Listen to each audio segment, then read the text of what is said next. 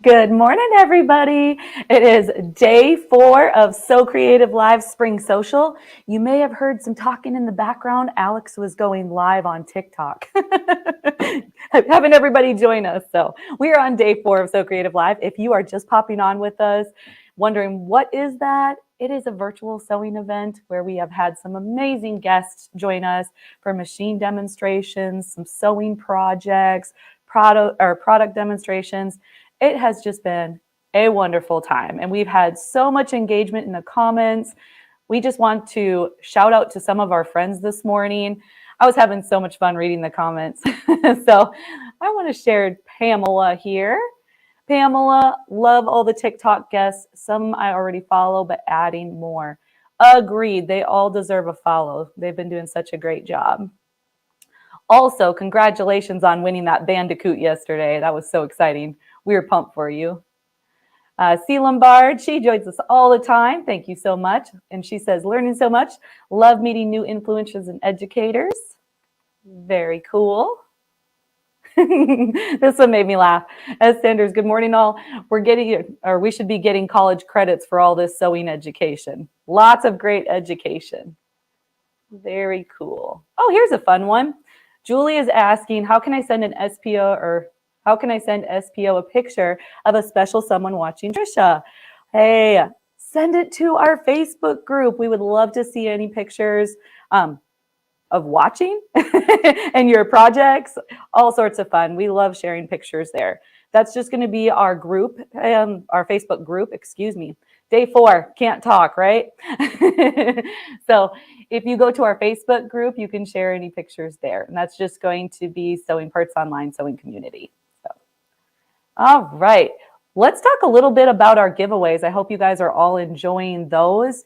We are doing a giveaway every single segment. And at the beginning, we let you know what it's going to be. And then throughout the segment, we show you a surprise spring word. And then once you see that spring word pop up, just comment it. And then at the end of the segment, we are going to go ahead and pick a winner. So we wanted to start off the day really fun and once again do a giveaway at the end of this little warm up. So we'll do that shortly. But Brian, did you want to say something about Kara Miller? She had joined us on day 1 and she featured some free motion florals and showcased some Aurifil thread. And Brian is going to pop up and say something about our friends so we can help support her as well. Good morning, everybody. Yeah, so we noticed last night on Facebook that Karen shared something. She is helping raise money for the new Missouri Quilt Museum. So she's in a little bit of a contest. So if you go to our Facebook page, I shared it this morning with the link. So if you could just go support Karen, but really support the Quilt Museum in Missouri, that's really cool. Hopefully one day we get to go. Oh, that'd be maybe fun. We could contact Karen and say, hey, do you want to meet us in Missouri? We'll go to the Quilt Museum together. There you go. I wonder if it's close to baby lock training. We could do a few things at once. Yeah, knock 2 birds out with 1 stone. That would be awesome. Good times. Yeah. So just going back to the Aurifil, I just want to mention that all Aurifil thread is 20% off right now. So you can use Aurifil 20 coupon at checkout and you can get some amazing thread. We have the subtle sampler here. Just want to touch on the fact that it is retired. We only have a few left. So if you are interested in getting some beautiful Aurifil thread where you have different weights that you can test out, this one comes with 40 weight, 50 weight, 12, and some monofilament thread as well. So you get a nice variety to play around with. And like I said, Aurifil, fabulous, fabulous thread. We had a couple of things brought up yesterday that I wanted to touch on. So we were discussing some Arrow furniture, and one of our customer service reps had somebody call in and ask if the furniture was knee lifter friendly. Great question. That wasn't something that was on our website. Some of them are, some of them are not. However, we are getting that information added to the site. So if you have any questions about it, you can either look there or you can call our customer service and they'll help you determine whether or not that piece of furniture is knee lifter friendly. So Brian, did you want to pull up the schedule and we could talk about what we're going to be going over today? All right. We've got a little bit shorter day only because we want to give you plenty of time to call our customer service and get all your goodies. But this morning at 9 o'clock, we are joining our friends Bernie and Shelly are joining us with Acorn. They're going to be talking about precision piecing and also a new product that they just launched. So super excited about that. We're going to have our friend Stacy Lewey back from Sew Steady. She's going to be talking about some tables and the fact that they're not just for your sewing machine. So we are also going to be having Rhonda Pierce. Rhonda is a good friend of ours from Schmetz. She's going to be talking about some needles and notions and some different fun aspects of needle information. And then lastly would be the Grace Company. They're coming back. This time they're going to be talking about the Cutie tabletop frame. We have some fabulous, fabulous deals on frames right now and unique machines and all of the Grace products really. So we do have a really fun little side giveaway that I want to mention. Anybody that purchases a Grace machine or a Grace frame or Grace software during this event, you are going to be entered into a side giveaway. So we're going to be doing that next week where we will pick the winner of a 5-foot luminous light bar. So that is a fun little, just a fun little giveaway that we wanted to do to keep the fun going. There we go. Fun. The other thing I wanted to mention is if you have been tuning in the whole time, on day one, I wore this shirt. So if you notice, I'm wearing the same shirt. I put on the one that I was going to be wearing today. And I'm not going to lie, I felt like I looked like a linebacker. So I was laughing this morning when I got dressed. I was like, you know what? I'm inspired by Kate with her upcycling and Tricia with her pattern making. And I'm like, I'm going to go ahead after this event and chop off the sleeves for my other ones and then do something different with my shirt. So you're going to have to deal with me wearing the same shirt as I did on day one. But Brian, did you want to pop on and say hi or chat with anybody this morning? Yes. So actually, hold on, Mike. It's like playing whack-a-mole, you know. Okay, so I actually do want to answer a question really quickly. What time does special event pricing end today? So special event pricing does end today. Our CSRs in the customer service department are here until 5 o'clock Central, okay? So that's how long the special event pricing is lasting. So I also want to say hi to a couple of people. Judith, you have been here the whole event pretty much. I've seen you throughout, so I want to say thank you for joining. And then, of course, we have to say hi to our very, very good friend, Courtney Gobro. Duh. Hey, Courtney. Hi, Courtney. That's awesome. Oh, Brian, do you want to touch on this question? Love this. How often are these events? Yes. So previously, we really only did them periodically. Mm-hmm. We did the first one in September. We had a Cyber Monday event, and then we had a Christmas event. This year, we're going to have quite a few. So this is the first one of the year. We're also going to have a live event on National Sewing Machine Day. That's on June 13th. Is that right, Tricia? I believe so. Yeah. So that's going to be focused on sewing machine maintenance and parts and all the mechanical stuff. So, which is kind of what we do best. So I'm really excited for that one. We also have an event in July that's going to be called Christmas in July. We feel like July is the best time to start getting ready to make your Christmas gifts and your Christmas quilts and stuff like that. So we're going to be doing a 5-day event then. We also are going to be coming back for SewCreative Live in September for National Sewing Machine or National Sewing Month. Yep. Yeah. That one has a really, really fun thing that we have planned for it. I think that should be a surprise. It's going to be a surprise. We're not going to tell you what it is, but just know that we are all very excited back here. Then we have another event for Black Friday this year, not Cyber Monday. And then we're going to have another Christmas Live. Yes. So that's going to be our SewCreative Live schedule for the rest of the year. However, starting in a few weeks, we're actually going to start doing weekly lives. We're just going to pop on for an hour. We're going to bring on guests, do single segments, teach you how to make projects, go over sewing machines, all that fun stuff. So if you've been looking for a show to watch, you know, while you're sewing weekly, keep an eye on our socials because we're bringing something special to you. Perfect. Also, if you have any suggestions on segments that you would enjoy, join our Facebook group. Let us know what you're interested in, and we're going to try to make it happen. We're very excited about that, and we're just ready to have fun with you guys. That's all. All right. Speaking of our Facebook group, yesterday I'd mentioned that there is some free great stuff there. We've got 3 pinned posts. We've got Chris Marchini's My First Quilt instruction guide that he made up for this event. It's fabulous. If you didn't catch his segment, he went through making an entire quilt. So if you maybe need a refresher or you're a beginner quilter, great segment. And you can get that free instructional guide. Also, Tricia has a free half-scale pattern available. She did Pattern Making 101 and talks about the dart. It's all about the dart. So she gives you that free pattern that you can play with and manipulate in order to become more comfortable with the concept. And then we also have a free PDF from Karen Miller regarding thread weight. So if you ever wonder, why would I use this particular thread weight? It's a great resource to add to your sewing room. So a few things there. And speaking of our group on Facebook, I was reading some comments last night and y'all had me teary-eyed. Like, I loved reading them. You're inspiring. Your kind words just keep us going. We are enjoying doing these so very much.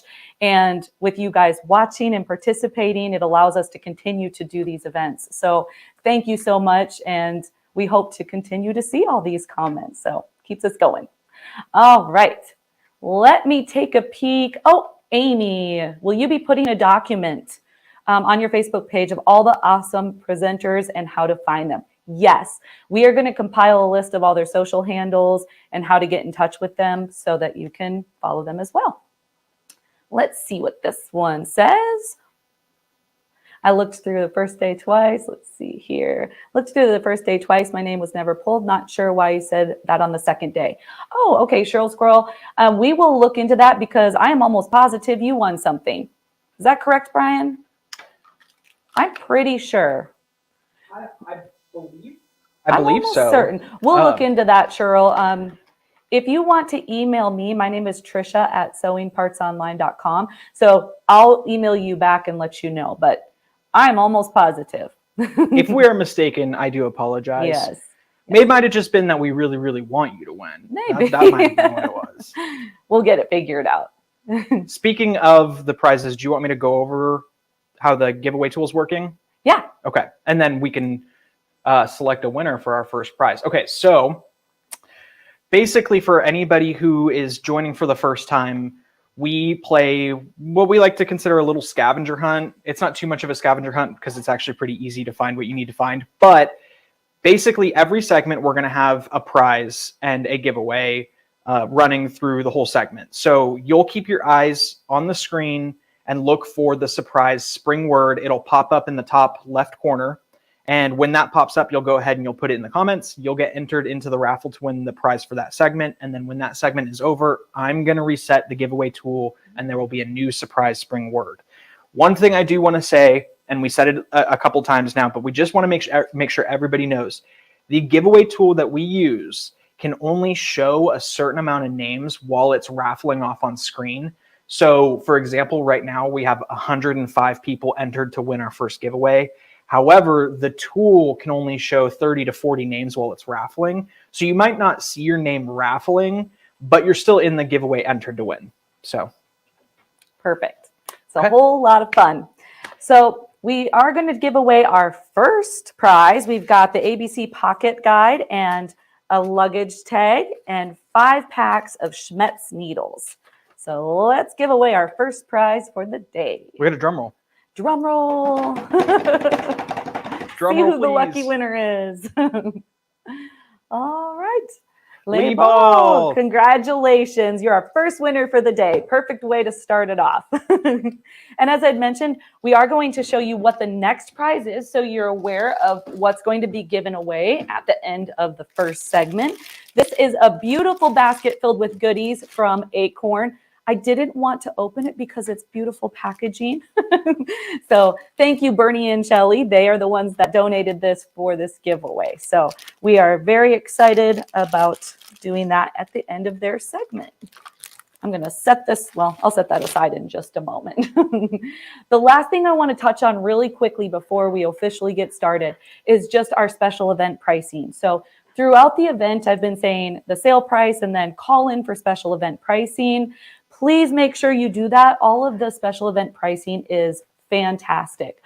Also, we decided to open up the special event pricing for all sewing machines, all the furniture. So if you didn't see something that you were interested in featured as a featured item, then just give our customer service a call and we will still offer you some special event pricing because we just like offering that to you. So hopefully you can get exactly the machine that you want or exactly the Aero furniture that you want for your sewing space. So we're going to go ahead and get started.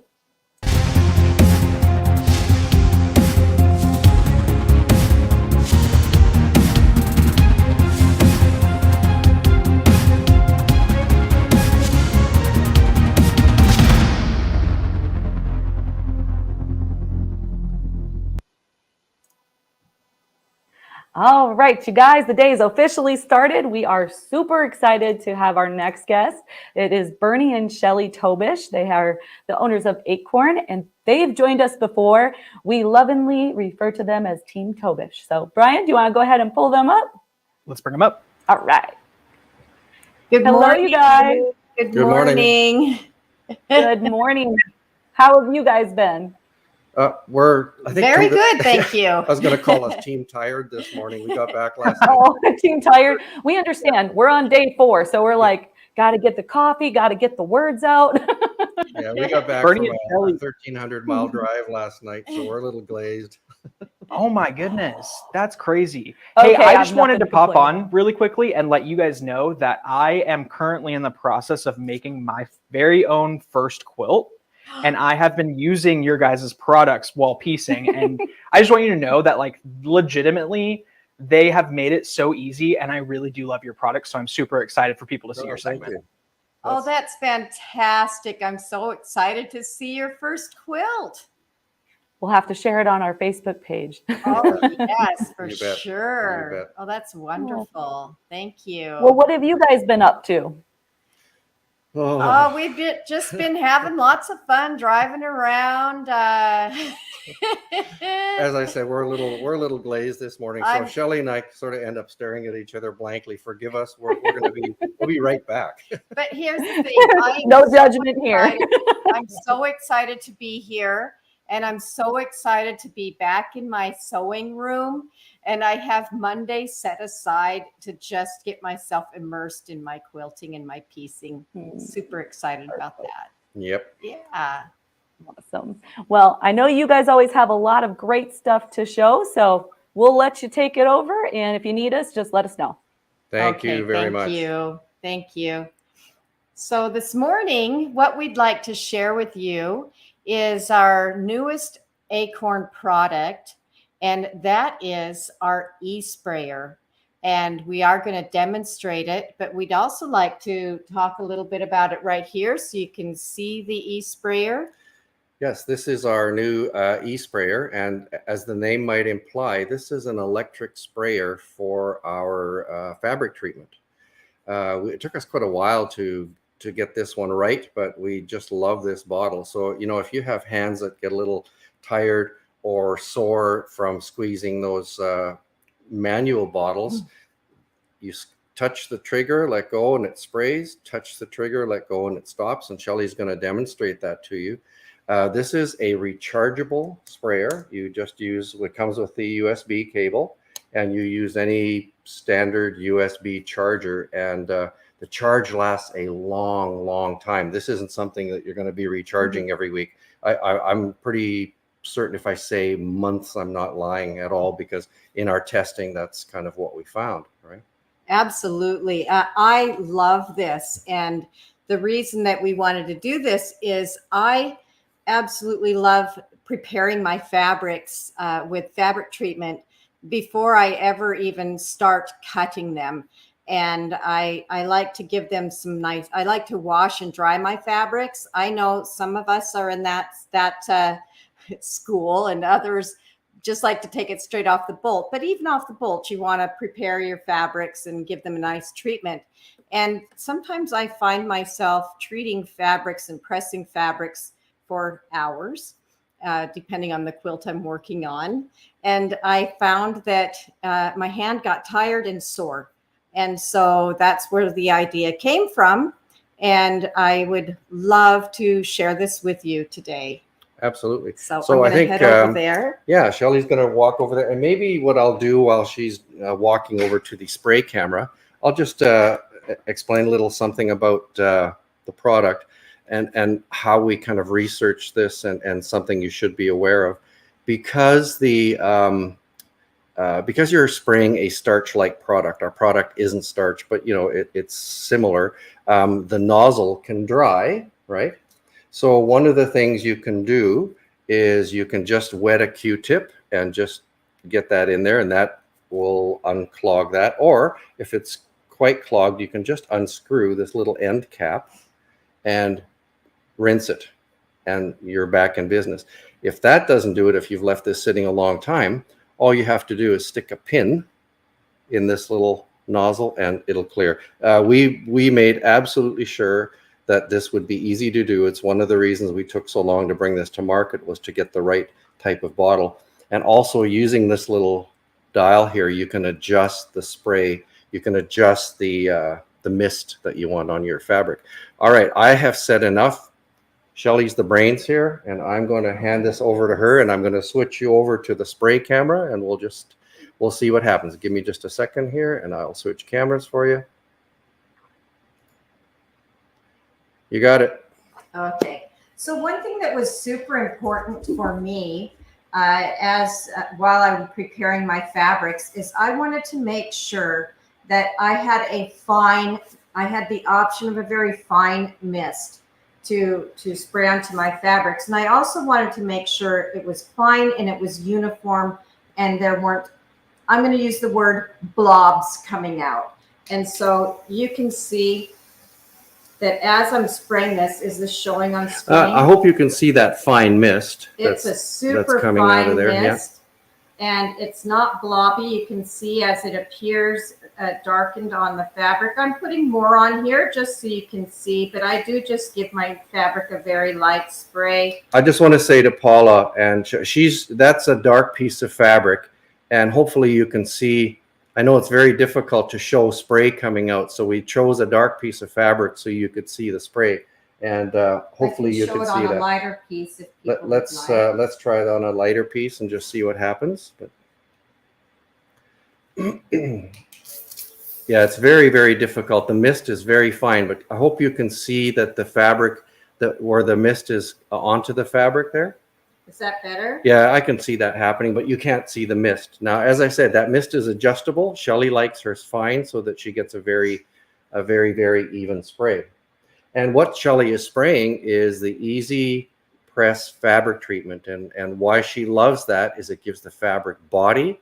It helps to pre-shrink the fabric if you're not a washer. It inhibits fraying. It gives you some stain resistance.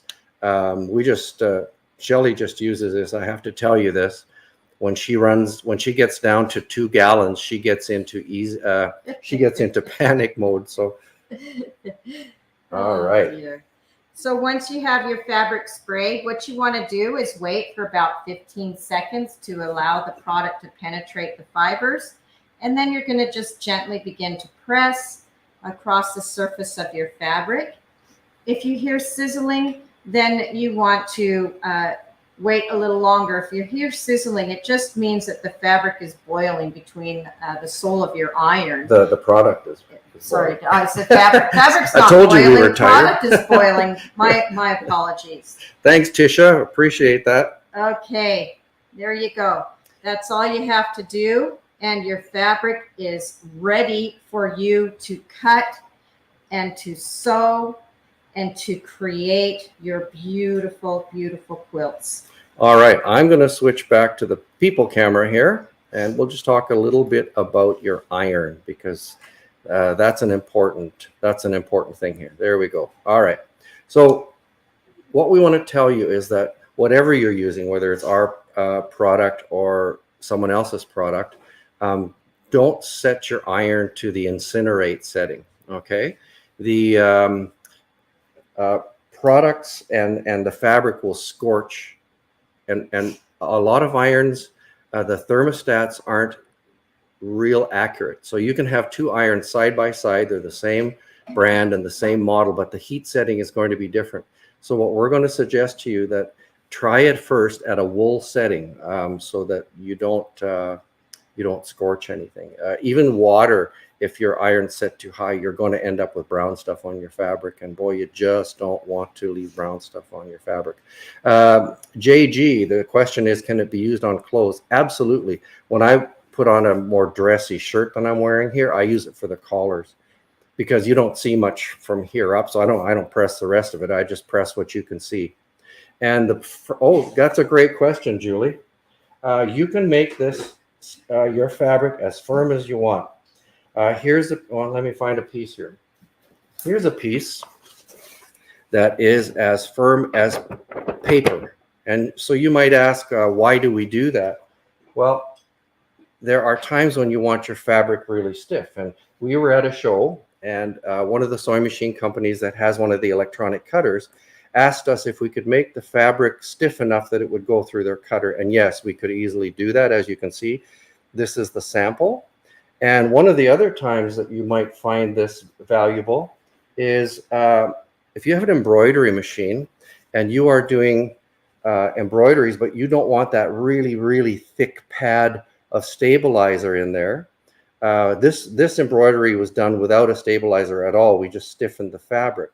Now, I'm going to grant you that this isn't a very dense embroidery, but where I'm going with that is that you could use the product to stiffen your fabric and then use a much lighter stabilizer. And in the end, you end up with a more supple design. I hope that makes sense. If I'm not making sense, please just ask and I will try to answer. And yes, Lori, it does make the fabric easier and more accurate to cut. You'd be absolutely surprised.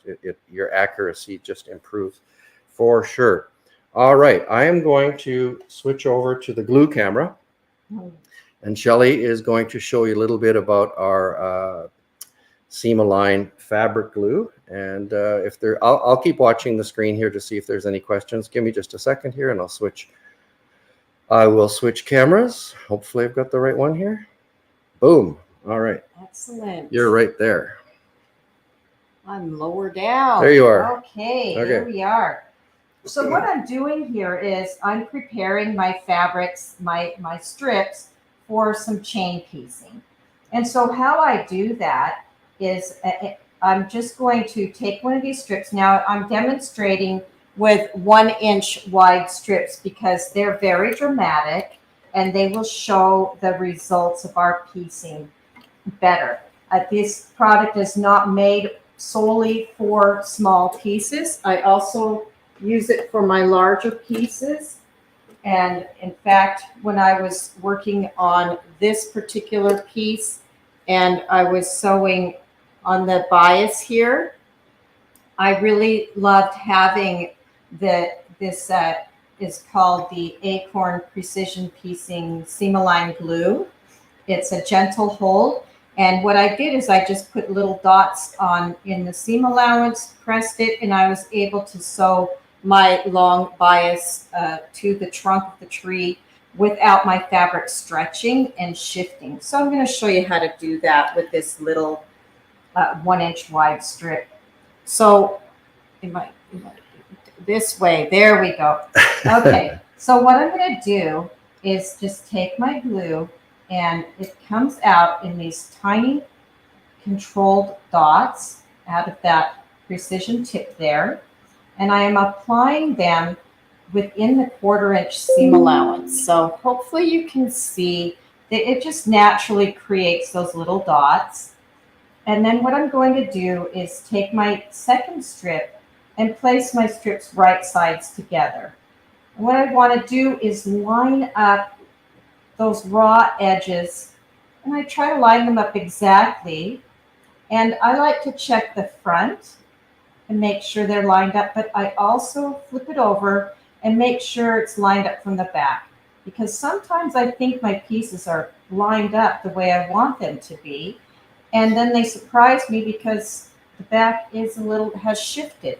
So once I have it lined up exactly where I want, then I'm going to take the iron and I'm going to press. Now, as Bernie was talking earlier about the heat setting on the iron, I have discovered that I do prefer to work somewhere between wool and cotton with my iron. And this way, my fabric, I don't need a lot of heat. I don't, like Bernie likes to say, not incinerate. It takes about 5 seconds for the glue to dry. Once the glue is dry along the edge there, what I like to do with chain piecing, because I can't really tell which edge I've pressed and prepared, I like to take a little clip and put it on the edge that I glued, and then I line it up with its other friends, and I go to the next strip. I just want to answer a question for a couple people that asked here. One was Noreen and the other one was Mojave Farms Quilt. Because it's glue, yes, it can dry in there. And I know why you're asking that question, because the reason we came up with this was because the glue that Shelley was using, the tip would get so bound up that she couldn't use it anymore. So this glue, you can actually just poke a pin through it. You can just poke it. If there's a little glob of it in there, it'll go back down in and just reliquefy. Shelley often forgets to put the lid back on, and sure, it can happen because it's glue, but it's easy to clean. So I hope that answers your question. And I'd like to demonstrate that. Sure. This glue has been sitting, as we said, we just returned last night. This glue has been sitting here, and you can see there's a little dry bit on there. I can't get any glue out. Sometimes all I have to do is remove that little dry bit and give the bottle a squeeze, and It's already working. How long was that there? About 9 days, something like that? Oh, yeah, a long time. Yeah, so there you go. After 9 days, you can see how easy that was to clean. And if it was harder, now wait, there's another question about the product accumulating. It's coming so fast. No, it does not accumulate on the iron. Let me switch back to Here's the bottom. Let me just show. Yeah, this sure. is the base of my iron. Yep. I have not cleaned it forever, and you can see that it's still sparkly clean. Yep. I know that if I do, I like to use a dry iron. As you can see, there's no holes in the iron, but you can also use a steam iron. I don't use any steam. I'm not saying to use steam, but you can use a steam iron. Can you pass me that? Yeah, for sure. Here, let me switch to the other camera because I actually do want to kind of talk about maybe the properties of the glue just a little bit.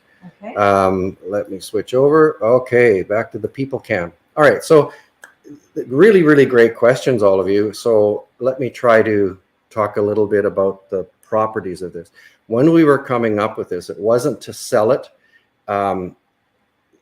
We wanted this for Shelley's needs, okay? People that were in our stitching clubs saw it and they wanted it. So we started cooking it up in our kitchen, and it just kind of went from there. But here's where I'm going with this. Shelley had a set of properties that she needed to make it work for her and fabric and her iron. That was really super important. I'll tell you one thing. What was really important to me is what I'm going to show you here. Something super important is that I like to sort of jokingly call myself a professional gluist. I've used glue for many years. And what I found is the glue held my fabrics too tightly. And I actually ruined some very favorite fabric that was about 30 years old, and I couldn't use it in my quilt, 30, 40 years old. But I'll show you this here. What was important to me was that the glue was clear. And in addition to that it was easy to fix a mistake, because I have to tell you, I'm the queen of mistakes. And I can pull this apart super easy, and there's nothing left behind. My fabric hasn't stretched. If you do make a mistake and you need to remove this seam, you need to pull your fabrics apart. You need to apply the glue again. and it does not build up on your fabrics. It's very light hold. Yeah, it's not going to leave a hard dot for when you're machine quilting. So if the needle from the quilting machine happens to hit that dot, there's nothing. So yes, the glue is water soluble, totally water soluble. It's also non-toxic,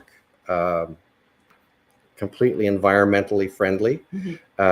It's how do we, those are the things that were important to both of us. For me also, it was very important that it's a clean process, because I service sewing machines for a living. I'm just starting my 48th year of doing that here. And what I hate doing is cleaning glue out of feed dogs and cleaning glue out of hook areas. Drives me crazy. I've seen presser feet that have a big wad of glue stuck on the underside. I hate that. So you will not notice that there's nothing from our glue that will leave any evidence on your iron or on your sewing machine. Sorry.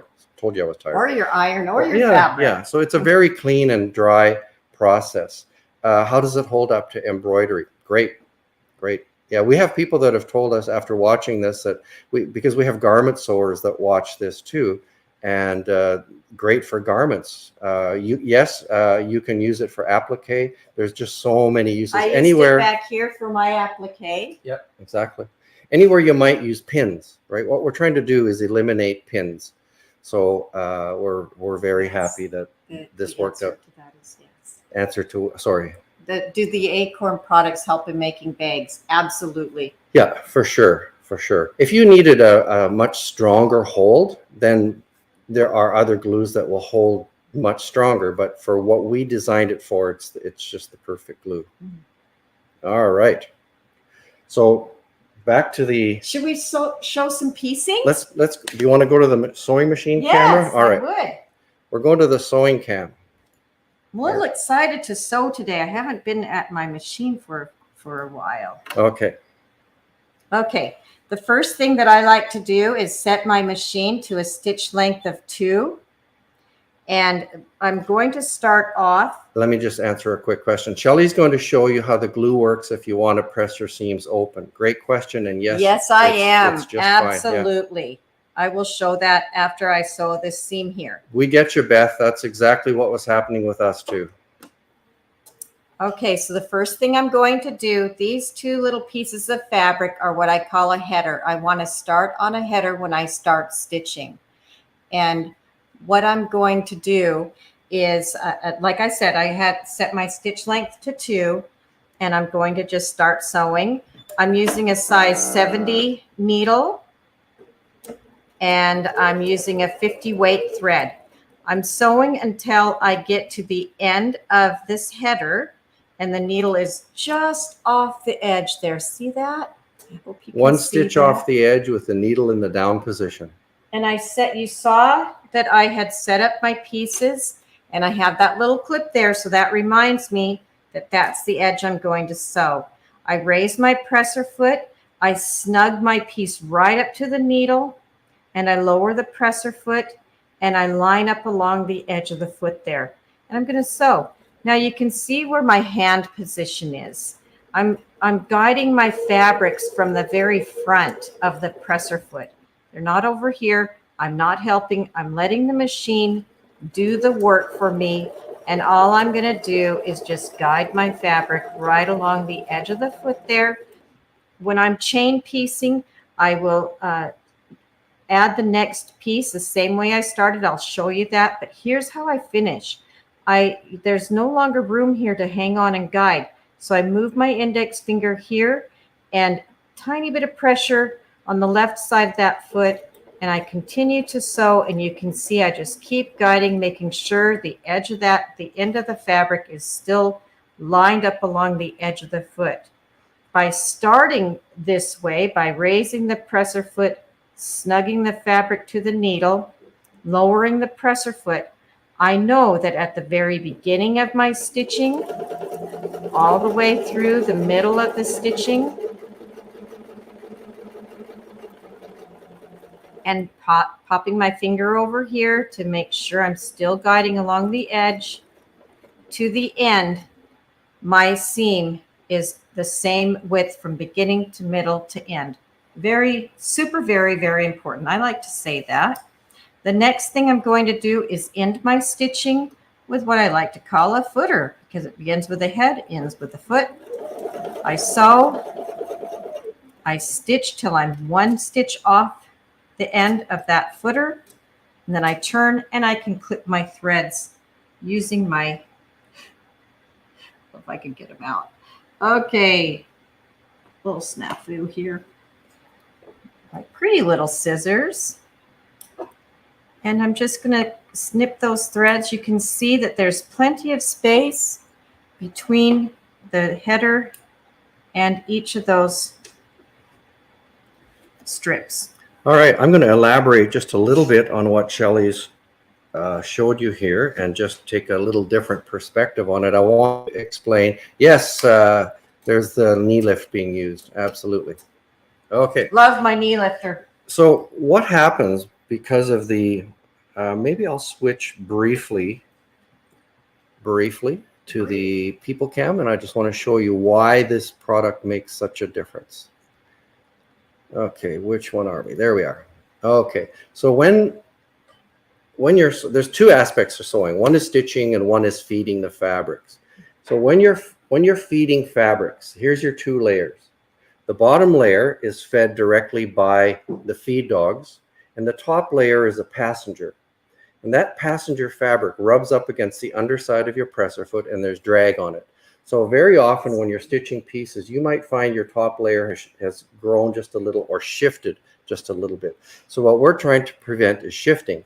Now, traditionally, we try to prevent that with pins, but pins, you got to stick them in, and then as you're sewing, you got to pull them out and your fabric shifts. So by using this gentle hole glue, your fabrics don't shift. So immediately what happens is you get a little bit better accuracy. Just, it's a byproduct, right? So now I'm going to show you why, one of the reasons why Shelley pieces the way that she does. All right. So by stitching one stitch off the fabric with a needle in the down position, then putting her next piece in as she did, she knows that her very first stitch is exactly at the seam allowance that she wants. If you just feed fabric without stopping and lifting your presser foot, you lose some of that accuracy. So that's one really good reason. Another reason is this. Another piece, where am I? Okay, right here. Okay, we're only temporarily confused. This is the underside of a 1/4 inch foot, okay? And I'm going to suggest that a lot of you have a look at the underside of your 1/4 inch foot if you are prolific chain piecers. The metal of your feed dogs here is much harder than the metal of the presser foot. And so can you see that those feed dogs, because there was always kind of air and chaining in between the fabrics a long distance, you can see how those feed dogs have eaten into this presser foot. Now this edge here, you can actually see how those feed dogs, you can actually see the markings from them there real clearly. That makes it more rough. Okay, so what happens, because it's so rough, your fabric doesn't want to feed properly anymore. So if you're noticing your stitch length starting to vary, and if you're noticing that maybe it doesn't want to climb seams as easily anymore, just have a look at the underside of your presser foot and just see if there's any damage there. It's not a super expensive thing, and you might be kind of in line to replace that. Okay, so the other thing that Shelley showed that I think is really, really valuable, and I'm just going to show you here. I'm going to move the camera though, so please forgive me if you get dizzy for a moment, because I have to move the camera angle for this, okay? All right, so hopefully, let's see. Are we still? Okay, that might work. All right, I'm going to sew, and the tip that she gave that I really like is to guide your fabric from the front. Okay, now I'm not trying to guide along the edge of this, just so you know, but if I guide fabric from the front, it wants to feed straight. Now you have to trust me here. I give you my word that I am not applying pressure. If I feed fabric from the side, watch what happens. Instantly my fabric wants to turn. Okay, so if you are finding yourself constantly correcting, where you're trying to keep that seam allowance accurate and you're constantly correcting. It could just be that you're holding your fabric up here and it wants to turn in that circle. So if I go back to the front here, sorry about jiggling the camera, and let the fabric just slip under my fingers, it's really good. I can tell you this, just watch this. I can make this fabric turn in a circle just by putting my finger on there, and I can change the amount of pressure that I'm applying to change the circle that the fabric is going to go in, to change the size of the circle. So as soon as I ease off on that and go back to here, my fabric feeds straight. So I'll just re-explain that. If you feed your fabric from the side and you find yourself constantly correcting for your 1/4 inch seam allowance, just try this. Switch your fingers to the front of the fabric and see what happens. All right, I'm just going to make this into Shelly's next big header. And I'm going to stitch 1 stitch off that fabric. Okay, you got your header. All right. Is there a question? Was there a Bernie? question? Yeah, I want to show you something. yeah, So hang on. you shared this information in December, Yeah, and we made a TikTok using Oh. it. We did. I want to show it to you so everybody can see that it's not just you. Hold on, it's uploading. hang I'm on. going to play it for you in just a sec. If it'll load. Come on, technology. Technology's tired. So I want to show you a little something about feeding, something that we see quite a bit. People struggling with fabric turning from side to side and people struggling to keep the fabric straight. Watch what happens the moment I put my hand here. You see my fabric turning. I can, just by applying a little bit of pressure here with my finger, I can actually make my fabric sew in a circle. I don't have to work hard at all to do that. Whereas if you were to just let the fabric slide under your finger here, you will see that the fabric wants to feed straight. Oh, that's fantastic. That's great, Brian. That's awesome. I want you to know that over 50,000 people saw that video and took that tip. And we're Awesome. really, really thankful that you shared that. My pleasure. That's fantastic. Wow. Okay, that's great. Thank you so much. I am going to flip you back here to the pressing cam. Okay, let's do some pressing. This We is have so 43 exciting. cameras set up here. Okay, so what I'm going to do now, these are the strips that I just stitched for you. And what I want to do is just set the seams as they came out of the sewing machine. I'm going to be pressing the seams to the dark fabric. So I have the dark fabric up. And I'm just going to set my iron on top of the seam for a few seconds. I like to do this because by setting the seam, it allows the thread to settle into the fabric and it gives me a crisper press. I'm going to show you another way to get a really crisp press. So what I'm going to do is just lift up this darker fabric and I like to just roll it over top of that seam I just stitched. And I'm going to finger press. Now this is all a gentle process. And then after I finger press, I'm just going to apply the heat of the iron along that seam. We want to stress that it's the heat and the weight of the iron. Shelly is not pressing down on this iron. You do not need to beat the fabric into submission. This is a very, very gentle process. You don't want to stretch your fabric. You want just a nice crisp seam. So what I'm doing here with my fingertips, the pad of our fingers are very sensitive. And what I'm doing is I'm just feeling and making sure that the fabric is right along that seam line. And I'm going to just gently guide the iron in the direction I want it to go, continuing to make sure the fabric is pressed right along that line of stitching. Now you can see that these pieces, these little strips aren't laying as flat as I'd like them to be. And the reason I want them to be flatter is this will improve my accuracy. So what I'm going to do then is this is another product of Acorn, and this is the Easy Press pen. And what I've done is I've put the Easy Press fabric treatment inside of my pen, and this pen has a felt tip nib on it.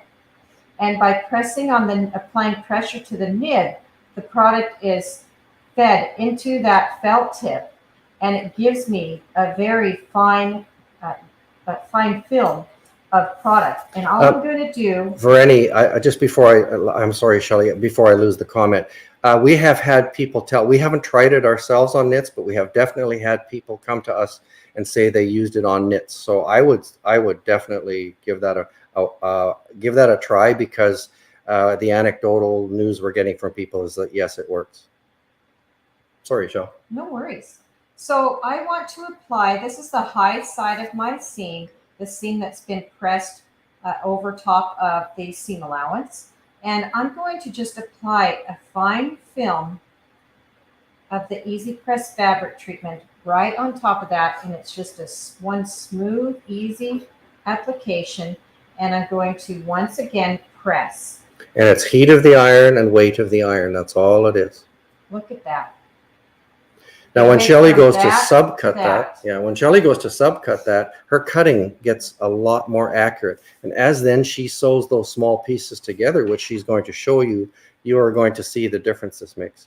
I want to show you what I'm not doing. And I'm going to show you just with this, this text here and a highlighter pen. What I'm not doing is this. I'm not applying a lot of pressure and over and over and over again on that seam. All I'm doing is just one line application of a light film. Now, sometimes you do, maybe as you're going over seams, need to pick up the pen and do this. Great idea, Ronnie. Okay, so I want to just demonstrate that one more time. Here's my strip.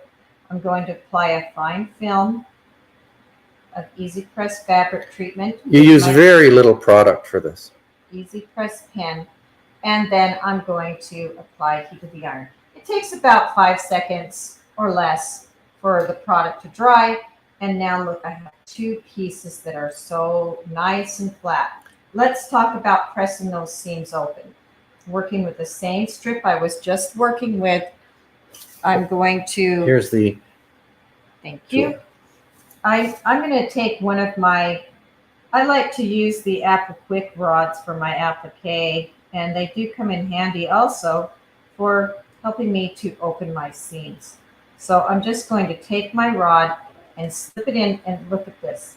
It just so easily releases the glue from the, okay, what am I trying to say? It releases the glue from the fabric. Well said. Thank you. And what I want to do now is press my seam open. And so I can just give it a little press, but see, here's what happens.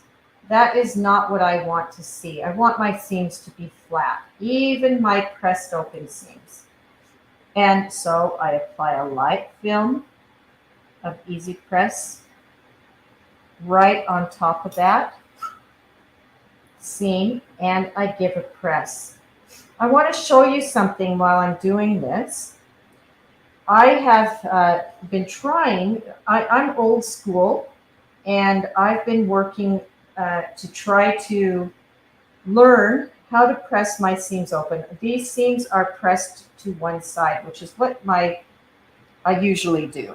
But I am learning that, you know what, there might be times when you're making a block that you might want to press some seams open. So here we are. Here's the proof that I can work with seams pressed open. And as you can see on the back of this little block, I like to do a hybrid. I like to do both press seams open and to one side, as you can see here. Show the other side of that block, Shell, how accurate that is. I love quilting. That is absolutely beautiful. Thank you. And you know what's great is with my glue and with my pressing pen, look at, you can just get so accurate, and I love seeing that. It's not perfect, but it is accurate. Yeah, we never really talk about perfection. We're talking accuracy. Accuracy. Okay, there we go. So all right. You can see that I can learn new tricks. Great question, Kathleen. For what Shelley does, she uses a she uses an Oregon HLX5 needle. The reason that she likes those is that they are very, very durable. They last a long time, and they're really high quality, highly polished, hard chrome needle, and it gives her exactly the results that she wants. And she uses a size 70 needle with her Aurifil thread. And there's lots of needle choices out there. That's Shelley's particular favorite. The product does not build up on your iron. You can use steam, Judy, but steam just distorts your fabric. So Shelley just hasn't used it for years because it just ends up, your seams aren't as straight.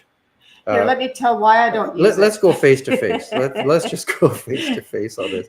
Yes, that's a good idea. Okay. So this is kind of a funny story. When I was a new quilter, I was taking a class, and our teachers were talking to us about getting seams pressed and sewing a block together. I was working on a snowball block with a particularly long bias seam. And I wanted to impress my teacher that I had learned well.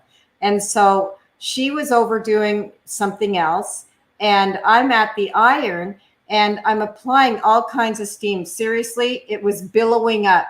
And the more steam that I used, to my horror, my block kept growing and growing and growing on the bias. And all of a sudden, from the back of the room where the teacher was, I heard these words, "Shelley, step away from the fabric." And she came and she taught me how to actually press. And I never forgot that lesson or the humiliation anyway. So that's why I don't use steam, because I found it does distort, and my teacher taught me not to. And you always listen, don't you? I always do. Unless I'm unsupervised, then we don't know what happens. Quite frequently. I want to answer. Carol asked a question about, is it the same glue that's in that we sprayed on the? There are two different products, Carol. The glue is the glue, and what we sprayed on the fabric and have in the pen is the Easy Press fabric treatment. I'm glad you asked that question, because once in a while people get that mixed up and they'll put the glue in the pen, and yeah, that's not going to work. I'm sorry. So it's two different. Let me show you something. The reason that when you look at the labels, this is a really good thing to know. When you look at the labels that have the green, the dark green here, like the pen and like the fabric treatment here, and also you may not recall, I'll go and grab that in a second, but also on our e-sprayer, you can see all those labels are like a solid dark green color. When you look at the glue, what you're going to see is a lighter color label. So you know that anything that is lighter color with a label is for the glue, and anything that has a darker color label is for the fabric treatment.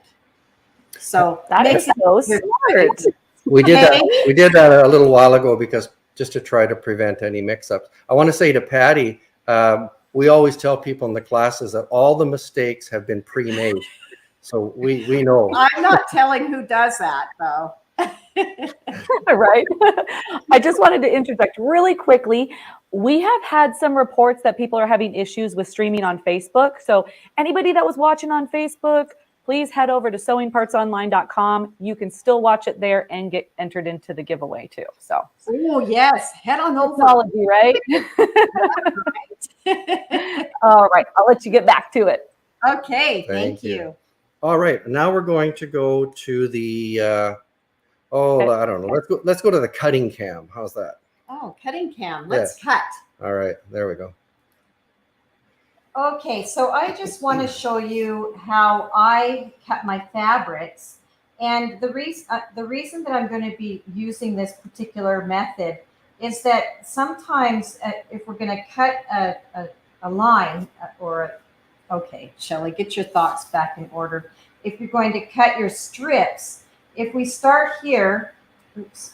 We'll just get you better under the camera there. if we start on this end, if you're right-handed, if you start cutting on this end and then you pick up your strip and you flip it over to this end, things can get distorted. So I want to show you what I do when I'm cutting. I'll do all of my cutting, whether it's that long first cut that you're making along the edge of your fabric or your subcutting. I like to work with 2 rulers. Thanks, Patty. And I have called this the 2 ruler method because I'm creative with names. So what I'm going to do to start with, you can see that this edge here is frayed and it's not even. So I want to tidy up that edge. And so I'm going to take 1 ruler here. If I only use 1 ruler, I'm not certain really if it might be a little skewed or if it's right exactly the way I want it. So I'm going to take my second ruler and I'm going to just line up these horizontal lines. It doesn't matter which ones I use. I'm just going to line up these horizontal lines along my seams. And then I'm going to take this other ruler and butt it up to the seam. And now I know that I have a straight edge here to cut along. I'm going to slip this ruler over. I'm not going to take it completely off. I'm going to leave it sitting there because it applies pressure onto this strip set and it makes it so it doesn't shift on me when I'm cutting my fabrics. The next thing I'm going to do is sometimes when you're cutting, especially if you're making longer cuts, right here, oh, there goes my pointer, right here along the very tip, the fabric can stretch away from the ruler and snap back, and that will give you a funny little cut up there. So we want to keep as accurate as possible. So to do that, I'm going to take the cutter and just apply pressure right up there. She's going to make a little cut just at the end there. What that's done, see, it's just made a tiny little cut there. So I'm going to repeat this whole thing because I just shifted my fabrics. Here we go.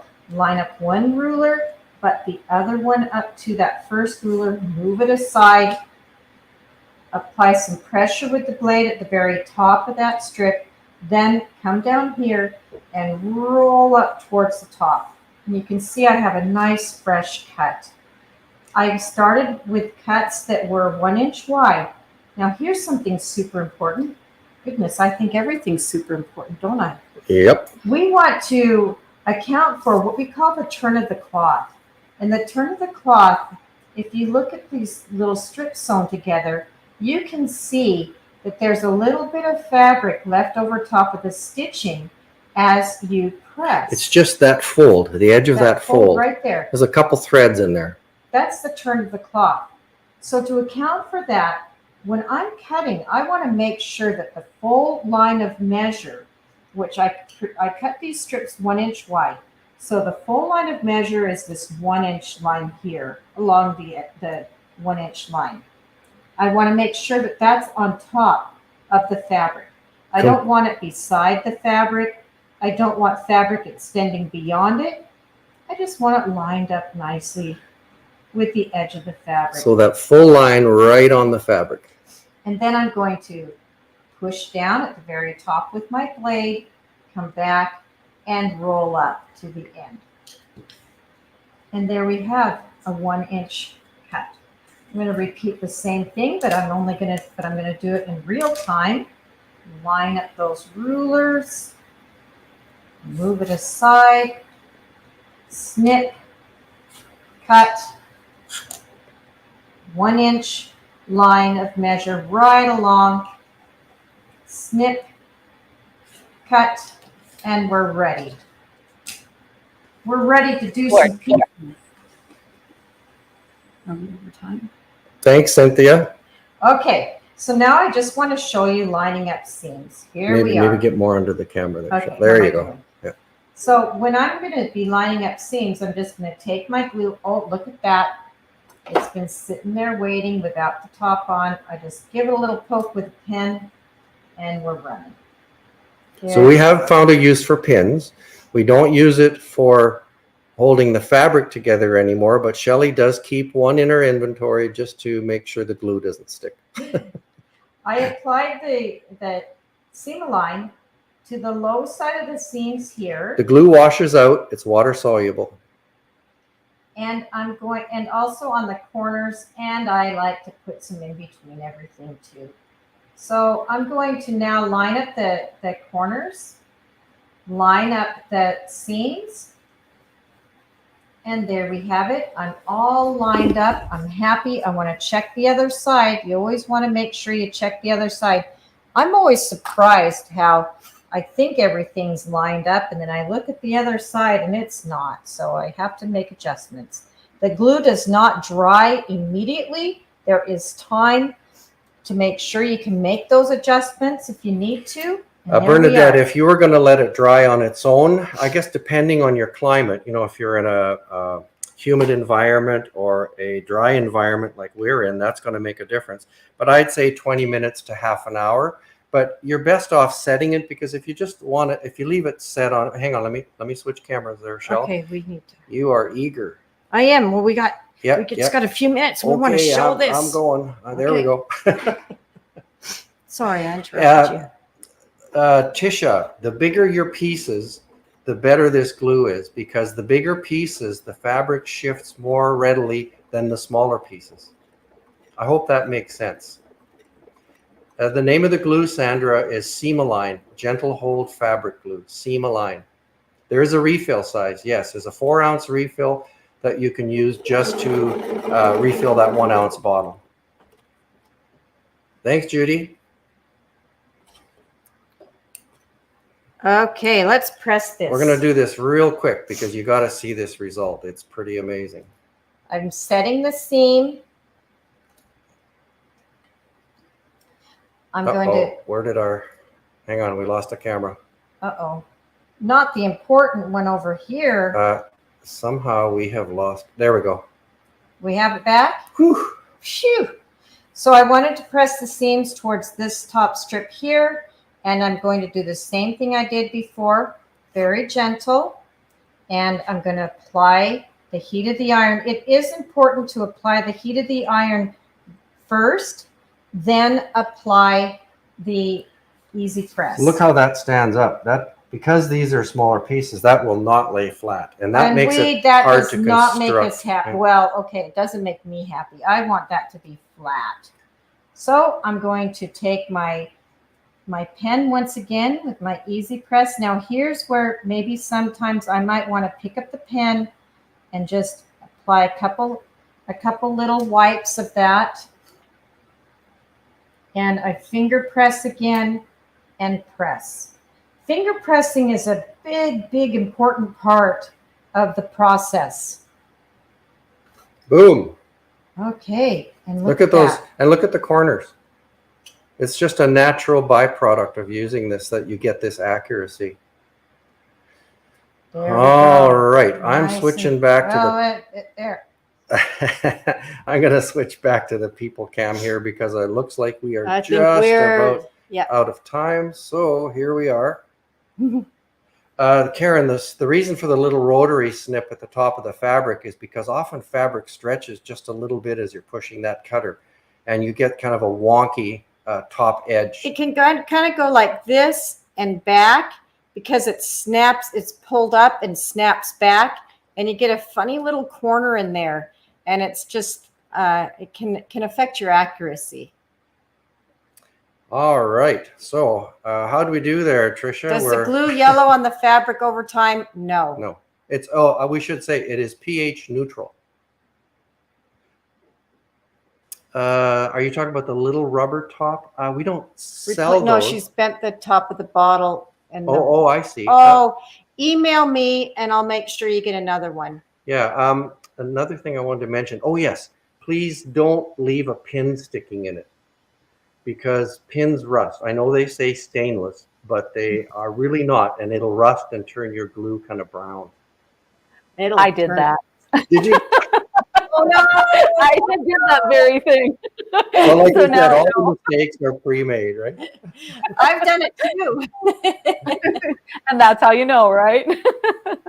Yeah, sadly. Well, I know we're getting close to the time. Darn it, we have more questions, but I guess next time we're going to have you back again so you can answer some more questions. Happy I to can't do it. begin to tell you how good it felt to make some stitches. Oh, I know And to you've do been some just traveling pressing. and all over the place. Yeah. Yeah. I know you had some personal stuff going on. I'm not going to go into that, but I just want to let you know our thoughts and prayers are with your family. So Oh, Thank you. thank you so much. Thank you're you. very welcome. Yeah, we're doing the giveaway. I'm going to grab the giveaway. I'm getting all teary-eyed here. I know, Okay. right? One day we're going to meet in person and hang out, Shelly. Oh, Bernie, you can come hardly too. wait. Oh, Yeah, that's going to be, and Brian and your team. We would love that. Yeah, I was gonna say Bernie and I can hang out and work on machines together, and you and Shelly can go make We're gonna go quilt sew together. We can go sew and maybe shop. You know, I always say when we have a really heavy week of teaching and stuff like that, I always say, now I'm going to get together with the boys on the weekend and go blow something up. I love it. Is that what boys want to do?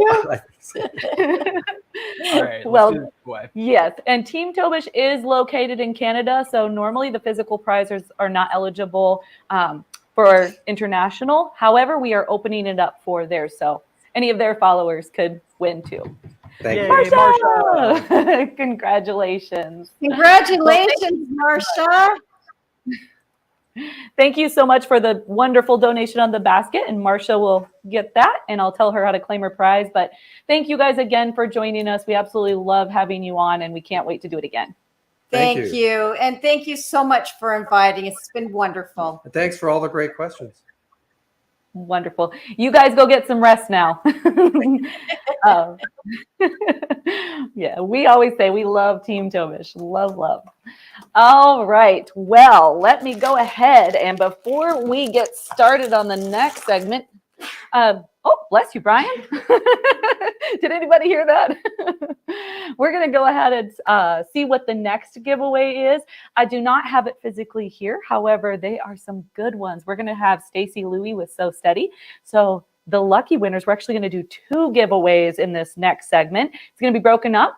We're going to have the wish table, and don't quote me on this. I believe it's going to be the wish table, the circles and straights mat, and the polish kit as one bundle. And then another one, we're going to do the large table, the spinner tray, and a light stick. So you'll see why those are really cool here in just a moment. So just make sure that you keep an eye out for that spring word. It's going to be popping up sometime during Stacy's segment. And then you can comment that word and get entered into the giveaway. So are we ready to get Stacy pulled up, Brian? I think we're ready to rock and roll. Perfect. Let's go ahead and get her pulled up. Hello, Stacy. Hi, everyone. Thank you so much for letting me come on and be part of your event today. Well, we appreciate you coming. Can you tell everybody a little bit about yourself and what you're going to be showing us? So I am Stacy with Sew Steady, and here at Sew Steady, we have all kinds of cool tools, but we kind of got our name to fame is actually our Sew Steady tables. So that's what we're going to be highlighting today. And we're going to be showing off how our Sew Steady tables work for all kinds of machines, not just the ones you see right in front of us here. So we're going to be showing off a variety of table options that you have available, and then some of our amazing accessories. And then because we are Westerly Design as well, I might show you a little project I've been working on, and we might finish it together if we have time. Wonderful. Well, that sounds great. We all love seeing awesome products and seeing projects. So this is going to be a fun segment. Well, thank you. So just a little bit about that I'm jealous. Ooh, Yeah. I'm sorry. I just wanted to let you know that I'm very, very jealous that you're sewing on that Janome M7 Continental. That is an amazing. Well, I have to say we do love Janome, and they've been great partners for us. So they love it that we do lots of virtual events and we show off their machines a lot. So we have a great partnership. Yeah. But you're right. Awesome. This is an amazing machine, guys. And if you don't have one of the M7s, I would say that you should check it out. It does awesome stuff for ruler work too, which we do a lot of quilting with rulers here. And so we've been very fortunate to be able to work with these machines. Wonderful. I was going to tell you a a little bit about SewCreative. We are a family-owned business. SewCreative has been around for about 20 years, and we purchased the company and brought it from Idaho to Oregon. And so today we actually have a manufacturing facility here in Oregon where we not only make our SewCreative tables, which is where we all started, but we also now manufacture over 1,000 other quilting tools that are more focused on cutting rulers and quilting templates. And I'll show you a few of those other tools here today as well. So as a family business, we have a lot of hats. And so I do a lot of the sales and marketing, but I get to play and create new products. So I'll talk to you a little bit about a couple of the products along the way that I've had the opportunity to help bring to the quilting world because of requests and everything that we get from all of you amazing quilters out there. So let's start with our wish table. The wish table is one of those products that we developed because of all of the amazing quilters out there.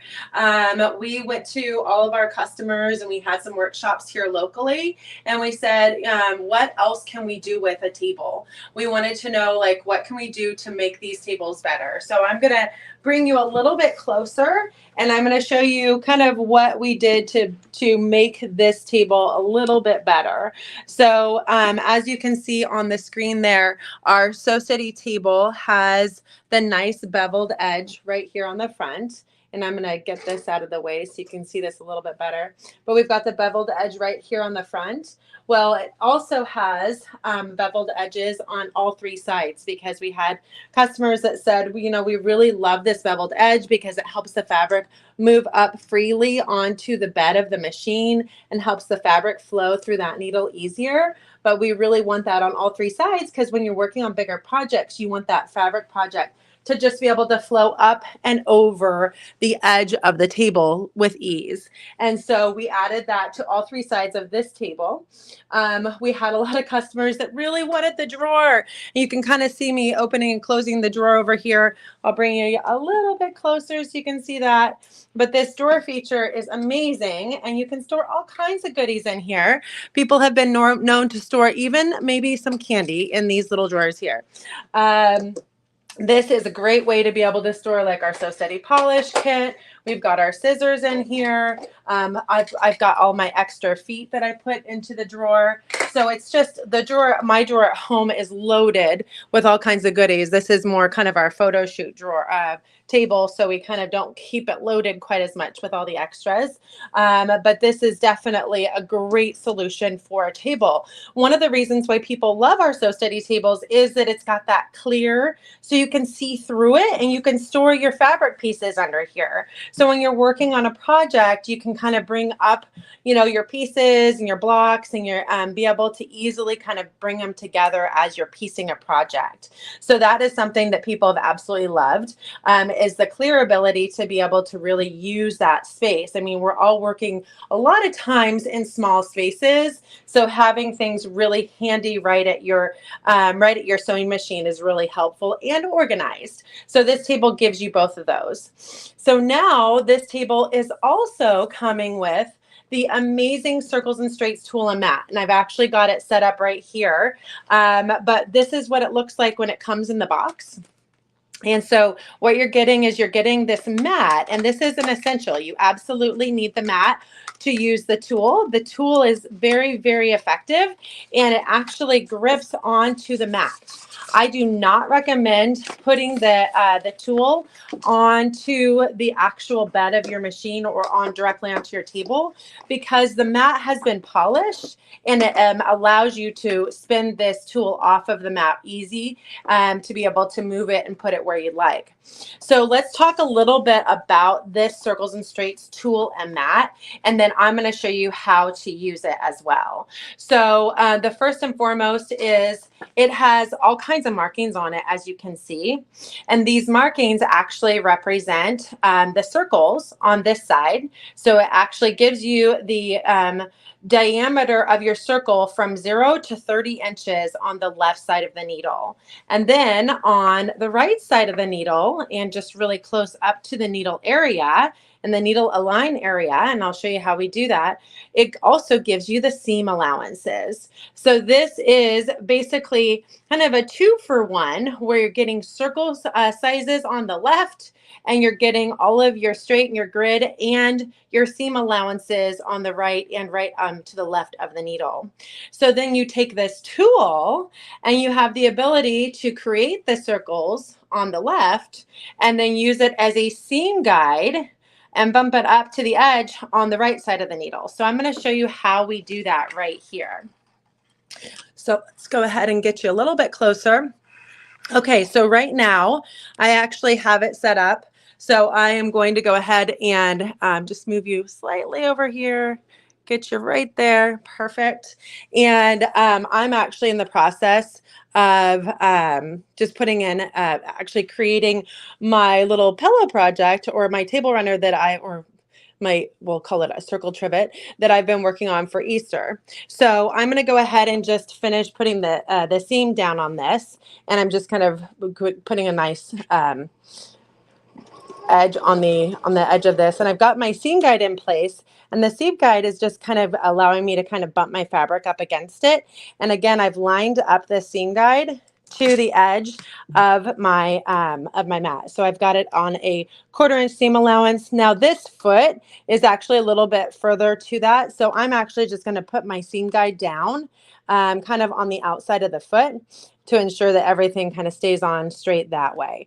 But I think that probably the closest that I really would need to get for this particular project would be maybe like 3/8 of an inch right there. So I'm going to go ahead and just put my guide down right on that edge and then use that to create my edge of my project here. And this is actually, I'm just doing kind of a double fold to finish the circle project that I created a little bit ago. But I'm going to show you how to do some circle sewing with that as well. All right. So I've got that ready now. And then I'm going to do the other side. And then we're going to get into the circle sewing and how easy that can be. So again, in order to put this tool down, I'm just going to go ahead and spin it into place. And you see it's got this little white thing kind of built up on it right here. That is actually the pin that we use when we do our circle sewing. So I'm just going to put that right down. And then I'm going to go ahead and put on the tool. Again, I'm just making sure it's to the edge of the foot. So I don't want the foot to fall down onto the tool. So I've got that lined up with a 3/8 inch, and I'm just doing kind of a basic fold over again to be able to finish this project. So I'm just going to do a finger press and not rocket science here. We're not getting super precise because we're just doing a simple finish with an envelope fold. So, all right, so I'm going to go ahead and bring that down. And then again, I'm just using the edge of the Circles and Straights tool to bump up to make sure I get that straight seam. And like we said, this is just such an amazing machine. It makes it so easy to do these things. But what makes it even easier is when you have these awesome tools to be able to use to guide you through that process. So our Circles and Straights mat and tool really does have all of those features built right into it. And hey, did I mention it's also a glider? So it's polished, so you're able to go ahead and really keep everything moving freely and smoothly around that needle area. So now I've got my 2 pieces that I'm ready to go ahead and add to this project here. So this is a project that I started quilting earlier, and so I was going to actually finish quilting this at the end, and then I'm going to go ahead and use this envelope style to go ahead and finish this project. So I'm just going to place those on, and then we're going to do our circle sewing, and we'll turn this inside out, and voila, we'll actually have finished our fun little Easter table topper that I started working on a couple weeks ago. But first, let me go ahead and show you some of the other features that we have in our Sew Steady Wish table with our Circles and Straights tool and mat. So we talked a little bit about how amazing this mat is and why we want to go ahead and put that right down onto the table and how to align it. So one of the things that you should know is that it does come in that cute little clear box. We encourage you to keep this box and use it to store the mat. It also has a backer. So when you actually go to peel it off, this is not it's not an adhesive on the back. It's actually what we call a micro section. So it is sectioning down to a smooth, flat sewing surface. So what that means is that if you're trying to put this onto maybe like a piece of wood, it's probably going to be a little too porous to actually want to stay and sit and suction down to it. And then the other thing is that we have these alignment markings. It says needle align, and that dotted line represents where you want to align your needle, both horizontal and vertical. So when I put this on, that's what my goal is to align my needle with this mat. So everything is going to go ahead and kind of work together that way. So notice also when I'm putting this on, it's actually gripping onto the table and the machine. Well, what that's doing is it's actually making it so your table isn't going to walk away from your machine. It's keeping them secure together. So in the past, we've actually offered a tool called a table lock to kind of grip the table to the machine. But with this mat, you actually don't need it because it grips it together. It kind of keeps them together unified. Now our Sew-Steady tables are very, very sturdy. They're steady.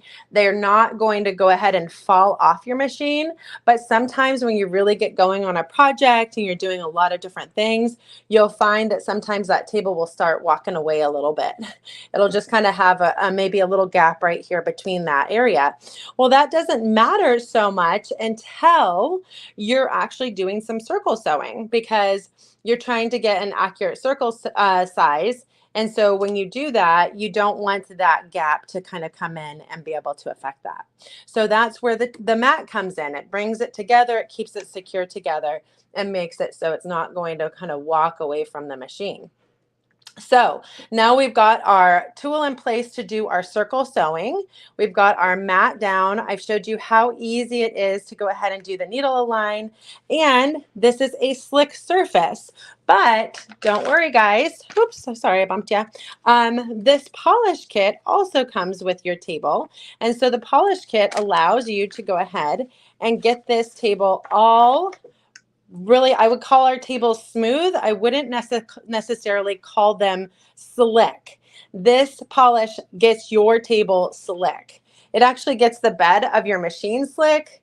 It gets floor slick. It actually is a floor polish that we found that works really well with our Sew-Steady tables. It wipes all the way off. That was one of the prerequisites. My dad actually went out to the marketplace and said, okay, we have to find a product that will wipe off completely, because this is something where people are putting their fabric onto our tables. So we can't have any leftover residue. And so this is the product that they actually brought to us, and it's worked like magic. So when you get this polish, and we kind of do that wax on, wax off thing, right? We've got the Karate Kid coming back, but this is how we're going to go ahead and polish this onto the table. And this lasts for a very long time. You saw me, it was just a little dab, and it goes a really long way. So you don't need a lot of polish to really make a huge impact on that sewing surface. And you don't want to, because then you have to really be able to wipe it all off. So just a little polish goes a long way. And then it allows you to go ahead and keep that in the baggie. You get a little polished cloth with it. And now we are ready to go ahead and finish our circle project here. So in order to go ahead and do the circle side of this, I would go ahead and just put my pen down, and I would put it right here in the center of the project. But what's nice is that this tool releases, so you can actually go ahead and put it onto your project first, and you don't have to secure it to the table. So you kind of take away the awkwardness of it all by being able to kind of, do it right there, aligning everything that you want correctly. Now, because I had already used this, I already had the center hole placed into the project. So I was able to go ahead and find that pretty easily and put that back through. But notice now I've just kind of put my tool through the center of this project. And now what I'm going to do is I'm going to go ahead and secure the top to it. So I've got this laying down, and I'm just going to go ahead and put these two pieces. So I'm going to lay this out. My goal is to just kind of know that I'm going to be creating an envelope back here that is going to go ahead and go on the outside. But I just want to align these two envelope pieces, if you will, with each other and kind of keep everything the same level. So, and again, I'm just sticking them through the pin, and then I'm going to secure that right there at the top. And now I've got everything ready to go to put onto the mat. So now I'm going to go ahead and assess what size of circle I'm going to be finishing with. So if I go ahead and actually just kind of judge it based on where my needle is aligned to the tool at this time, I think that that would be just about perfect. I think I'm going to make it a little bit bigger though. So I think my original circle was about 12 inches. So I'm going to go ahead and align with that. Now, the next thing that I'm going to show you is that this tool actually has little crosshair markings on it. Notice those crosshair markings. So in order to go ahead and do this correctly, I want to align my crosshair markings that are on the tool with the mat itself. So I'm just going to go ahead and place this down onto the mat and make sure that my tool is aligned, my pen is on the center line, and that my crosshair markings that are vertical are lined up with the crosshair markings that are vertical on the mat itself. So I've got to go ahead and push that down right there. I'm just showing you on that tool that I don't have the fabric on, but now we're going to do it with the tool that I do have the fabric on, because that's the one that we want to secure to the mat. And voila, we're going to go ahead and align it both at the top and the bottom, which I've done. And now we're just going to go ahead and bring the project down underneath the fabric. And look how easy this is, guys. So now you're going to see what the magic is that the machine can do. So this is so basic, but it's so easy. And I'm going to show you today that this is actually something you can also do on a serger. So this is something you can do on any machine that has feed dogs, that can feed the fabric, or that basically allows you to pivot around that needle area. So this is a project that you can do in a lot of different machine types. Obviously, if you're using a machine that doesn't have a feed, then you're going to be feeding it through the machine. But because this machine has a feed built into it with the feed dogs up, and it allows us to choose our stitch type and our stitch length, we're going to go ahead and do that to finish this. So we're going to do that in just a bit. But first, I wanted to take you over, because I kind of shared with you that we have the opportunity to put these types of tables onto other types of machines. In fact, we make tables for sergers, we make tables for long arm machines, and we even make featherweight tables, guys. So you can get tables for really any machine in the marketplace. And so I'm going to go ahead and walk you over, and I'm going to show you kind of the basics of how to install a table onto a machine. And then we'll talk a little bit about how you can go ahead and kind of fit it to your machine type. So I'm going to just move you down. We're going to go down the line to the next machine I have set up. And I haven't even showed you this yet, but guess what we have set up right here? We have a serger. All right. So I don't know how many of you guys know this, but it is National Serger Month. And we thought we should show you how this, whoops, I'm going to make you sick by moving you around too much, how you can actually put this table onto your serger. So you can put any, yes. I am so sorry to interrupt. I just wanted to point out that beautiful Triumph is actually what we're giving away today. Oh, no way. Are you serious? Yes. That's our grand prize today. Well, it's going to be so much fun. Brilliant minds think alike. I just had this sitting around here. Well, and I'm going to be honest with you. I don't know how to use this machine. So maybe I should watch later today. There's going to be someone on that will teach you how to use it, right? Oh, we really should do one like that. We're actually just giving it away. So Oh, we're going to have to. well, Somebody's lucky. how about this? I'll show you how to put an amazing extension table on it, and we'll talk about how you can do the circle sewing, and then somebody else can show us how to thread it and use it. Sounds like a plan. All right, so here we have one of our Sew Steady tables, and this is how they actually come. They come in a bag, and then actually they're secured in a box, really, really tight down. We put them on a cardboard pad, and then you have to actually break straps on that pad, and then they're still in this bag. So I'm going to go ahead and pull it out of the bag, and we're going to assemble the legs on the table. Now, a couple of things I want to point out on this table.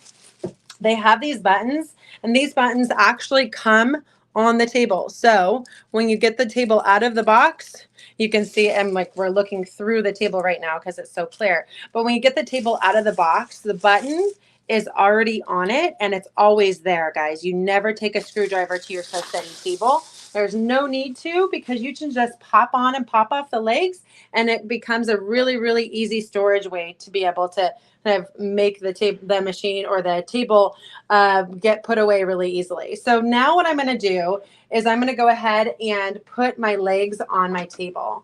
So I want to make sure you can see the sewing surface there. Perfect. So our legs for our tables vary in size, and this is what your table legs are going to look like when you get them. They come in a little bag, and they have the sizes written on them. So this is a size 8 leg. This is probably TMI, but that means that it's a really tall leg. Most of the legs that we send out for tables in the market are between 4 and 5 is the size, which means that they're about 3 to 3.5 inches tall. And that means that the bed of your machine sits about 3 to 3.5 inches above the sewing surface. The serger machines, as you probably know, sit quite a bit higher off of the sewing surface. So you need a taller leg to be able to do that. So these legs, actually, the goal of our table legs is that you're going to go ahead and have them sit about 1/4 inch below the bed of the machine. And again, a Sew Steady table with a serger, you want that table to be perfectly flat with that machine, because you want your fabric to be able to be level and ready to go ahead and go through that bed of the machine with ease. So now I've gone ahead and adjusted that leg, and I'm just measuring it to the height of the free arm. Do you see that there? And I'm trying to get to about 1/4 inch below where the kind of the bevel and the height of the free arm is. So I've got that measured. So now what I do, and this is just a tip from an expert with Sew Steady tables, is I just actually make this leg the exact same height as the leg that I've done all the measuring to. So now I know, okay, they're all going to be the same height. Now this is a big tip, because as you can imagine, if you just kind of willy-nilly put your legs on your table and you don't do this height adjustment beforehand, you're then going to have to adjust it once it's on the table, and that can get kind of awkward. So having all of them the same height before you even put it on is really helpful. But I will say, as you know, a lot of these machines are going on different types of table surfaces, and not all table surfaces are created equal. So there might be a situation where maybe you're on a card table or something.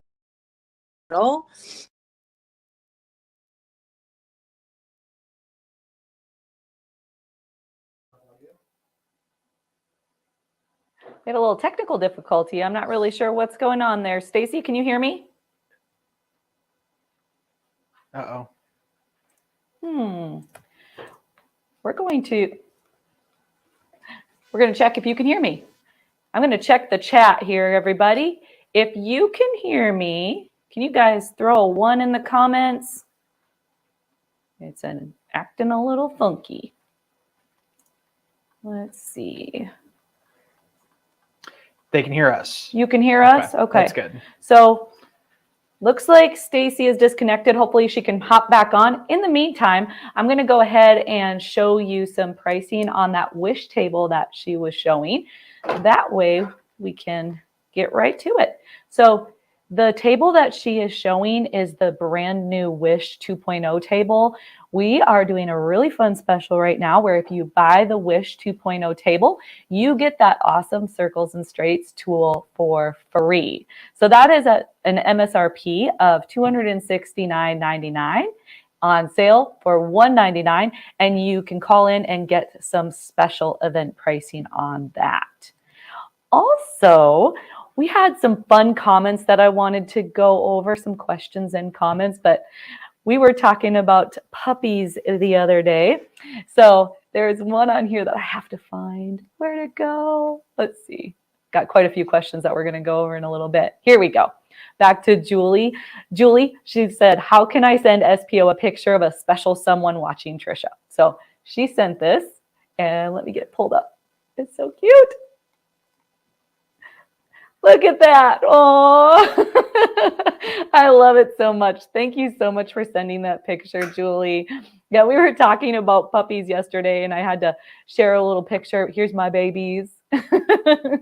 And Luann Hartley with Juki, she had her puppy around making some noise too, and we're all like, it's all about the puppies. So thank you, Julie. I'm so glad that you sent pictures. So, oh, I see that. Stacy's popped back up. Let's see if we can get some audio.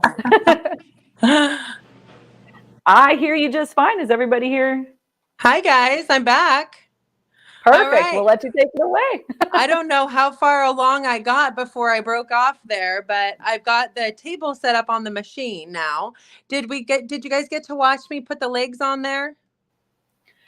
We were watching you get the height correct, okay. And then it went away after that. And then it went away. Well, I'm so sorry about that. But yeah, we're back. What I wanted to show you, and because this is actually really important for how easy it is to put your legs on your table, is I got the height on there, and then I just popped on these legs. So you just pop them on and you pop them off really, really easy by just kind of wiggling.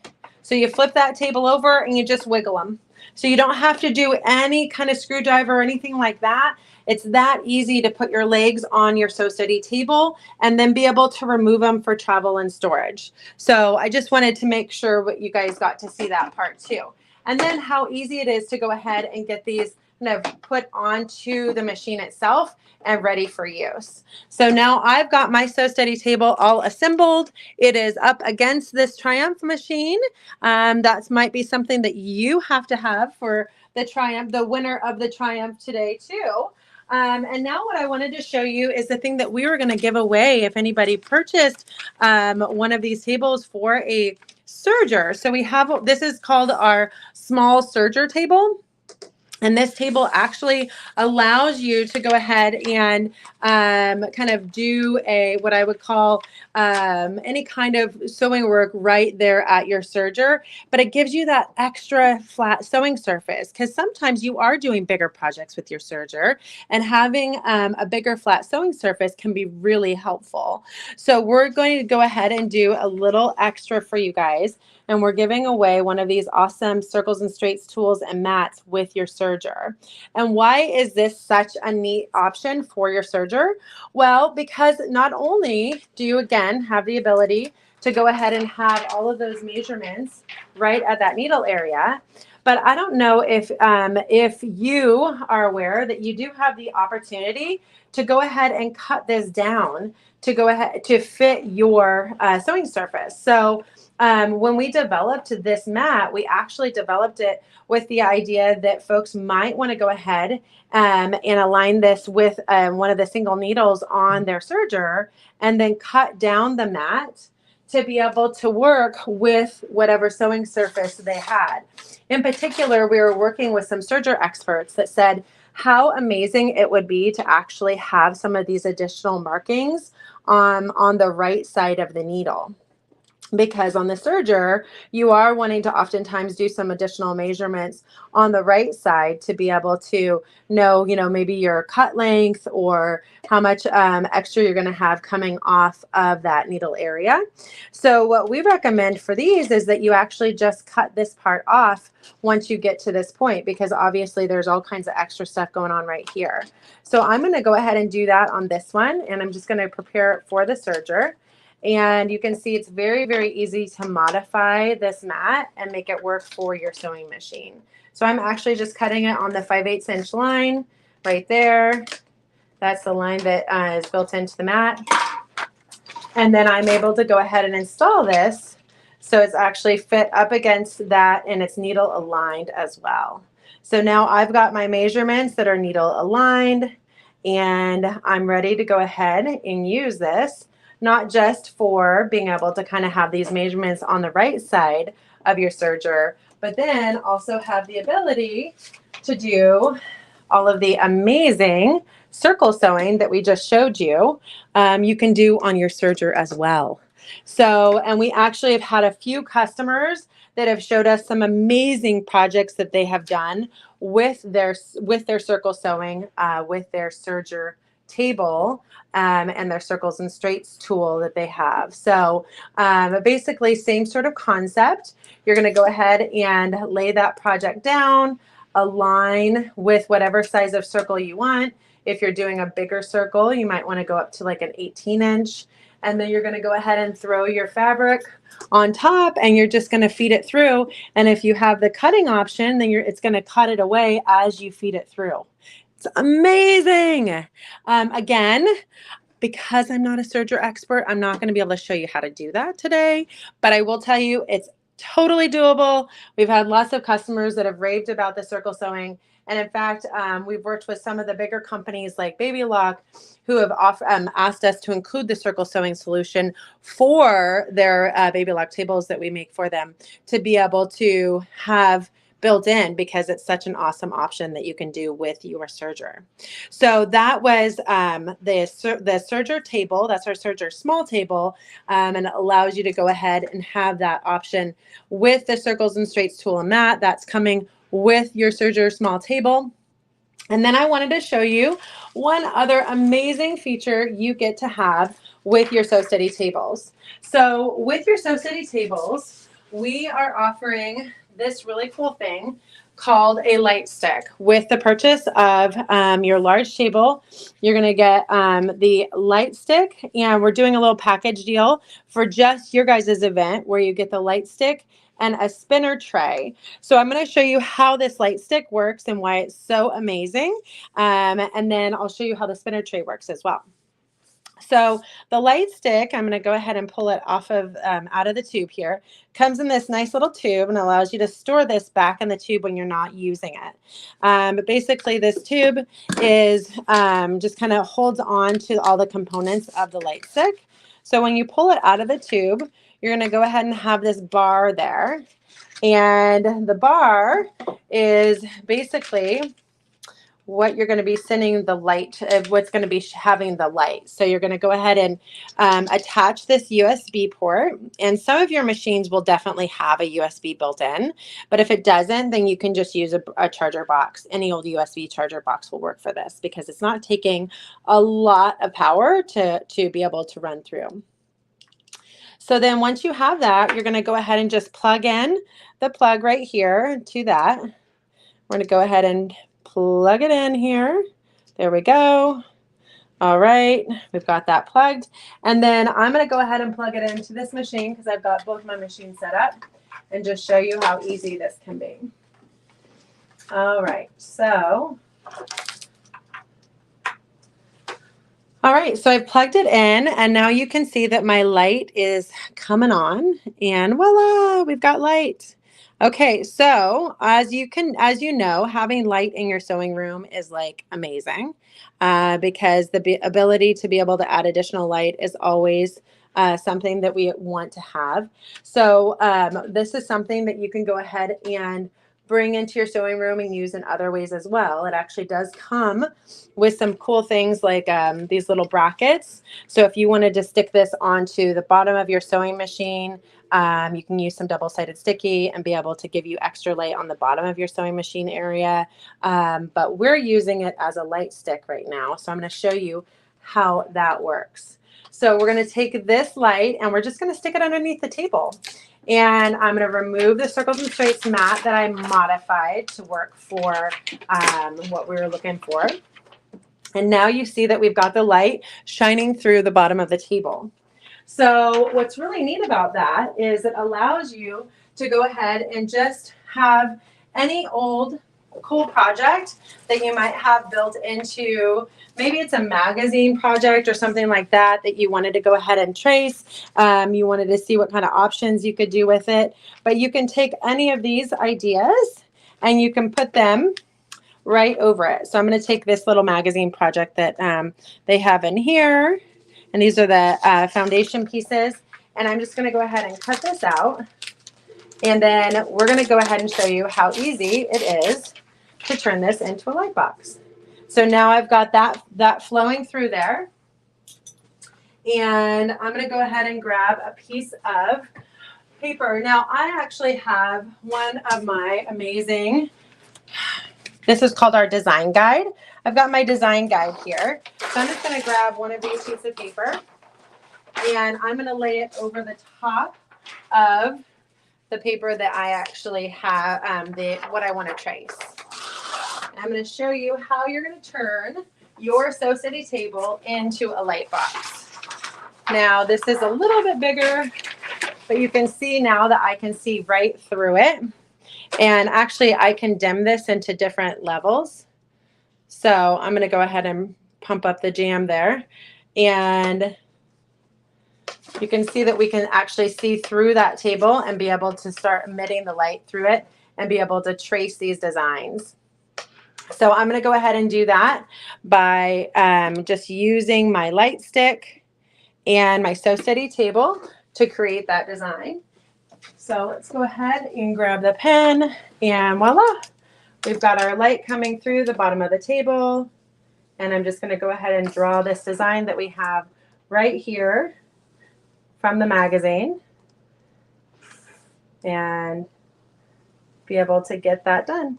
It's that easy. So you have the ability to use this as a light table. You have the ability to use this as a amazing sewing surface. You get to create circles with it. Guys, what else could you want to do with your Sew-cial table? This is a table that gives you so many options. So I've just created the two pieces that I wanted to trace out right here on this little, my grid sheet that I've got. And I used my light stick to do it. So I've got my light stick right under there. And now we can go ahead and take that away and we've got our light table right there. So that is another amazing option. And so our light stick with our large Sew-cial table, and our large table is 18 by 24 in size. Our large table is definitely one of our more popular sizes of tables. And it just allows you to be able to create some really, really easy projects. You can take it places super, super easily, and it just makes it so it's really simple. Now, I wasn't sure, Tricia, were you wanting to do the giveaways at the very end, or do you want to take a pause to be able to do a giveaway for the wish table and then the large separate? We can do it one right now and then do the other one at the end. That would be awesome. Okay. Yeah, let's go ahead and do that. And then I can go ahead and show you how we're going to do the circle sewing here in a minute too. But that gives me a moment to go grab my spinner tray because it's walked away from my desk and I'll be able to show that off too.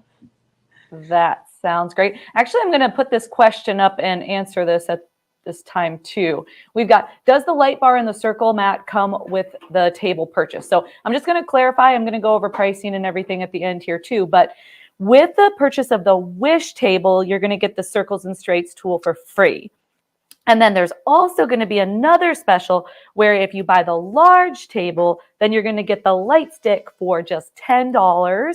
And then you get the spinner tray, which is a nice surprise because I wasn't aware of that. So thank you, Stacy.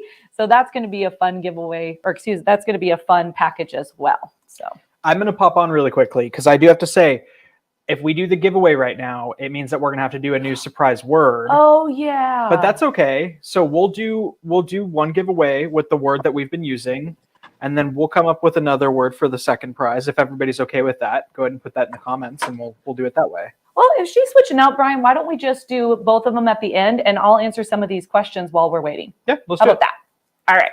Let's see what we have here because I've got a couple. Let's go through. Oh, here's one that Steve said. Is that the only serger it fits for the table? Steve, that is not the only one it fits. These tables are custom. They are cut to your machine. So just so you're aware when your order is placed, because they are custom cut, they take about 2 to 4 weeks to arrive. But we can make them for pretty much every machine in the market. So we make machines that are, you know, tables for machines that are 50 years old, all the way to, you know, current machines. That's why Sew Steady's name is everywhere. Actually, it was pretty funny. We've had a couple of segments where your products come up for both the tables and the inserts. So it's been kind of fun. Yes, they'll be on later. So no, we absolutely love that we can work with so much of the industry and create products that, you know, are going to, you know, be on really old machines like featherweights all the way to the brand new machines that are just coming out. Fun. All right. Brian said we're going to go ahead and do the giveaway. So let's do that right now. And then we'll do the other one at the end. Perfect. All right. Let's go ahead and see I who think the winner is. I came up with a good solution for the surprise word. I have a good surprise word we're going to use for the second prize. Okay. So this one is going to be for the large table with the lights, or excuse me, I'm going to have my stuff. Let me get my stuff together. This is for the large table, the spinner tray, and a light stick. So, Congratulations, Purple Shenanigans. congratulations, Purple. Okay, I'm going to reset the giveaway tool, and I will show you. Is this going to be fun? It just makes sense to me. Hashtag so steady. Why Woo, not? that makes sense. Oh, there you go. I like hashtag so steady. So we're going to start gathering the word for the second prize. You guys, day 4, I struggle. Oh my goodness gracious. We'll do that at the end. All right. Okay. So I'm going to show you, Purple, what you just won. No, this is our spinner tray. So this is a tool you can actually put onto any of our Sew Steady tables, and really anything that has a smaller hole that you can go ahead and secure to. So this hole is actually meant to go on the leg of the table. And we call it our spinner tray because it allows you to go ahead and secure it to the leg of the table and then be able to spin it underneath the table or into a storage surface that you need. So all you do is you go ahead and take that hole, you put the leg through it, and then you secure that leg back onto the table as I'm doing there. You can kind of see that in the screen. And there we go. So now I'm just going to pop that leg back onto the table itself. There we go. And voila, I've got my Sew Steady table with the spinner tray. So what are you going to do with the spinner tray? Where you're just going to keep things organized. So I'm going to back you up just a little bit so you can actually see the spinner tray in use. There you go. And now I've got my spinner tray right there on my table surface. So this is where I could keep my pens, I could keep my scissors, I could keep my extra feet. It does actually have a little magnet thing in the corner here where you can actually keep the little pens that we use to secure the fabric right there and kind of keep them corralled. But this is a great way to kind of have a storage area that keeps all the little things organized, and you can spin it underneath your table and away from that. We've had people that have stacked them. We've had people that have put them on multiple legs. But this is just another great organizational tool for your Sew Steady. And so the Purple just won the Sew Steady large table, the spinner tray, and the light stick. So you're going to have all of our basic accessories that you can really get started with enjoying your Sew Steady table and really having a better sewing experience. That's what we really hear from most of our customers that have really started using Sew Steady tables and products, is it just elevates their creativity and gives them a better sewing experience. And they simply don't want to do it without. Like once you have a table, it's not fun to have to go out and actually do a project without your Sew Steady table. It makes it more difficult. So now what we're going to do, now that I've showed you the spinner tray, we showed you how the light stick works, we've showed you the amazing serger table. Our large table is basically this size. It's an 18-inch depth and then the 24-inch left to right. And notice on the serger how we actually fit it So the machine is closer to the front edge of the table area. Well, for most of our machines, we actually have the front edge of the table is usually about 3 to 4 inches from the actual bed of the machine. So normally, depending on the machine itself, like this is a really big flatbed machine over here. The Janome has that big flatbed area.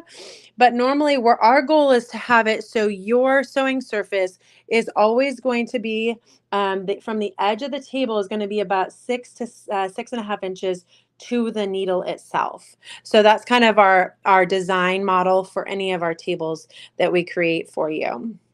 The other design model is that for a serger, we're going to cut it off, of course, at this cut area. So right at the edge of that flatbed area for the serger.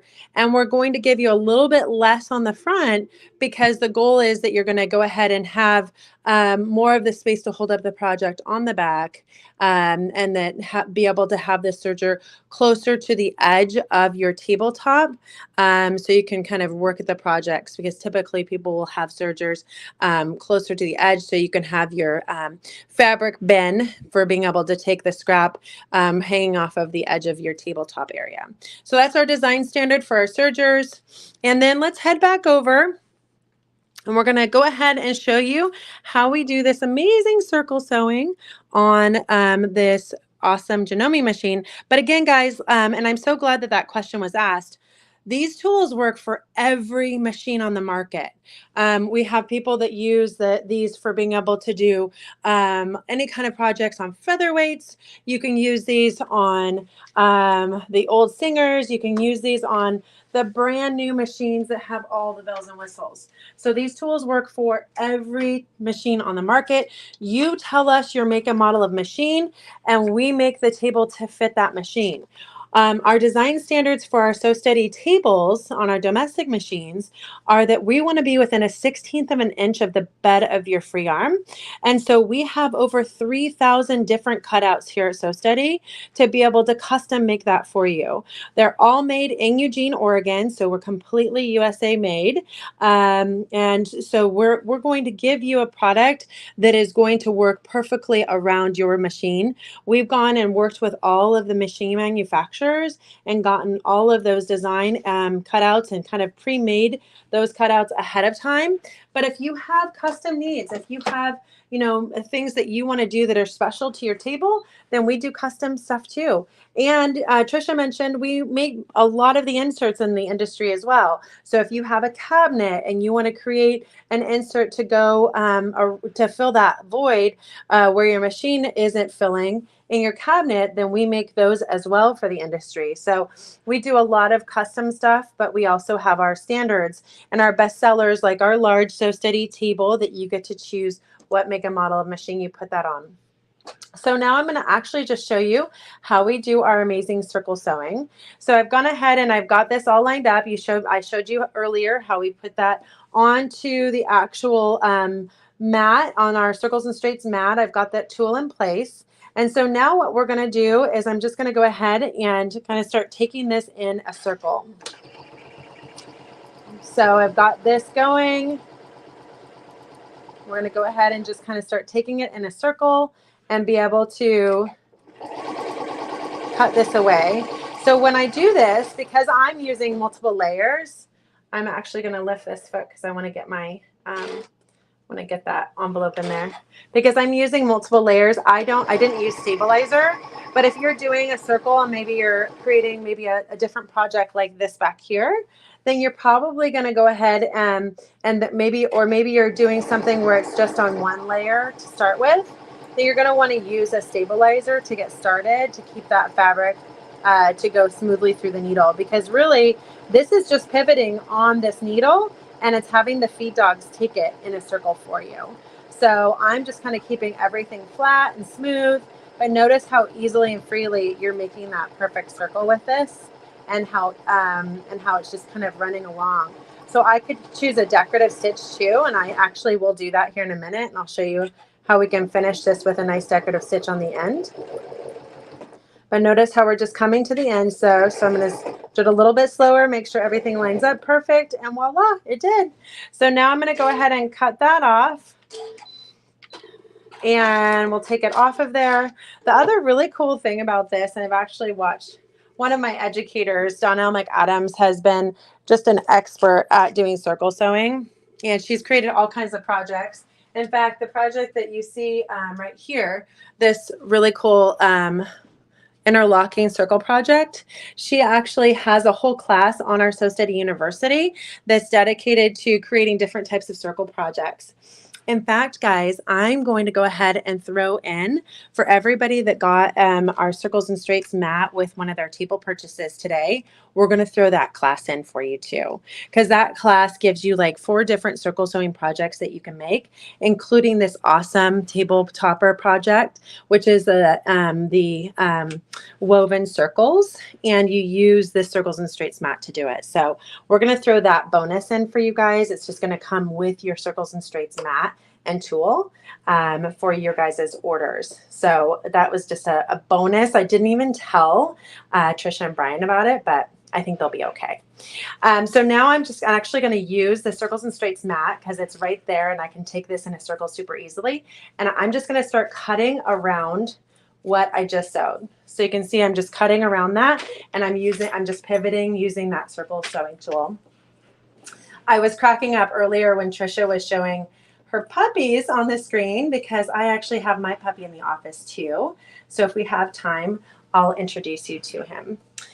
He comes in and he gets to say hi to all the staff every day, and he's kind of our office dog. So we would absolutely love that, Stacy. He had a haircut recently, but it's starting to grow back. He's one of the doodles. So his hair gets a little bit extra at times, and then he gets his summer cut, but his summer cut came a little early this year. So he has a mohawk right now. And he was embarrassed about it at first, but he's really embraced it. I think his personality has changed a little bit with his mohawk. And but he's getting a little bit more sweet again. So we absolutely love our dogs here at Sew Steady. In fact, yesterday I had the opportunity to meet with another quilting company here that's local, and it's the most amazing company. I don't know if you guys have heard of Quilt Folk, but they actually create all kinds of awesome magazines, events, but they that are tied into local areas. So they do Quilt Folk goes to like every state, and they have magazines that are dedicated to Rhode Island quilts and Hawaii quilts. And so it's a really neat idea, and I'm kind of excited to explore more things with them. But anyways, long story short, they actually have an entire book or magazine dedicated to pets and dogs. So they have all of the quilts with dogs in them. And so, yeah, you'll have to check it out. It was amazing. He showed it to us yesterday, and I was like, oh my gosh, I'm going to have to get this. Okay, so now I've just done my circle, guys. I just cut all the way around it. And all I'm going to do now is I'm going to pull it off the pen because I just used that to go ahead and cut around it. And I'm going to go ahead and flip it inside out. Look how easy this is. And this was the project that I didn't really show you. I had quilted with our Sew Steady quilting rulers, or our Westerly Design quilting rulers earlier. And so I was just making my little Easter table runner here. So now I've gone ahead and put that down. I'm flattening it out. We could use an iron if we're really kind of making this official. We have point turners that you can kind of use to kind of get that all flattened out too. Obviously, I've got to cut some strays. But now, in order to really straighten this and kind of get it all laid out nicely, what I could also do is just put a decorative stitch all the way around the outside. So I'm going to go ahead and secure this one more time, since I think we have a little time. And I'm going to use one of the decorative stitches that we have built into the machine. And I'm going to put it on the outside edge of this, just to kind of secure all of this and make it lay nice and flat. So again, how easy is this? I'm just going to go ahead and spin that tool off the mat. And again, really important to use the tool on the mat. And, there was questions that I've had in the past on, is it okay to polish the mat? I highly encourage you to polish the mat, because it actually is going to give you the ability to kind of keep that fabric moving really smoothly on it. The mat comes pre-polished, but you can actually just add more polish to it. And again, that comes with the table itself. So now I'm just secured that to it. I just want to kind of create a little bit of a decorative stitch that's going to go on the outside edge. So I'm going to go ahead and put it again at closer to maybe my 11 and a half, 11 and a quarter inches. And I'm just securing it using the markings right there on the mat, and make sure that it's going to go all the way through here. There we go. Okay, that's going to cover our entire needle area. Look how easy that is. So now I'm just going to go ahead and choose my decorative stitch, which you can see on the screen, and we won't go do anything too crazy, but something kind of simple. Let's see, why don't we go with maybe a little heart, or that we could do this little cute flower. That gives me a little bit of an Easter vibe. So let's go ahead and get that going. And now I'm going to go ahead and just use, again, that decorative stitch to create kind of a fun little edge to my project here. Whoops. Now it wants me to rethread, of course, because we can't do a single project without having an extra little thread issue. And so let's go ahead and see if I can get this to thread without any issue here. No, I'm going to have to do it the old-fashioned way. Let's see. I haven't mastered the threader on this machine. All right, so we're going to do it this way here. We're going to get this decorative stitch going. But that's what's really nice about being able to do the circle sewing is, we do have a lot of really cool decorative stitches built into our machine. And sometimes you're like, how am I going to use those? So this is a really fun way to use your decorative stitches.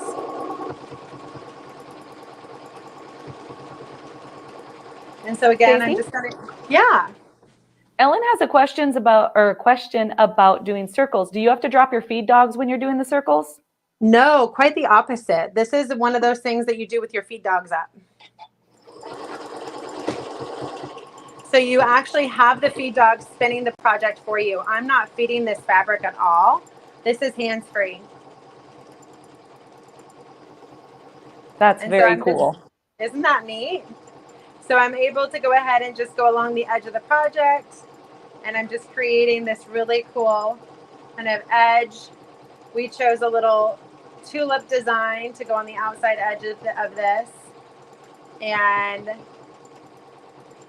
I just kind of went with that because I thought it would be the quickest way to do it. But this is, there's all kinds of decorative stitches that you can choose and really be able to kind of finish the project with it, with that. And sometimes we'll do multiple. We'll add, multiple decorative stitches because we can, and it's this easy. We're just, I'm using the foot pedal right now, but I could use the start stop. In fact, sometimes when we're at shows and we're showing people how easy this is, we'll actually just have the machine doing it for us right next to us as we're demonstrating the rulers. And it just shows so well because people are like, what's happening? Why is your machine moving on its own? But it can, because you've got all of these, this ability to have the feed dogs just take this right in a circle and make that fun decorative stitch. So I'm going to do one other just because I wasn't in love with the way that kind of had the edge. It was going through some of the other stitching. So I'm just going to add one more stitch here to kind of finish it for everyone. And then if there's any questions, this is a great time where we could answer some additional questions too. Absolutely. Got one right here. How frequently do you use the polish kit? Before each project? I don't think it needs to be that often, to be honest. I think you can use the polish kit maybe, once a month. You don't need it that often. These tables stay actually really, really slick. But if before each project, depending on how many projects you're doing, I guess at a time. Perfect. We also have Karen asking, she already has a Sew Steady table for her Bernina. Can she purchase just the circles and straights mat? Absolutely. Yeah. So that's what's really cool is that the mat is something that you can add later to your machine. And a lot of times in the past, we've actually sold the tables with holes in them. But now that you have the ability to go ahead and just add this circles and straights tool and mat, we are no longer putting the holes in a lot of our tables because you can just add this mat to it. And I feel like it's a superior solution because you can create really accurate circles with the mat itself. And you can create them in all different sizes and really precise sizes where before you were limited to what your holes were on your table. Love it. Can you use the mat on all tables? You can, as long as they're the clear surface. So if they're porous, like some of the plastic tables in the market that aren't so steady, the other guys are not super smooth clear. And so that mat isn't necessarily going to grip onto it because again, it's a micro section. So it's like a window clean, if you will. So it's going to grip onto that flat sewing surface. Perfect. And regarding the light stick, is that more of a daylight light or is there kind of a yellowish cast? It's more of a yellowish cast, honestly. I saw it as more of a warm light when than a bright light. But it works great for what our intention is. So yeah, I wouldn't say that it's got the daylight quality. Perfect. I think you've answered all the questions. Excellent. Yeah, so like I said, I'm just adding a little one more decorative stitch to the edges here just to kind of give it a little bit more flair. And we didn't talk a lot about our Westerly Design quilting tools today, but that's definitely something that we are passionate about here at Sew Steady and Westerly, and we have all kinds of really cool tools that allow you to create different designs using just your domestic machine and the quilting template itself. So, there's all kinds of fun things that we get to talk about when we come on and get to share with you guys. So we always love being able to come on and do that with you.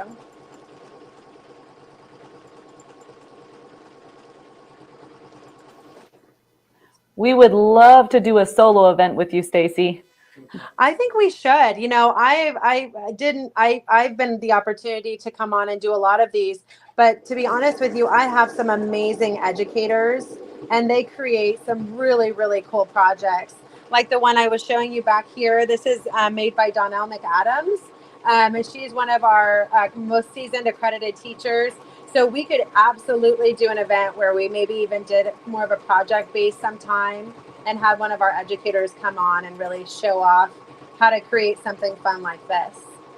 I love that. Brian and I were just talking about that. In a couple of weeks, we're going to get started on weekly lives. So we're going to have to get that on the calendar for sure. Oh, I love it. Let's plan it for sure.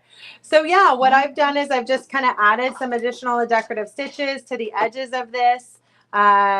So you can kind of see some of that edge fun that we put in there. I thought it got a little bit messy, but I'm just going to keep adding it until it doesn't look messy anymore. It'll be called thread painting at that point, right? That's how you do it. But we appreciate you letting us come on and be able to share all these awesome tools with you guys and be able to talk about our Sew Steady tables today. Well, thank you so much for joining us. Do you want to stick around for that last giveaway? Yeah, let's do it. All right. So this one is going to be for the Wish table, the circles and straight tool, and the polish kit. Let's see who we get now. All right. Drum roll. We're lacking the drum rolls again, guys. Michelle Marsh. Congratulations. Wow. Congratulations, Michelle. That is a huge package. I think it's worth over $249. So we're excited to be able to get that out to you. Well, thank you so much, Stacy, and thank you for your donations for this wonderful event. And we appreciate you. And we'll be talking about that solo event soon. Awesome. Thanks, guys. Have a good one. You too. Bye-bye. All right. Well, we all love the Sew Steady products, and we'll talk more about those later. But we're going to go ahead and give you some pricing on these wonderful items. And I see that Rhonda's waiting in the wings, so we'll get her pulled up here shortly. So let's talk about some pricing on the large table first. So just to clarify, I know there was a little bit of confusion about the light stick, if it's included or how that works. What I was saying before was that first giveaway, that was the large table, the spinner tray, and the light stick. That was a giveaway package. For the SewCreative Live right now, we are offering a fabulous price on the large table, and you get a light stick, but it would be $10. Normally, I believe it's around $40, so you're getting that at a significant savings. So I am very sorry for the confusion. The MSRP on this large table and light stick is $163.99, on sale for $119, but you can give us a call and we can get you a special event pricing on that. I love how she turned that table into a light box. So cool. I've always wondered how you got the little templates out of the magazine, so that was a really cool trick to see. The other special that we have is the, where are we? If I can find it, right there. We've got the By the Wish table. That is the new Wish 2.0 table, and you get the Circles and Straights tool free. And as Stacy had said, a special surprise, they're throwing in that bonus class where you learn some of the circle projects. So that's super cool. So thank you, Stacy. That MSRP is $269.99, and we've got a sale price of $199, but you can call in for a special event price. We also have the serger table, and I had seen somebody ask, what is it called on our website? If you're searching for that serger table, it is under Sew Steady Serger Extension Table. So I hope that helps. But you can get the 18 by 18 serger table and a Circles and Straights tool for free. That is an MSRP of $154.99, on sale for a wonderful $99, but we can get you an even better price than that.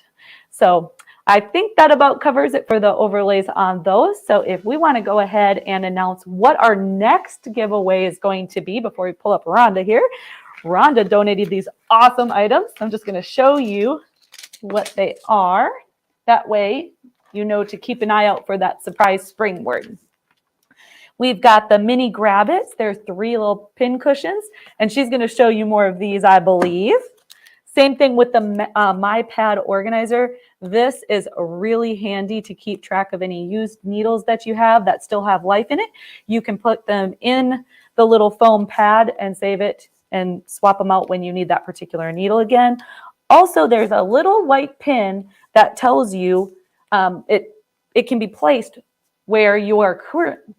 Oh boy, you can place that little flower pin in there on the needle that you're currently using. We'll come back to that later. And then we also have 2 luggage tags, which are super cute. They're Schmetz luggage tag, and 10 packs of needles. So this is going to be a really, really cool prize. You're going to have enough needles to last you for a long time. So why don't we get Rhonda pulled up and she can explain these a little bit better. Hi, Rhonda. How are you Hey, doing? Tricia. You're probably laughing at me going, oh, she is butchering that. Oh, no. I'm delighted to be here and to help keep everybody informed. And I'm glad I you're able to do it. Yeah, absolutely. Well, you know what? I was really delighted to see both you and Brian at QuiltCon a few weeks ago. Yes. We had to share the picture. We were so excited to meet you. Yes, likewise. It was mutual. Wonderful. Well, why don't you go ahead and introduce yourself to everybody and we'll let you take it away. Okay. Well, hello, everyone. My name is Rhonda Pierce, and I love to sew. I love to quilt. And yes, I use Schmetz needles. So, what am I going to do here today? Well, I hope I'm going to answer some frequently asked questions that you might have. I hope to elevate your respect for the hardest working 2-inch piece of steel in your sewing machine, the Schmetz needle. I'm hoping to remove any mystery you might have about the needles, like all those numbers on the little needle pack. while also increasing your confidence in your needle selection. So let's go ahead and get started. My talk is about 45 minutes. It's in 3 sections. I'll first talk about the physical needle. I'll be looking for any questions that you might have, and Tricia will help monitor the chat box. So as questions come up, just go ahead and type those into the chat. Then I'll move on to specific needle types for piecing and quilting, sewing with knits, etc. And then I have a mystery question, and I'm pretty certain it's a question that you have asked in the past. So let's get started. I want to start with the parts of the needle. And yes, this is my Smet Super Demo Needle. It is 17 inches tall and anatomically correct. I like to start with the parts of the needle because I believe when you're aware of the parts of the needle and their function, it helps you make an informed decision as to what needle type and size to use. So at the very top of your needle, and I've got a little wooden display base here, but I think even virtually, you can see at the very top of your needle is a beveled edge. This is referred to as the butt of the needle, and you might think, yeah, so what, a beveled edge? Well, stop and think about it. When you go to insert a new needle in your machine, you don't have a lot of wiggle room. So with the top of the needle beveled, it's easier to insert the needle into the holder. Our home sewing machines require a flat shank. 99% of all of our home sewing machines require a flat shank needle. Again, for perfect positioning into your needle holder. We have a little transitional area referred to as the shoulder of the needle, and I hope you've noticed that your needles have either 1 or 2 bands of color, and we'll talk about those Smith's color bands shortly. We have the length of the needle. This is referred to as the blade of the needle. And Smets, being a German company, they measure this area here of the blade to come up with the sizes that we're familiar with. They'll measure this area and they'll get a measurement like 0.70, 0.80, etc.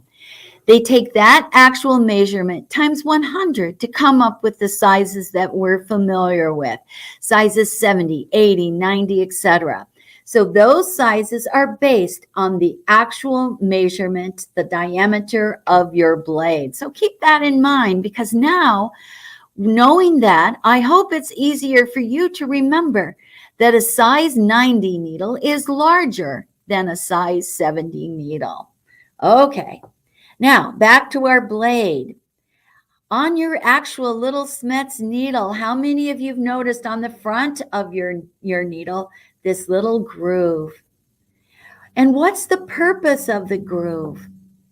The groove is going to cradle your thread so it moves evenly and smoothly down the length of the needle to the eye. When you're sewing, your thread should not be flip-flopping back and forth. It should move evenly and smoothly so you get a nice clean stitch. We have the point and the tip, and these change according to different needle types. And on the back side of our needle, we have this little indentation. This is referred to as the scarf of the needle, and it's above the eye of the needle on the back side. And the scarf has a very important function. When your needle passes through your fabric and your throat plate, the bobbin hook has to come up and catch that top thread in order to create the stitch. So the bobbin hook needs passing room in order to create that stitch.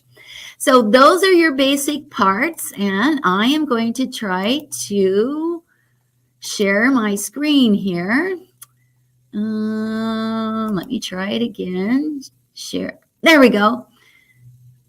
And okay, so Brian, if you're in control of my slides, let's move to the next slide. Yes. So here are the basic parts to your needle. We talked about that beveled edge called the butt. We've got the shank, the shoulder with the color bands. We've got the blade, the groove, the point, the tip. And I haven't mentioned the eye yet. And I consider the eye to be one of the most important features to your needle. On the next slide, you're going to see 3 different eyes. Your everyday needle, the universal needle, the eye is 40% the width of the blade. But look at the eye of the embroidery needle, and you can see that the eye is wider. And when you look at the eye of the top stitch in the metallic, you can see that the eye is significantly longer. It's elongated. So when you're sewing, what does a larger eye mean to you? A larger eye means there's less stress on your thread as it's passing through the eye of the needle. So if you have threads that are breaking or shredding, what are you going to do? Well, you need to change your needle. And you might need to move up a needle size or change to a different needle type that has a larger eye. So I hope I've solved a little situation we sometimes encounter. Threads that break and shred. What are you going to do? Yeah, you need to change your needle. Okay, on to the next slide. Let's look at the color bands for Smets needles. And I want to make sure you're comfortable reading this chart. So on the left-hand side of this chart, it's labeled needle type. So all of the Smets home sewing machine needle types are listed. And many needle types are assigned a color. Now look at the column on the right-hand side, and it's labeled needle size. So every home sewing machine needle size is shown, and there's a color assigned. Now let's look at the needle between the 2 color bands. The top color band on your needle identifies your needle type. So on this sample here, the top color band is yellow. So we look off to the left under needle type and we find yellow is a stretch needle. Looking at our needle between the 2 columns, that lower color band is pink. And pink identifies your needle size. So look off to the right under needle size and we find pink is size 7511. So this sample here is a stretch size 7511. But let me walk you through a couple other examples. My favorite go-to needle for all kinds of sewing, piecing, quilting, etc. is a Microtex size 8012. So what would the 2 color bands be? Well, we look off to the left under needle type and we find Microtex is purple. And for size 8012, we look off to the right and we find the color is orange. So Microtex size 8012 will have a top color band of purple and a lower color band of orange. One more example would be, what needle type and size would I have if I have 2 bands of orange? 2 bands of orange. Well, we look off to the left under needle type and we find orange is a jersey needle. And again, we look off to the right under needle size and orange is still size 8012. So 2 bands of orange will be a jersey size 8012 needle. Now, there's one more thing I need to point out about the Smets color chart, and that has to do with the needle type. The very first needle listed is a universal needle, but there's no color. In fact, the box is X'd out. So what does that mean? Universal needles have only 1 band of color, and that's to identify your needle size. So if you have a universal size 8012 needle, well, you have just a single band of orange. If it's a universal size 9014, you have just that single band of blue. So I hope these color bands help you identify your needles, especially after you've taken them out of your needle pack. So lots of information about your Smets color chart. But let's scoot right along to the next slide. And I want to talk about all those numbers that are on your little needle pack. Currently, at the bottom of your needle pack, you find the needle size. So on this sample here, we've got assorted sizes, 7010, 8012, and 9014. And I think most everyone recognizes needle size. But how many of you have looked above the needle size and wondered, what the heck does 13705H mean? Brian, move to the next slide. 13705H. Think of it as a model number. It's actually referred to as the needle system. 13705 means that the needle has a flat shank for our home sewing machine. And the H translates from a German word that means scarf, that little indentation on the backside of your needle. So needle system 13705H is a flat shank needle with a scarf that we use in 99% of all of our home sewing machines. So don't let that number intimidate you. It's just a model number. It's a flat shank needle with a scarf. That's what 13705H means. Above the needle system on the next slide, you'll see the needle type spelled out. So these are universal needles. Above that, we've got the Smeth's name. And if you click through the next slide or two, the needle type, above that is the Smeth's name. And then through the clear packaging, you can see the color bands. So on this pack here, we've got just single bands of color because we already learned that universal needles have one band of color to identify your needle size. So on this pack here, the two needles on the left have green bands, green for size 70-10. The next two needles to the right have orange bands for size 80-12.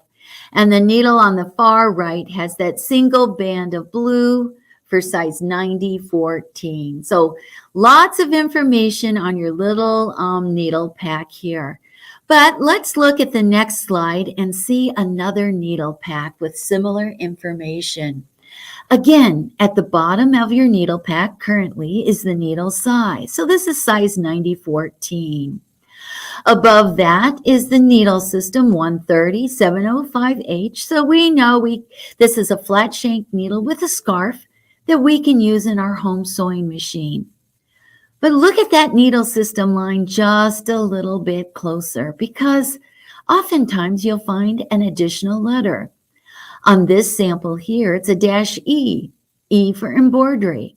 On some of your other samples, you might find a -J for jeans or Q for quilting or M for microtext. So lots of information on your needle system line. Above that is the needle type spelled out.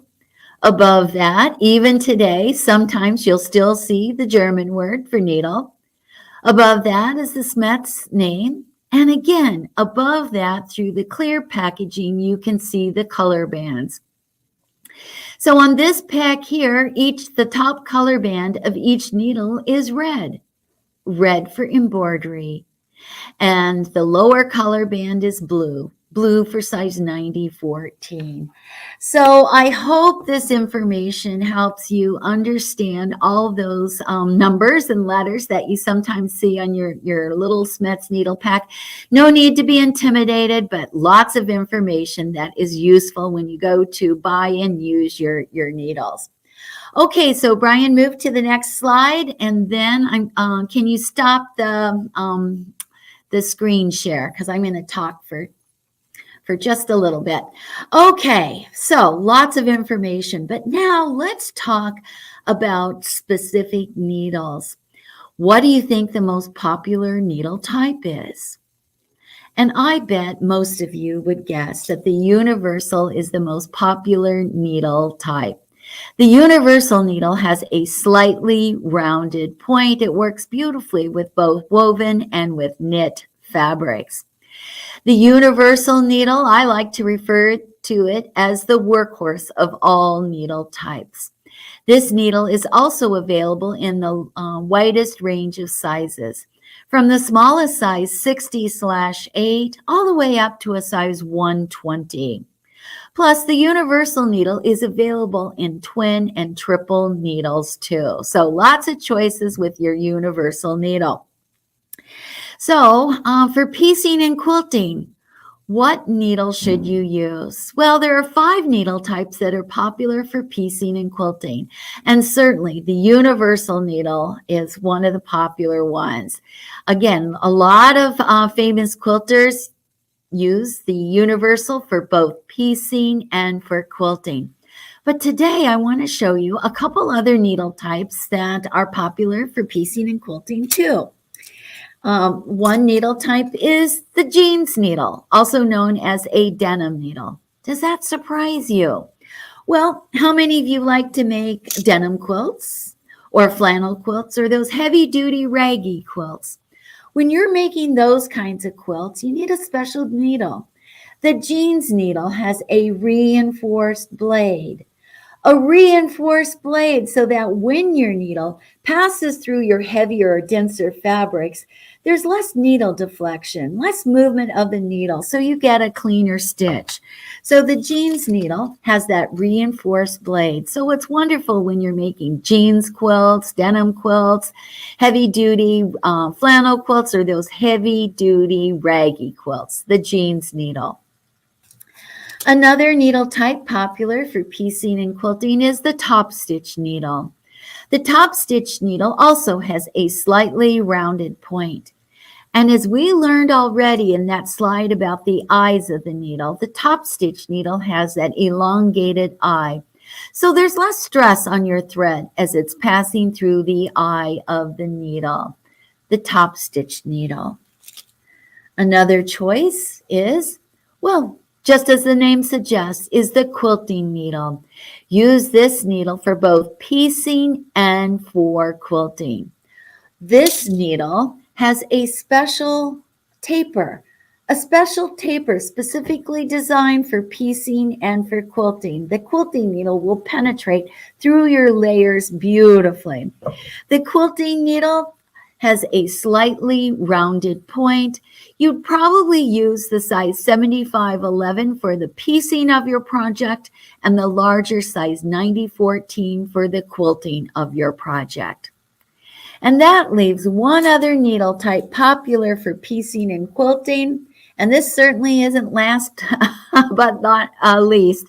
This is a very important needle, and it's my favorite for piecing and quilting generally. And that is the microtex needle. The generic name for a microtex needle is a sharp needle. So when your books and patterns say use a sharp needle, well, they're referring to a Smets microtex needle. What's so special about this needle? The microtex needle has a very slim acute point. Very slim acute point. So with the microtex needle, you're going to get very clean, precise stitches. And because the microtex has this very slim acute point, guess what? The microtex is going to dull quicker than any of your other needle types.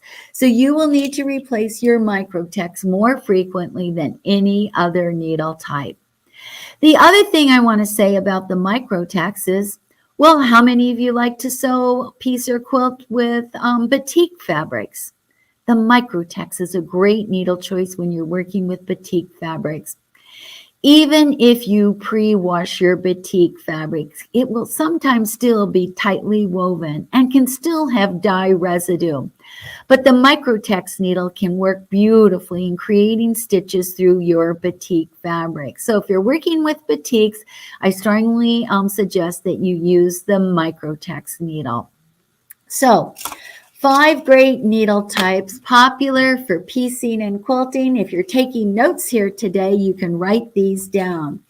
We've got the universal needle, the workhorse of all needle types, available in the widest range of sizes, the universal. And I didn't mention this before, but universal size 8012 is the most popular needle size, followed by universal size 9014. So no matter what kind of sewing, piecing, quilting you like to do, I always suggest you have universal 8012 and 9014 in your stash. Other options for piecing and quilting are the jeans needle, especially if you're making a jeans quilt, a flannel quilt, or a heavy-duty raggy quilt. That jeans needle has the reinforced blade, so there's less needle deflection when the stitch is created. We have the top stitch needle with that slightly rounded point and the elongated eye. So there's less stress on your thread as it's passing through the eye of the needle. There's the quilting needle, also with a slightly rounded point, but it has a special taper specifically designed for piecing and for quilting. You'd probably use the size 7511 for the piecing of your project and the larger size 9014 for the quilting of your project. And that leaves one other needle type, the microtex, also known as a sharp needle. The microtex has that very slim, acute point, so you get really clean, accurate stitches. And this is a great needle to use when you're sewing on batiks. That microtex with that very slim acute point is also going to dull quicker than any of your other needle types. So be prepared to change out your microtex more frequently. So all of these needles you can find over at Sewing Parts Online. And they're also bundled. So Sewing Parts Online has these 5 needles already bundled up for you. And I'm sure Tricia will come on later and tell you how to get this bundle. The bundle also comes with this little laminated luggage tag with the Smets color chart. So you can put this on your luggage or on your sewing machine, especially if you're starting to go to classes or retreats. I actually put my luggage tag on luggage. And actually, I'll give you a little story. When I was at the airport on my way to QuiltCon a couple weeks ago, I'm just waiting for the plane, and a lady comes up to me and she goes, "Oh, are you going to QuiltCon?" And I said, "Yes. How did you know?" She goes, "Oh, your luggage tag was a clue." So yes, you can create friendships also just by using the luggage tag. The bundles that Sewing Parts Online has also comes with the handy, ever popular Smets ABC Pocket Guide. And I'll talk about this little pocket guide again shortly, but it's everything you need to know about your needles, and you will not be sharing this. You want to keep it for yourself. So that is the piecing and quilting bundle. But let me just scoot along to a couple other needle types. I want to talk about sewing with knits. If you haven't sewn with knits in a while, I encourage you to do so because knits have really improved over the years. There are 2 types of needles that you need in your stash when you're sewing with knits. And the first is the jersey needle. The generic name for a jersey needle is a ballpoint needle. The jersey needle has a medium ballpoint. The other needle that you need in your stash when sewing with knits is a stretch needle. And guess what? The stretch needle also has a medium ballpoint. But when you compare the stretch needle to the jersey needle, the stretch needle has a smaller eye and a deeper scarf. So now the stretch needle is going to interact just a little bit differently compared to the jersey needle. It interacts a little bit differently with your machine, your thread, and your fabric and your technique. So if you're sewing with knits, well, how do you know what needle type to use, a jersey or a stretch needle? Well, there's a rule of thumb that works about 80% of the time. If your knit fabric has lycra, spandex, or elastic, use the stretch needle. If it's just a regular knit fabric, use the jersey needle. Now, sometimes jersey and stretch are interchangeable, but not always. So I do a lot of sewing with knits, and my knits generally have about anywhere from 1 to 3% lycra or spandex. So what needle do I use? Yeah, I use the stretch needle. But every once in a while, there'll be a stretch fabric that I just don't get the quality of stitch that I expect from my needle. So if that stretch needle doesn't work, then I switch to the jersey needle, and that generally solves the problem.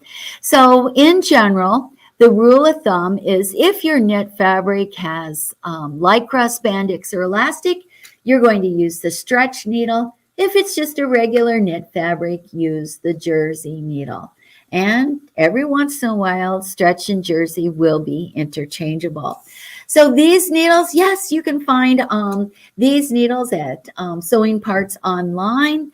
They are also bundled up with the handy little luggage tag and also with the ABC pocket guide. So keep that in mind. You know, it's a great way to sample different types of needles by bringing in or buying these little bundles. So, and you can discover what your favorite needle type and size is.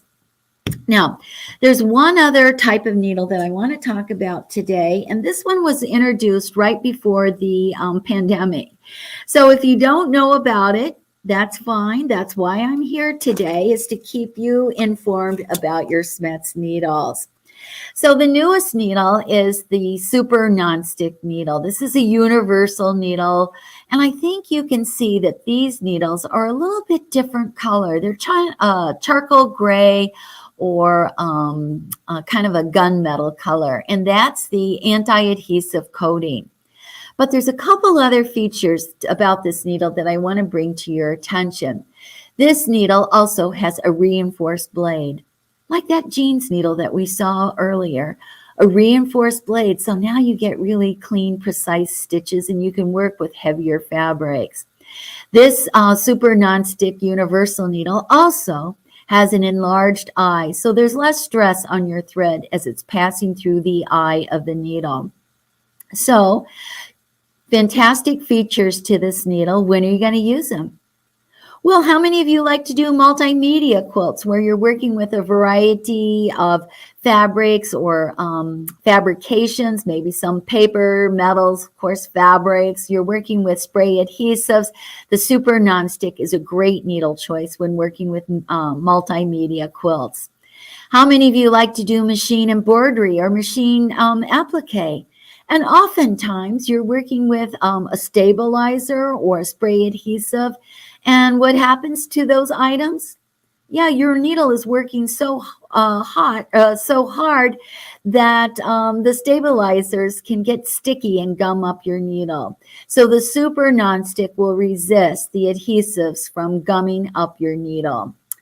If you like to sew on oilcloth or splash fabric, the Super Nonstick's a great choice. And what about vinyl? Yes, use the Super Nonstick when you're sewing on vinyl. What happens when you sew on vinyl? The vinyl gets warm, and then the vinyl has a tendency to hug your needle, and now you can't see where you're sewing. So the Super Nonstick lets you sew through vinyl easily. And there's one other application super for the nonstick needle, and that's when you're working with hoop and loop tape or Velcro, which is really, if you stop and think about it, kind of an odd fabrication. It's fuzzy, it's sticky, and it's crispy.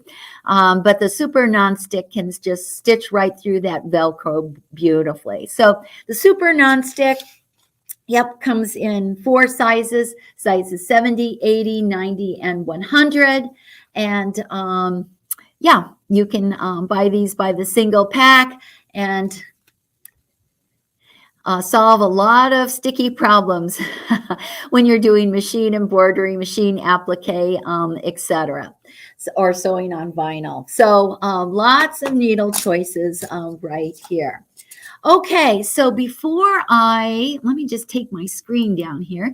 Before I move along to my next segment, are there any questions about the parts of the needle or specific needle types? Okay, I see Darcy said that vinyl is hard to sew and that she needs the nonstick needle. Yeah, you'll find that makes a huge difference. Let me just scroll through. Oh, okay. Renee sews with vinyl also, and she's going to give the nonstick a chance. Okay. Maria's asking if Sewing Parts Online has the nonstick needles, and I did see them on the website earlier. So I'm sure Tricia or Brian will come on later and tell you how you can get those, and they might be bundled up too. Okay, Marissa's saying, a game changer. Okay, well, let me just scoot along. And Brian, if you can move along to the next slide. Yes. What is the most popular question that I get asked? And that is, how long does a needle last? Well, here's the easy answer. Many of you learned that needles don't last forever.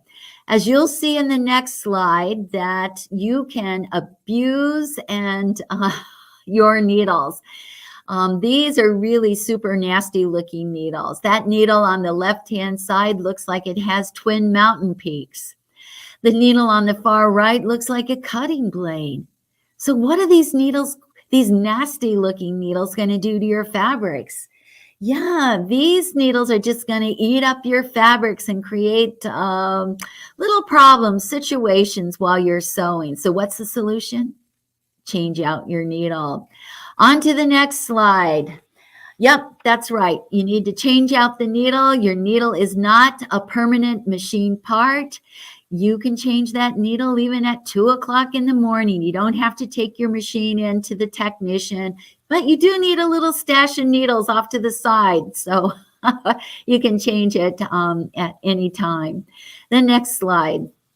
This is one of my favorites because this is the same needle in every frame.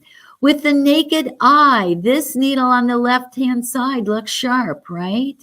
But it's the same needle, and as we look at the magnification increasing as we move to the right, you can really see how dull and nasty that needle is. It's got that super burr right there on the dull lip. It's got all those burrs and striations. So what is this needle going to do to your fabric? Yeah, it's just going to eat up your fabric. So what's the solution? Just change out your needle. Needles don't last forever. Okay, next slide. They get dull with use. So don't be afraid to change out the needle. I'm not here today just to sell you more needles, but I really want you to have a wonderful sewing experience. Next slide. And okay, so Brian, if you bring me back on again. So I want you to stop and think about all the money that you're investing in your hobby. You've spent a lot of money on your machine or machines, right? Machines aren't cheap. I don't care how much you spend on your machines. It's an investment. You spent a lot of money creating a fabric stash or stashes, or shall I say curated fabrics. You've spent a lot of money collecting all those beautiful threads. You've spent a lot of money on patterns, books, retreats, classes, etc. You spend a lot of time sewing, piecing, quilting, etc. And time, your time is an investment too. So let's complete that investment cycle that starts with your machine, moves through your fabric and your thread and your time. So let's complete that investment right down to the hardest working 2-inch piece of steel in your sewing machine, the Smets needle. And I might add the least expensive part to your machine too. So have some needles handy so that you can change them out. Okay, the other thing I want to mention about needles is that oftentimes we juggle projects, right?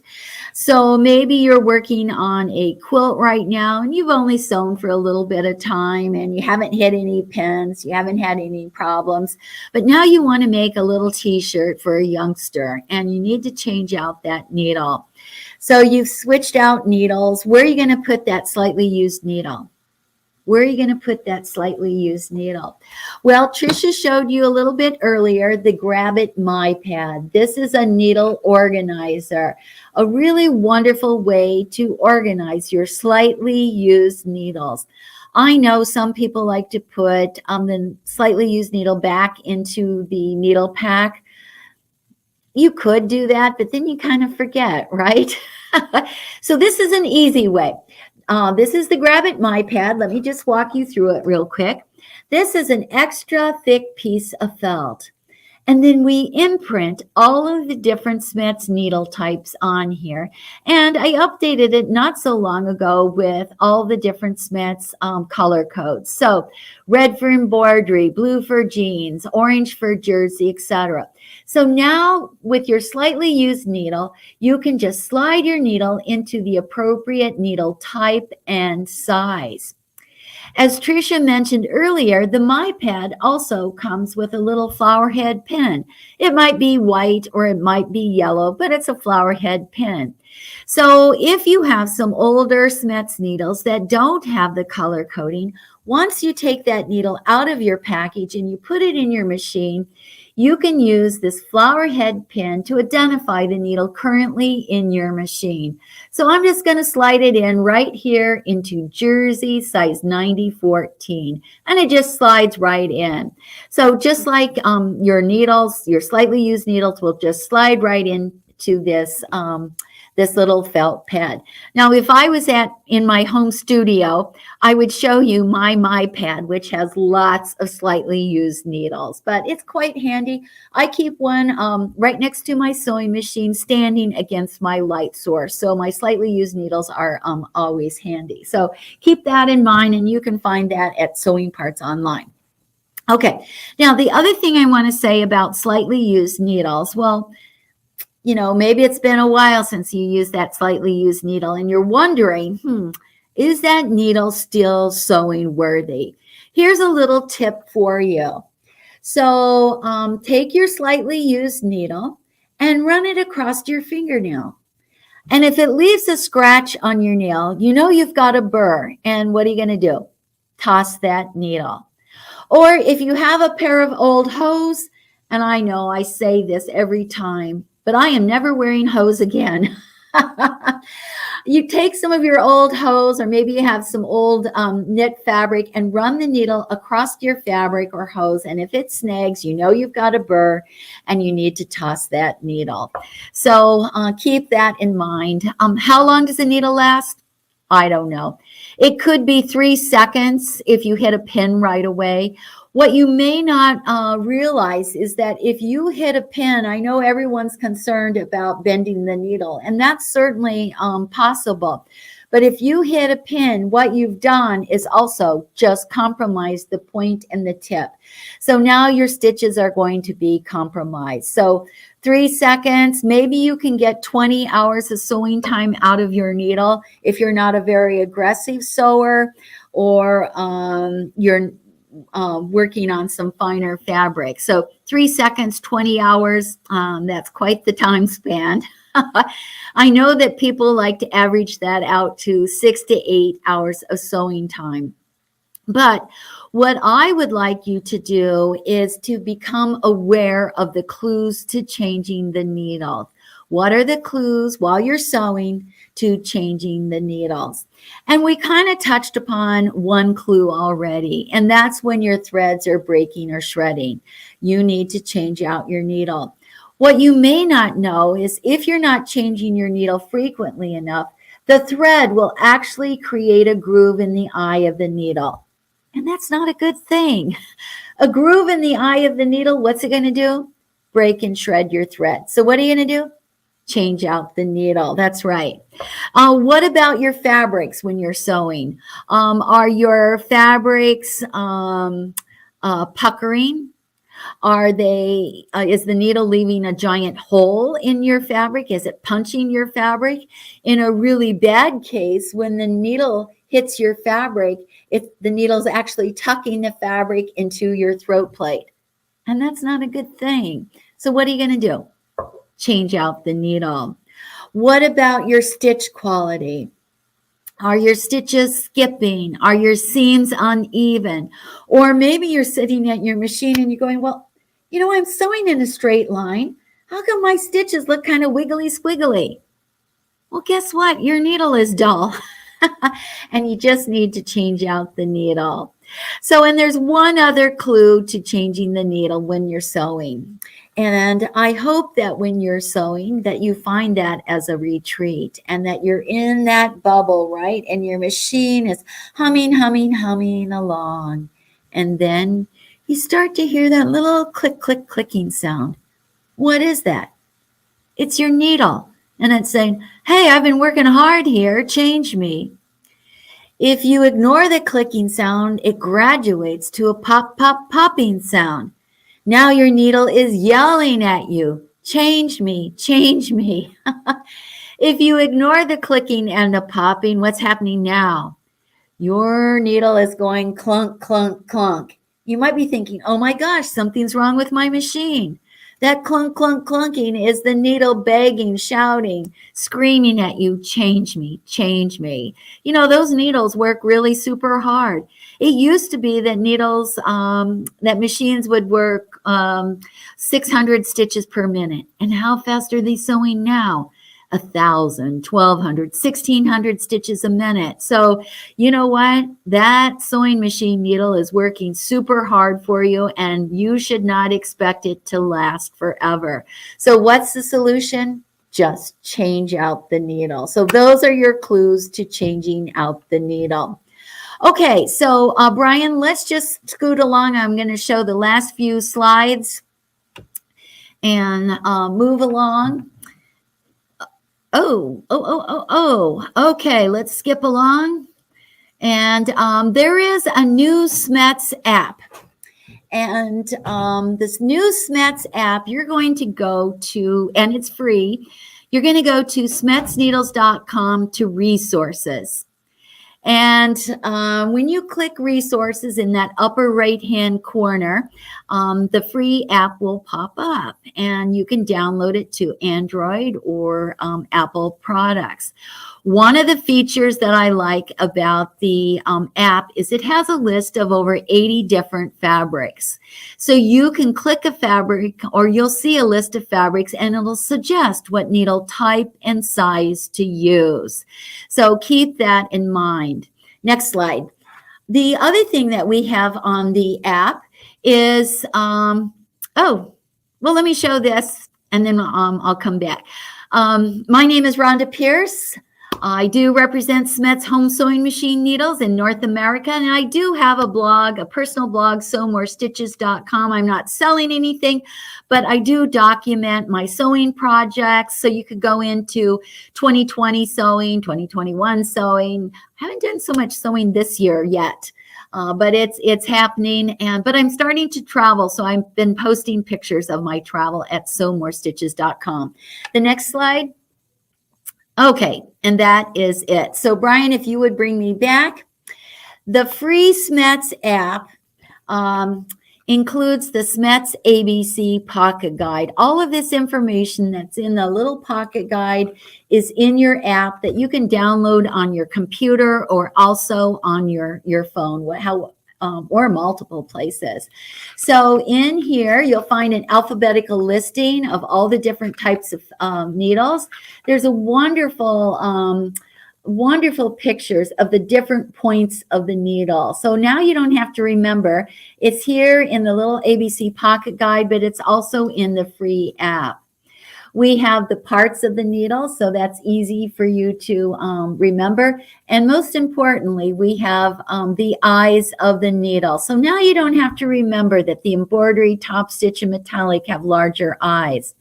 And of course, I'd be remiss if I didn't mention clues to changing the needle are in here too. So the color chart, the SMETS color chart is in here. A review of what all those numbers mean on your little SMETS needle pack. How many of you remember what 130-705H means? That's a flat shank needle with a scarf that you can use in 99% of all of our home sewing machines. And then we photographed all the different SMETS needle types. We tell you what the special features are, sizes, etc. At the back of this little booklet, then you will find the alphabetical listing of fabrics and needles, type and size suggestions. So all of this is in the free app. What's also in the free app is a connection to thread companies.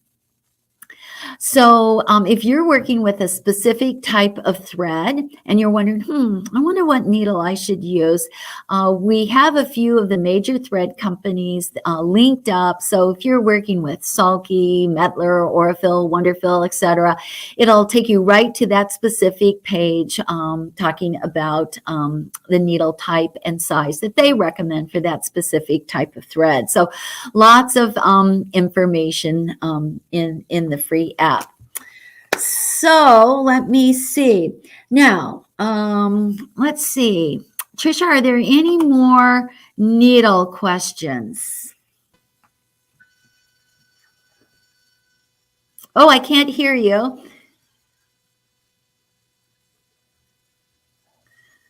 Can't hear you. Can you hear me? Yes, I can hear Brian. Okay.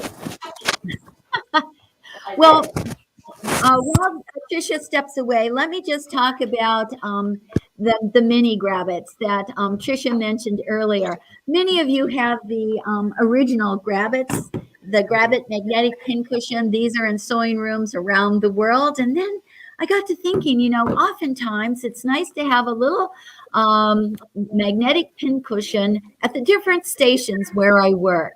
So when I put this mini grabbit collection together, I was thinking, a mini grabbit at my sewing machine or sewing table, one at my ironing board, and one at my easy chair when I'm doing handwork. And then I'm thinking, well, you know what? Why limit it to sewing? So, you know, there's always that junk drawer. You could put a mini grabbit in there to collect paper clips, nuts and bolts, and nails, etc. Or we use grabbits right here in our office too. So the mini grabbit, you know what? It's a fun item to use yourself. It's a fun gift item too. So also from the grabbit line,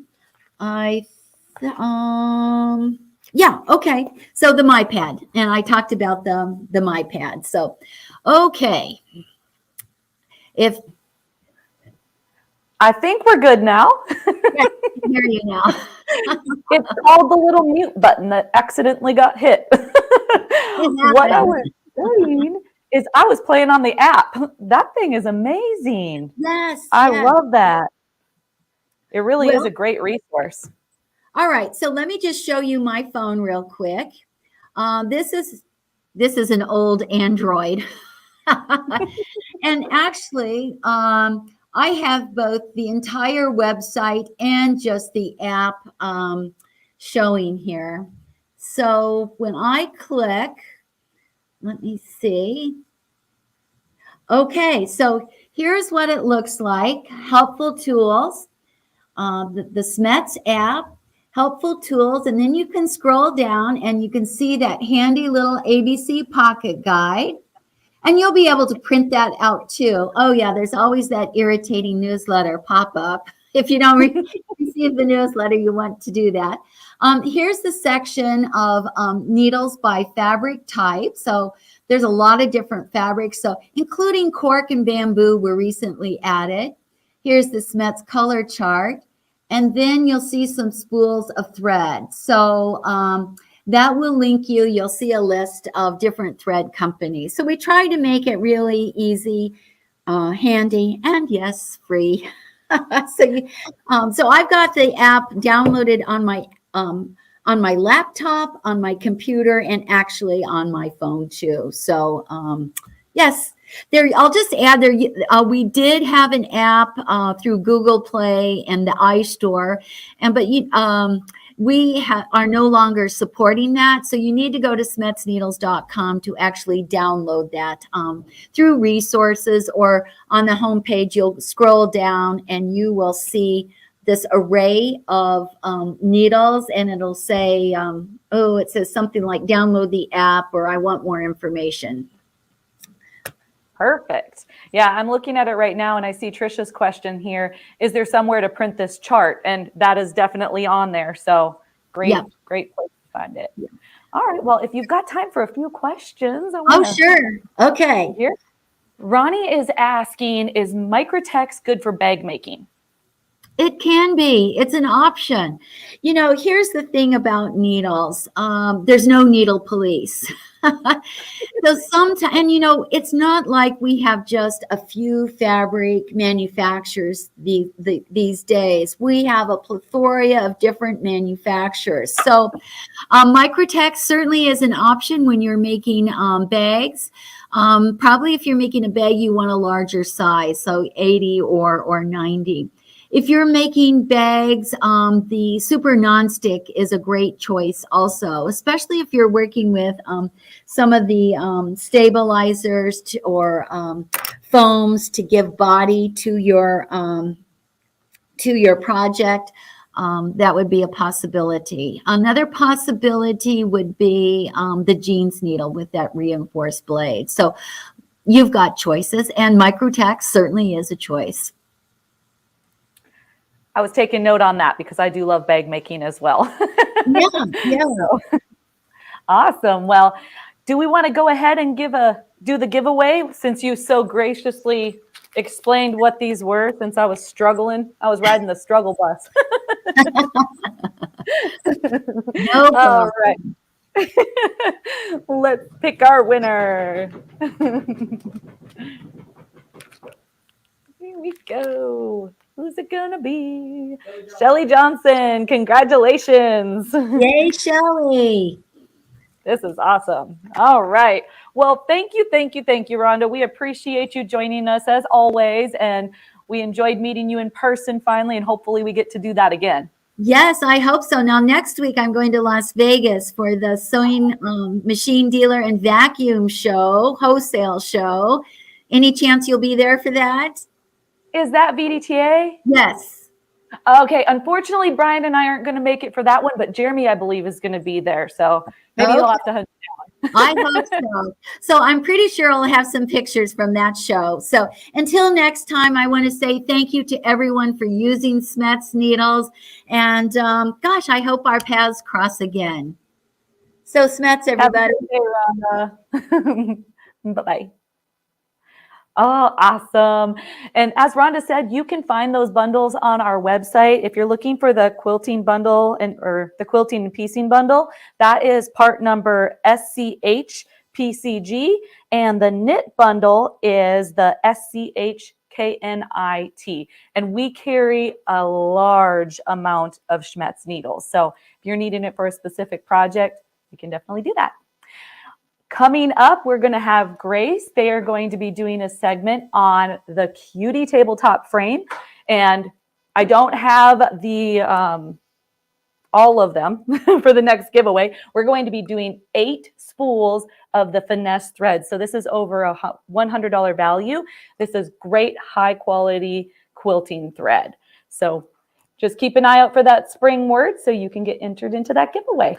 I just want to pop on really quickly because we decided to do something for 2 people. Yes. I've got it right here too. Lovely. So I've got 2 packs of the quilting bundles for the Smets needles for, let me see. 2 of our local followers. Mm-hmm. Where am I? Why isn't it? Oh, I unstarted it. Oh, I've got their names right here.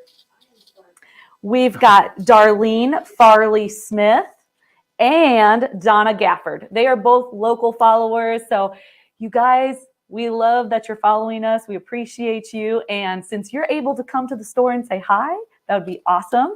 And we're going to leave these bundles up with Dennis. If you want to just stop by, you can pick up the lovely bundle. So that's going to be the 5-pack of needles and the luggage tag. Just a little thank you from us to you. All right, let's go ahead and pull up Grace. Hello, Melinda. I see you're all by yourself today. Oh, your mic is muted. There we go. Can you hear me now? There we go. How are you doing today? I am well. You know, the sun's shining again today. Temperatures are warming up a little bit more. It's Friday. I mean, what else? What more could you ask for? Besides being on Sewing Parts Online, SewCreative. So, Aww. Yeah. Well, thank you so much for joining us. I don't think I've ever seen anybody do it by themselves from Grace. So this is going to be fun. I'm excited to see your presentation. Yes, so I'm definitely excited to be here. So again, I'm Melinda Romero, account executive with Grace Company. Today, Tricia, we're going to be talking about the Cutie. We do have a video, and then I have some ideas for after the video as well. But yeah, I mean, the Cutie has been our #1 selling product probably for the last year and a half-ish that we've had the Cutie. It's phenomenal. It appeals to so many different people. You know, you know, talk to people and you've been to shows and you see the orders that comes through sewing parts online. So it's been a game changer. So super excited to talk about it today. Sounds great. Well, I'll let you take it away. If you need me, I'll be in the background. All right. Awesome. So again, yes, today I'm by myself today, but that's okay. I want to, thank everybody for tuning in. I just want to know, of everybody that's on right now, how many people, this is day 4 of Sewing Parts Online, how many people have been here from the first day all the way until today? I would love to see, either me or a 1 in the comments. I just want to know who's been here for it all. So we'll give it just a moment, to see some of those comments coming through. Tracy, Lori, Susan, Greta. That's awesome. Sewing Parts Online, everybody that's been tuning in, wonderful followers, great, customer rapport between Sewing Parts Online and customers. I love seeing it. Christy Gray has been here about midweek. Vivian has been here the whole time. Pam Marvice has been here the whole time. I love it. Super exciting.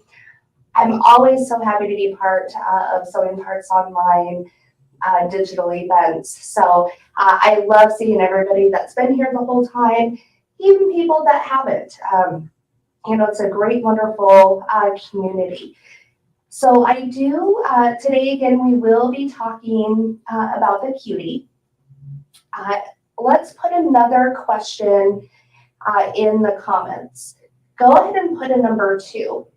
If you have the Cutie already and you love it and you would recommend it for a friend or a family member. So again, put a number 2 if you already have the Cutie and would recommend it to somebody else. We'll give everybody just a minute to go ahead and put those comments in.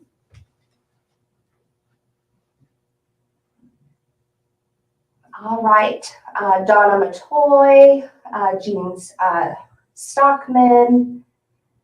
Let's see, who else? Lots of 2s coming in, and they're going quite fast, so it's hard to catch all of the names. But yes, if you have seen the Cutie, you know just what a game changer the Cutie can be for quilting. It's a perfect way to be able to use your at-home sewing machine and be able to quilt with it. I know I've heard all the stories of people, trying to push all of their fabric through the throat of their machine. They're pushing the fabric, they're trying to manage the fabric. They have fabric propped up on tables around their sewing machine. They have fabric draping over their shoulders. It can be pretty intense from what I've heard. I personally have never tried pushing fabric through my sewing machine to quilt. I don't think I would have the patience for it. So with the Cutie is going to allow you to put your machine, everyday at-home machine, on a frame and be able to move the machine over your fabric. So I'm going to, we'll load our video here in just a moment. But again, the Cutie, if you haven't seen it, if you haven't used it, total, complete game changer. And again, so many twos that came through the chat of people that have the Cutie and would recommend it. So without further ado, I'll go ahead and load that video. Then we'll come back, we'll talk about the video, what we've learned, and of course answer any questions. So we'll be back in just a moment.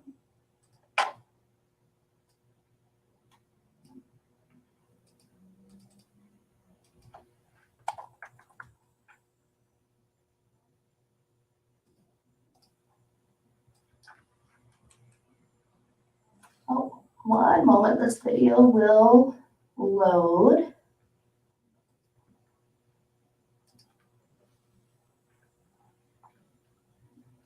Oh, go.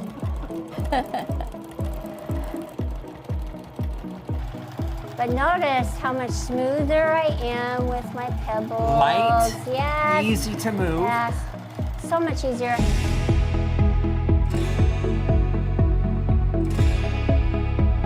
Hey, Carla. Hey, Nathan. I'm excited to be here. Me too. You have a domestic machine. You have some fabric. You're going to get into quilting. I'm going to attempt to get into quilting, Love it. yes. Where are we going to begin? We're going to set up our machine for free motion quilting. And what you'll need to do is change your foot, put your feed dogs down, and get your table. The feed dogs are what move your fabric through while you're piecing, and they tend to grab the fabric, so we want to put the feed dogs down. So we want a smooth surface to be able to manipulate the fabric and do our beautiful designs. So now, Carla, I know we're going to be switching the foot. You mentioned the darning foot, the quilting foot, or the embroidery foot, okay? It's a rounded or open toe for you to be able to move without it grabbing your fabric. It's not hard to change your feet. I'm just going to loosen it with my screwdriver and then undo the thumb screw and take the foot out. And I want to do it enough that I can slide my embroidery foot or darning foot on. Great. Now we've got the right foot on there. Yeah. Now, Carla, here's the big part. We're going to go ahead and we're going to quilt. Yeah, we're going to attempt to quilt. All right, so usually, there are several different ways. A lot of quilters will show how to quilt, and they have their own techniques, and they're really good at it. I have a struggle when I'm sewing a binding on a big, heavy quilt, that if it's hanging off the side, it's going to pull away from me. So I usually like to use some sort of system to kind of help me manage it. But that's one of the struggles that I have when I'm trying to free motion quilt, just using my machine and the table, is managing the fabric. So we have the fabric set up. Right, and you're going to see my challenges and how uncomfortable it is for me. Number one, I want to talk about the positioning. When you're free motion quilting and being able to be angled so your shoulders are nice and straight, you're not hunched over like this, we have a tendency to really get our faces in there. On this one, you're really multitasking. You're using your foot pedal to gauge your speed, so you have to think about the pressure, and then you're also moving the fabric at the same time to get your stitch length. So I'm going to place my hands just like this. I'm going to pull at my thread. You want to make sure that you put your presser foot down, but I'm pushing down because that's what I feel like I need to do. But really you shouldn't, because then it pushes the fabric down and it's not going to allow you that free motion that you're wanting. So see, as I'm pushing it through, I'm just going to go little distances and stop. It's pulling on this side, so it's not even moving under the foot very easily. So maybe if I just don't push down quite so hard. If you're at home and you're using the machine, you have some of these kind of experiences. Carly, you talked about the pressure, holding, moving, pushing, that those things are all... I feel like I want to grab the fabric and pull it through. That's what I feel like I would want to do. I'm trying to do a little pebble here, but something I'm pretty good at on the frame. But notice, listen to my machine. I'm having a hard time just getting that sweet spot. Slowing it down necessarily. Carla, thank you very much. How are you feeling about this? It's tough. It's really tough to do. And I'm finding that I'm tensing up because I want it to look so good and so pretty, and it's going to take me a lot of practice, and I promise I will get better as the more I practice. This is one of the reasons I think that you love a frame. Yes. And we're going to talk about the difference between moving fabric under the needle quickly and then moving the pen over the fabric.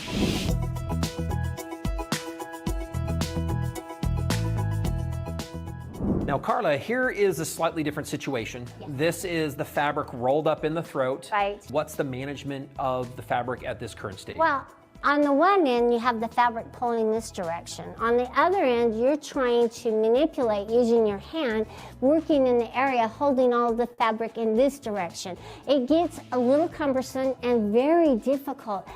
And it starts to weigh. See, I broke my wrist a while back, and it really starts to wear on my wrist and on my shoulders. That's where we really feel it.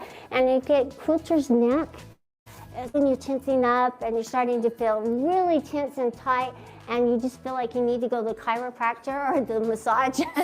That's when you need a massage chair at home. Right, So that's right. Now, Carla, I also have heard that when you're starting, that some of the ladies will put this that's up over their shoulder. It's all over, depending on how big. And they have contraptions in their house to It hold gets the hot. fabric. It's heavy. Yes. The stress, not only on your hands, your wrists, like you said, your necks and your shoulders.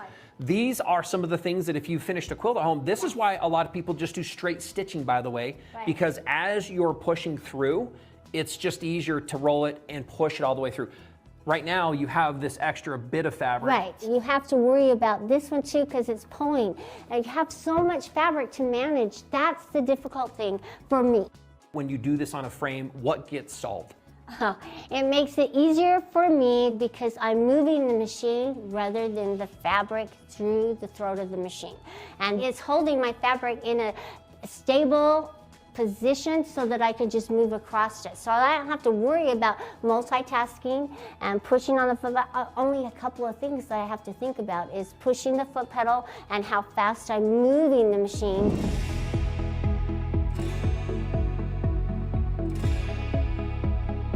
Okay, Carla, this is the signing challenge. Right. So, Carla, we're going to have you sign your name. Okay. All right, here we go, Nathan. Okay, I'm going to come down this way. And notice I'm catching on there, but I'm going to try it. Now I'm going to go back and do my...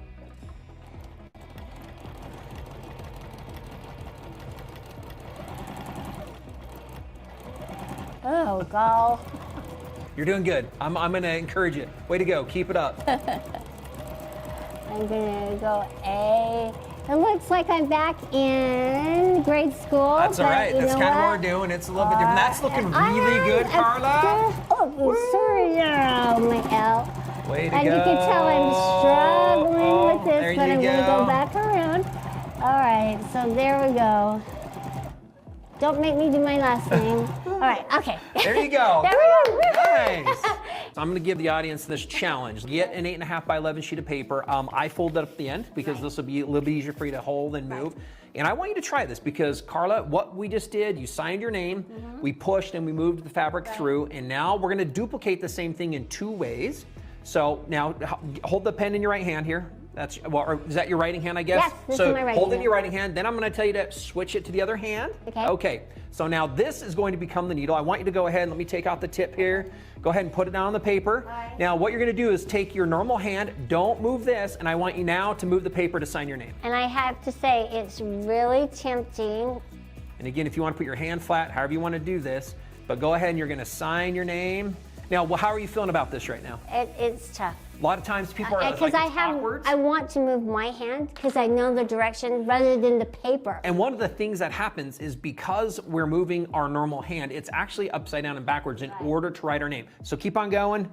One more, get the L there. Okay, that's good. All right, now what I want you to do is pick it up with your normal writing hand, and I just want you to go ahead and sign your name for me. Nice and easy, fast. Go ahead and put it on out there. I'm not picking it up because that's the way you quilt. Okay? Well, just like signing your name at home. So if you're going to be signing your name, let me ask, how much easier was that? Oh man, it's a walk in the park. Walk in the park. So if you're at home and you have a sheet of paper, great. If not, I would encourage you, you can do this with your hands. If I'm right-handed, normally I would write this way. So, okay, let's take my left hand, and now I will try to sign my name on my hand. Trust me, it is not as easy. And look how jerky it looks. I mean, and look how smooth this one looks. So big difference because I'm trying to stop and start and push the paper under the pin. Pushing, starting, stopping. It's backwards in your mind. Right. you know, and so a lot of these things, if you think about it, when we sign our name, it's the same way we've drawn, when we draw our stick figures. We're gonna have thread buildup and stuff like that. We really will. Same when we color. All these things that you've done as you've grown up is the process that we're gonna introduce you to in just a minute. And we're gonna now do the same challenge, Carla, on the Cutie frame with the same domestic machine. Nice.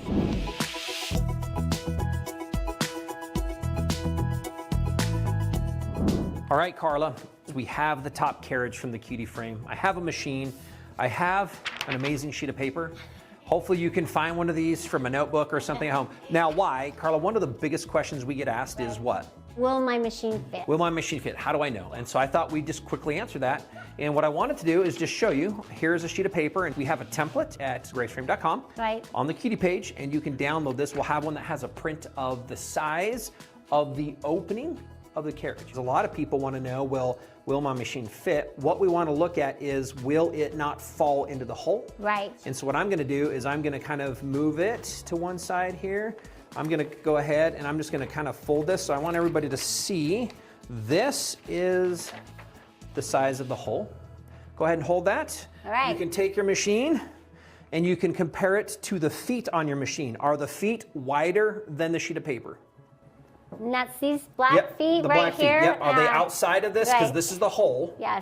So the answer is yes. See how the feet are wider? What that means is that when the machine goes to sit here, can you see how those feet then are going to sit so that it won't fall into the hole? Now, the width of the machines change as well. I'm going to take a sheet of paper again. Okay.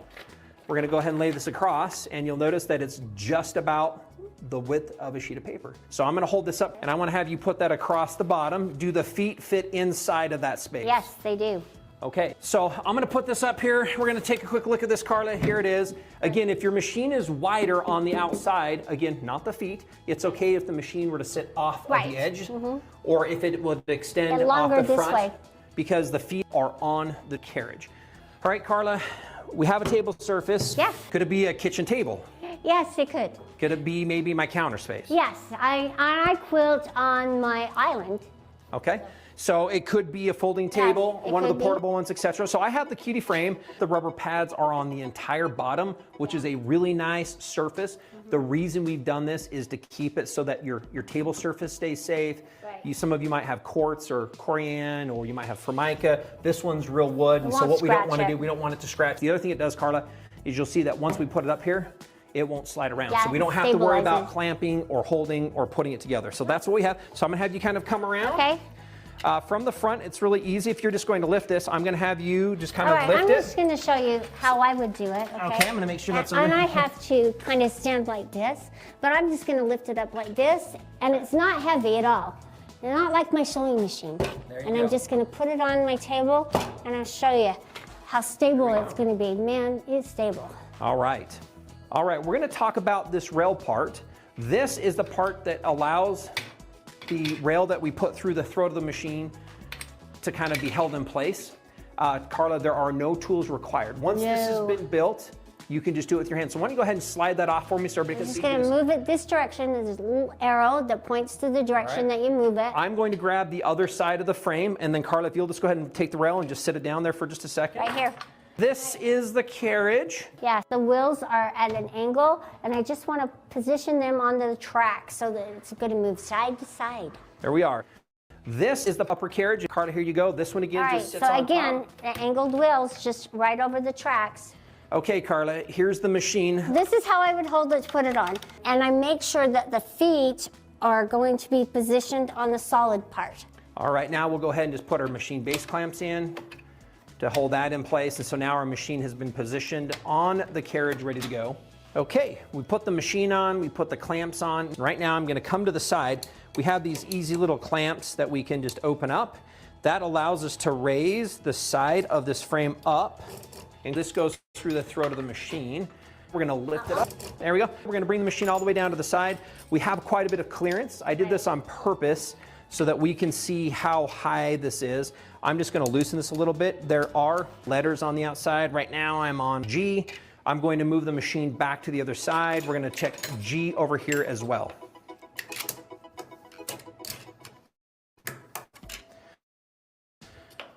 Equal both left and right.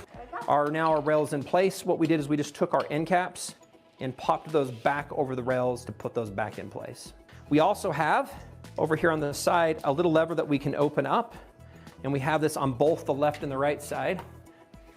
And then this allows us to pull the rail out so that the machine can clear the front. I will set both of these here right at the front number. Locking that back in place keeps that from moving. Again, if it's open, we can push it in and pull it out. Again, locking that in place allows us to have the right clearance on the machine from front to back. So as I pushed it all the way to the back of the machine so that I could position the pole. I do want to just briefly talk about the materials, and this is one thing you like to talk about. We like to put our thumb here. It makes it easy to get these off. Yes, it does. It really does help. But with this, I'm going to have you hold that for a minute. I'm going to grab another one here. We have taken all of the parts of this frame and we've made them out of the materials that will make them the most durable for the purpose. These are made out of polycarbonate, which means they're very springy, and the shape is different and unique because on the frame, we actually utilize square rails also, which is very different. So the shape, once we clamp it, allows it to work like a ratchet in order to create tension on the frame. All together, we have 7 different clips. Again, we've got 2 sides. That's used when the fabric is wide. The ones in the throat of the machine are a little bit different because they don't ratchet, they stay in place. And then we have the front ones. These ones we use to create tension.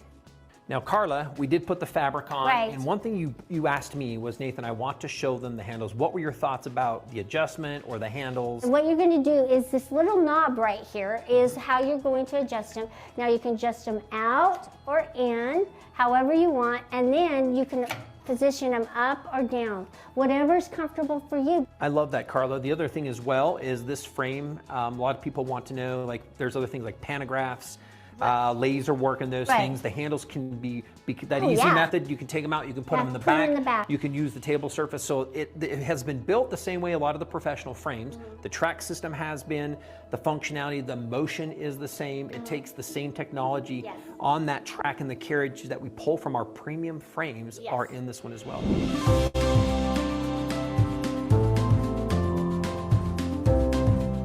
Okay, Carla, you did the free motion with this just sitting down on a table, and now we're going to do that on the Cutie frame. Go ahead, and I'm excited to see some pebbling. All right, and I'm going to start quilting.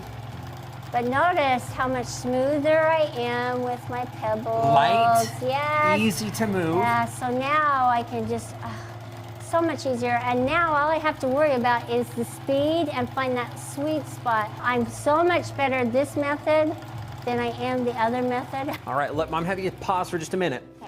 Why are you feeling more comfortable doing this than what you were doing? Because I'm able to move the machine just like I would my pencil or my pen across the quilt, like I'm writing.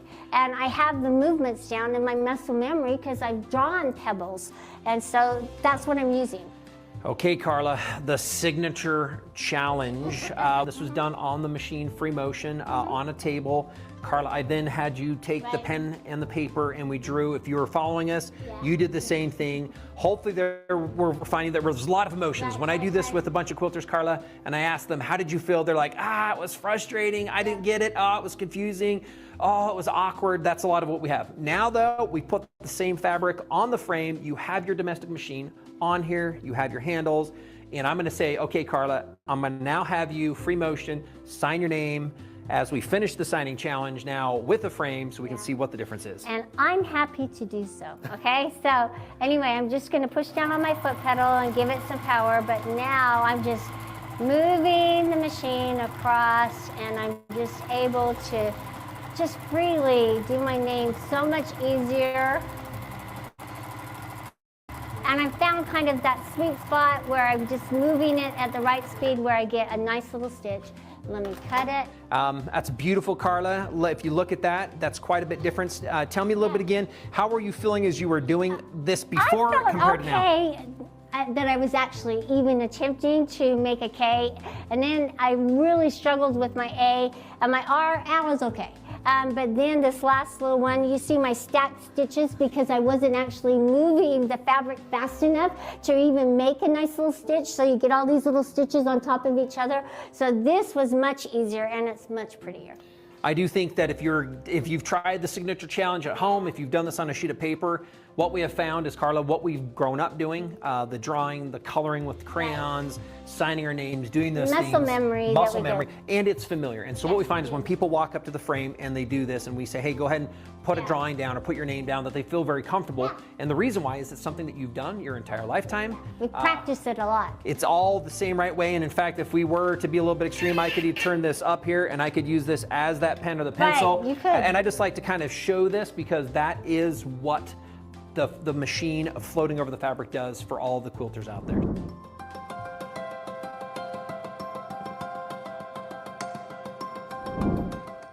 One thing that a lot of customers are concerned about is how to easily move the fabric from one position to the next as your team.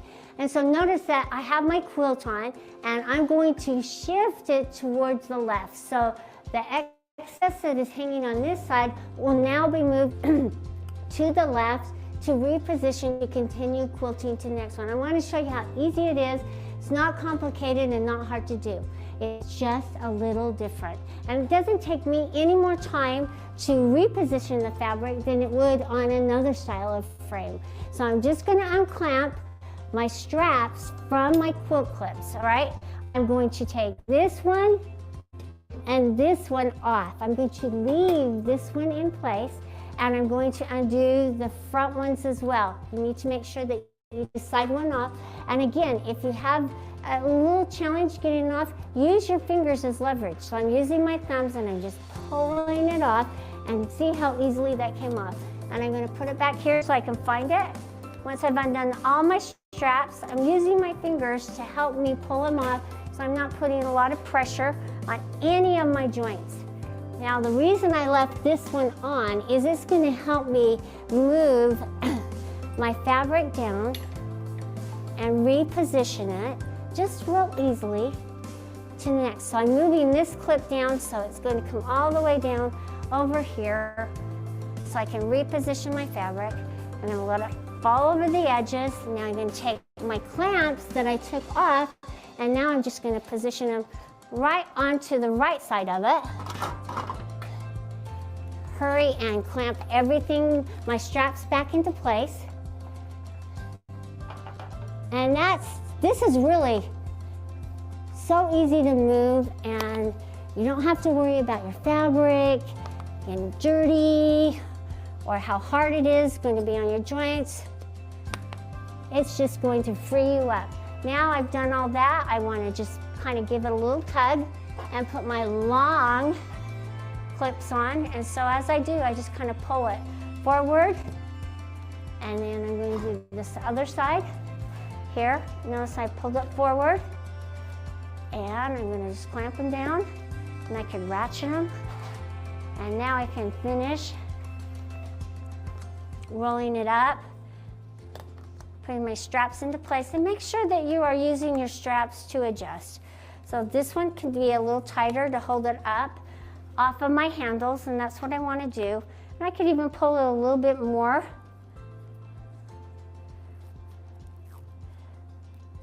Okay, that's going to hold it up really nice. So make sure that you're adjusting your straps to accommodate the bulk. And then the excess elastic, it's made to go in the little clip. So if you'll use it like that, it'll keep your straps from being sewn down underneath your fabric. Okay. See, that didn't take long at all.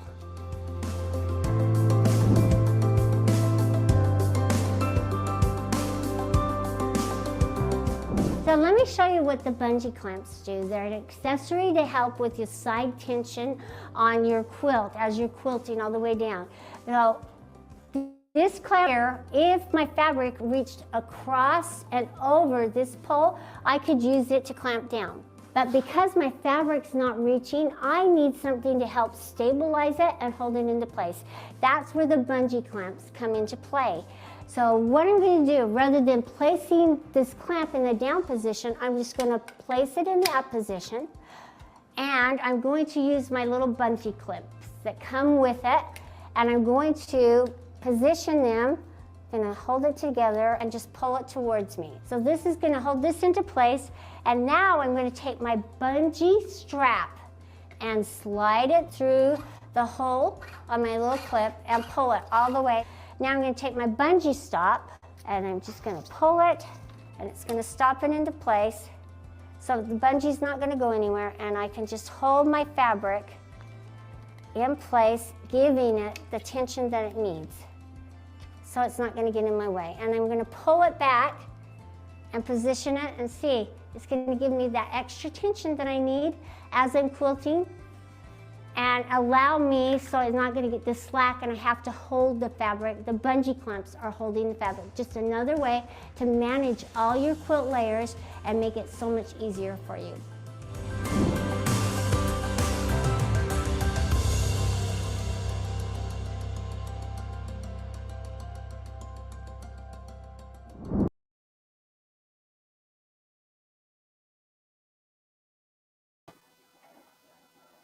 Oh, Melinda, I'm so sorry to interrupt. You're muted again. I know. I realized.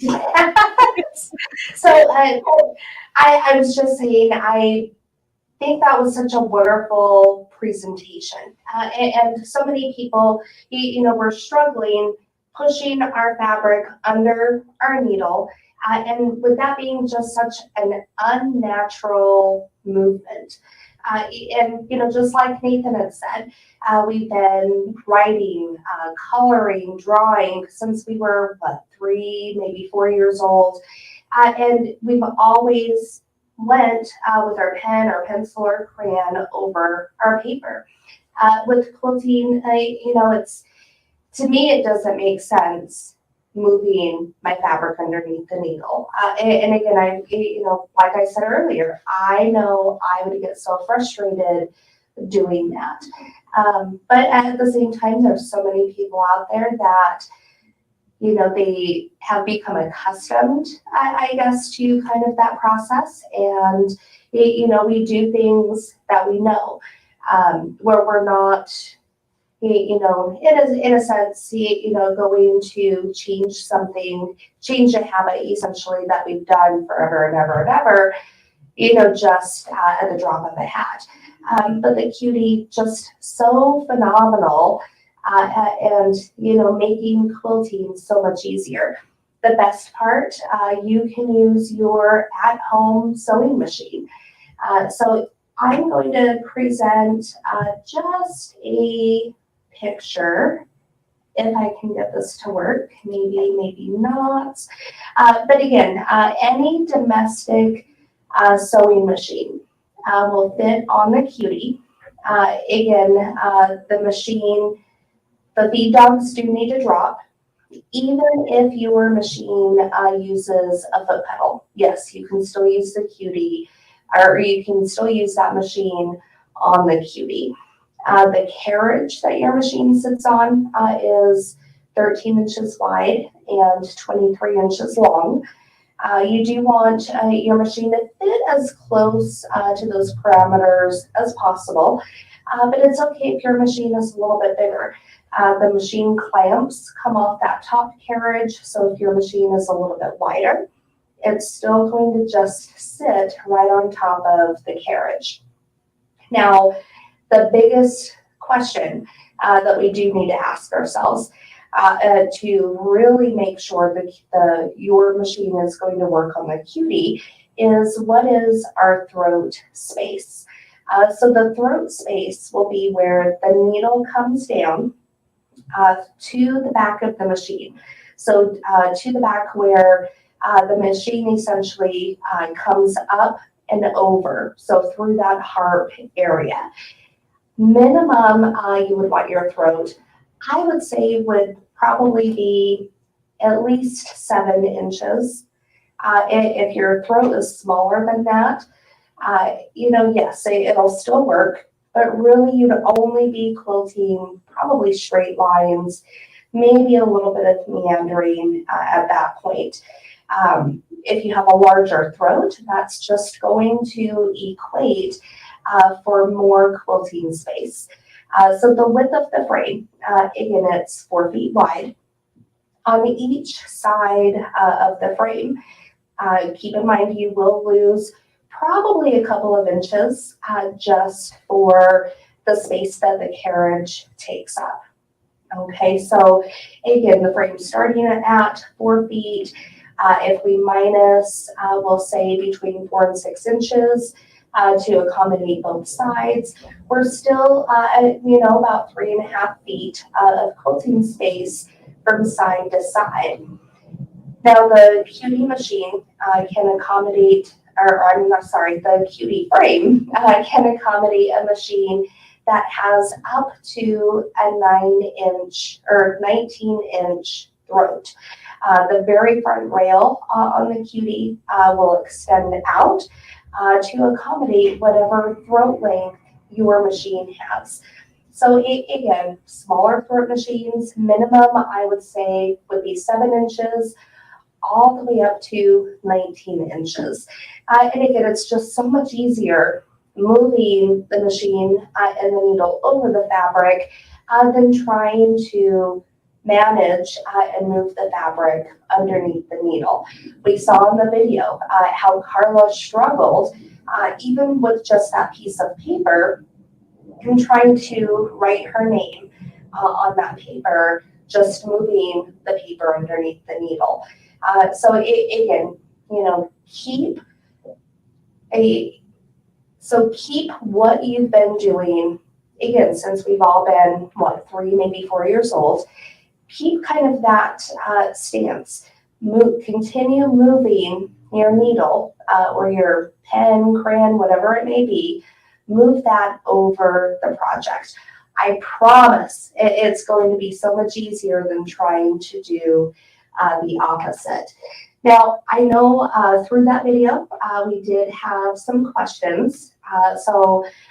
Tracy Novak had asked, I'd like to know what sewing machine people say works well with the Cutie. And I will just say almost any domestic machine will work. So again, as long as it fits kind of those parameters that we talked about, the feed dogs drop, the throat length, minimum being 7 inches, all the way up to that 19-inch. So again, whatever machine you're comfortable using, again, whether it has a foot pedal or not, as long as it fits those parameters, you're golden to use that machine on the Cutie. John and Vernon Bright had asked, are quilting gloves a personal choice, and do they help regulating pressure? I think, gloves are oftentimes used, just kind of as a precaution. I personally have never used them, but I've seen, people will wear kind of like a mesh glove when they're cutting.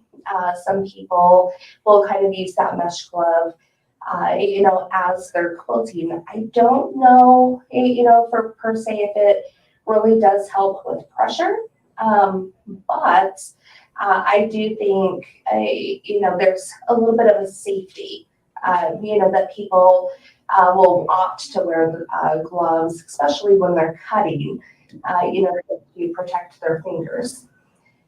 Sabrina Sandoval had asked, would I need to get an extension table first before I get the Cutie frame for her senior Futura machine? Now, the great thing about the Cutie, again, we already talked about that the frame itself is 4 feet wide. The depth of the frame, and again, it's when we're talking about the depth, there's the 2 rails on the bottom that the carriage will ride across. Now, the front rail of the frame can extend beyond that point, and that's perfectly okay. But with those 2 rails on the bottom, those rails, they're about 2 feet apart. So when we go to shows, even oftentimes here in our showroom, we'll set up a Cutie just on a simple 4x2 folding table. I will recommend whatever table that you're using. Preferably, it's going to be height adjustable, or at least it will be set at a height that will be comfortable for you as you're quilting. So again, height adjustable. This allows you to be able to quilt whether you're sitting or standing. And again, it's going to be the most comfortable for you. Can the table be bigger? Absolutely. But minimum would be that 4 feet by 2 feet in space. All right. The next question that I saw come up was from Anthony Mautern. What are the minimum dimensions needed to safely place the frame on a table? So we did go over that question. Joseph Kennedy, is the Q frame the same type as the Cutie frame?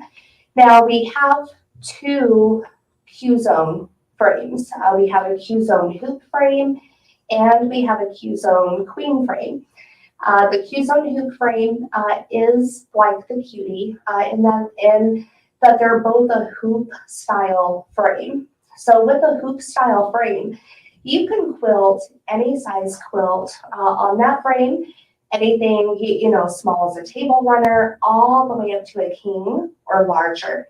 And you're able to quilt, those different size projects by simply hooping or shifting the fabric across the frame. Now we saw in the video how easy it was as Carla did shift the fabric across the Cutie. But the Q-zone hoop would work in that same exact way. The Q-zone queen is going to be a rolling rail frame. And that Q-zone queen, you can quilt all the way up to a queen size quilt. So again, very good question. There's different types of frames. The Cutie, again, it's appealing to people, 1, for the size, 2, for the price, and then 3, what size quilts would be able to be quilted on that frame. So yes, excellent question. Lynette Schneider, I hope I said that right. Her question was, can this frame accommodate the larger, where did it go? It moved. Oh, the question went away. I'm sorry. So let's take a look. Lady Fair, what's the weight limit for a sewing machine on the Cutie frame? So I would look at the weight limit of your table first. So on the Cutie frame itself, it's a stainless steel metal construction. All of our machines will fit on the frame, and the Cutie can accommodate their weight. So our machines, I would say our heaviest machine probably upwards of between maybe 40 and 50 pounds. So again, the Cutie can accommodate that weight, probably a little bit more. But again, I would certainly, go back and look at your table instructions or kind of warnings, just to see what the weight limit on that table would be. But again, the Cutie would have no problem, holding probably just about any machine. I know they can be bulky, but yes. All right.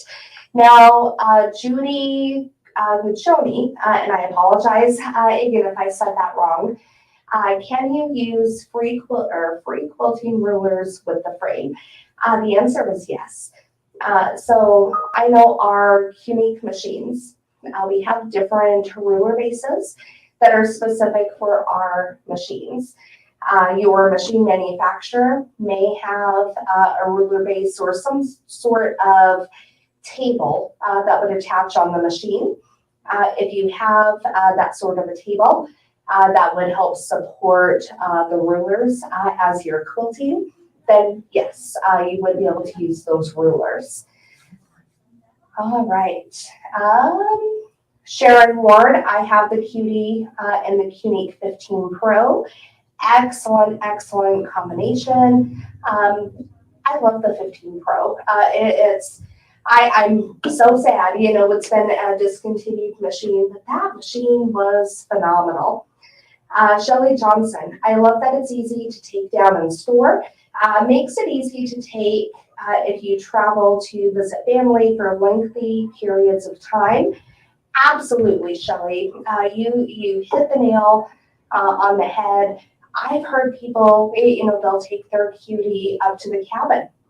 I've heard people, they'll take their Cutie outside on the patio on a beautiful, spring or summer day. So again, sky's the limit. The Cutie, it's portable, storable. There's so much versatility and so much you can do with the frame. It's just amazing. Excuse me. All right, now Lynette Schneider, one more question. Can the frame accommodate the larger combination quilting and embroidery machines made by Baby Lock and Brother?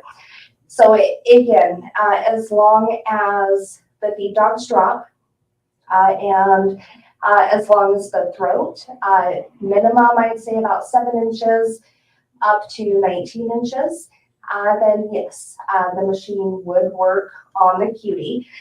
The embroidery, option may not work very well. Again, when you're quilting, usually it's going to be just a straight stitch machine. So the frame itself, it won't automatically move the carriage in the machine for you. So any embroidery designs, again, there's nothing controlling the movement of the machine and frame besides you. But again, any straight stitch options will work great. All right, one more from Tracy Novak. I'd like to know what sewing machines people say work well with the Cutie. Again, we've kind of went over this. And again, as long as the feed dogs drop, as long as you have a minimum throat, I would say of 7 inches, all the way up to 19 inches. So I know there's hundreds of different machines that are out there, older versions, newer versions. There's so many different machines. Those are going to be the key things that you want to consider if you're shopping for a machine to go with your Cutie, or if you already have a machine and you're thinking about getting the Cutie. So, all right, let's see if there's one more question. Marie Sanders, please talk about the stitch regulator for the Cutie. So yes, we have our SewCreative Elite. It's compatible with quite a few different domestic sewing machines. And what the SewCreative does is it provides speed control for your machine. So that speed control is how fast or how slow the needle is moving up and down. But then it also combines stitch regulation. So it won't matter how fast or how slow you're moving the machine across your frame. Each and every stitch will be the same perfect uniform size. So the SewCreative Elite, it has encoders that would be installed on the wheels, so the machine wheel and the carriage wheel. The encoders really is what's telling the machine or the control box where the machine is at on the frame, how fast it's going, and so forth. With the SewCreative Elite, again, that speed control, the stitch regulation, it has a built-in edge wording system, a measurement tool. So again, fantastic. It's one device that comes with several different cords for several different machines. And again, there's so many machines that are compatible with the SewCreative Elite. And I know more and more are often getting added to that compatibility list. So yes, if I had to, if I'm quilting on the Cutie, I personally do want the stitch regulation with that machine. My free motion, just controlling the stitch length and the speed of my machine, I'm horrible at that. I have gotten better, but I'll look at something that I've done without stitch regulation. I'll have short stitches, long stitches. It just doesn't look very nice. But with the stitch regulation, that's allowing me to have control over the stitches. And again, everything's the same uniform size. So again, if you're considering or have been considering the SureStitch Elite, I highly, highly recommend. Perfect addition for any free motion quilting with your domestic machine. So I don't see any more questions that were starred through the chat. Tricia, did you happen to see any questions that may have been missed? I was looking at those as well, but you answered all those, but I wrote down a couple. Okay. Speaking of the stitch regulation, so we were talking about the 16X. Now I know this is off the Cutie a little bit, but we were talking about the 16X manual. Now I know that doesn't have the stitch regulation. Is that something that you could pair with like the SureStitch Elite or anything like that? Okay, so the SureStitch Elite would not be compatible with the 16X manual. However, there is an upgrade available for the 16X manual that would provide regulation. So again, it's a little bit different, than what the SureStitch Elite is designed for. But there is that upgrade for that 16X manual to have stitch regulation. Okay, so then it would essentially be the upgrade would turn it from the 16X manual to the 16X? It would, yes. Yes, aside from the screen is going to be a little bit different. So on the manual, the 16X manual, on the front of their machine, there's a cue, and it will light up as the machine is going faster. So again, as that needle is moving up and down, that's kind of your speed gauge. So kind of like your speedometer on the car. You'll see that cue kind of light up, just letting you know, giving you a gauge of how fast you're going. Now the 16X, again, that has that little over 2-inch color touch screen display that's built in. So again, it's just going to be a little bit different between the two. Nice. So then back to the Cutie then, with having a machine that has a minimum throat of either 7 to 19 inches, that means that the 16 series up to the 19 series could work with the Cutie, just not the 21. Correct. 21. Technically the 21, it'll still fit on the Cutie, but that front rail on the Cutie will only extend out so far.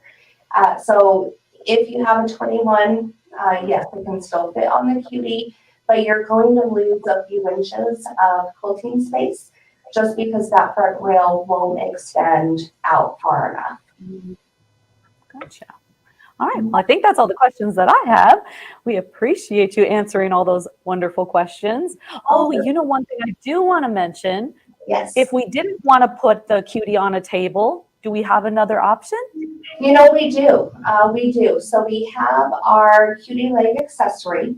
So they are metal legs that would attach to the bottom of the frame and also give you the table inserts. So you would still have that solid flat surface underneath your carriage and machine. So the Cutie legs, yes, they're a perfect addition. For the frame, they do make the frame more of a stationary frame. But yes, they can still be attached. You can still move the frame, and it's just not going to be as easy once those legs are attached. Nice. It's a nice option, though. I love that. We have that here too. Wonderful. All right. Well, Brian's pulling up the giveaway tool. I guess we're scooching on to give away some thread. All right, drum roll! Drum roll. We know that you'll give us our drum roll, right? We're going to do an 8-pack of the beautiful finesse thread. So thank you so much for this. Lynette Schneider, congratulations. Wonderful, wonderful. Yes. All right. Well, we just want to take a moment to say thank you so much to the Grace Company for joining us on multiple segments. We've had a lot of wonderful education and showing great product, and we can't wait to do it again with you. Oh, good. We love being a part of your shows, and you guys are fun and easy to work with. Our whole team loves it. So everybody, after every segment, not just for this series, but other events we've done before, everybody says that they love doing lives with you guys. So thank you very much. I'm going to speak for the whole team. We really, really appreciate that, and we love working with you as well. Agreed.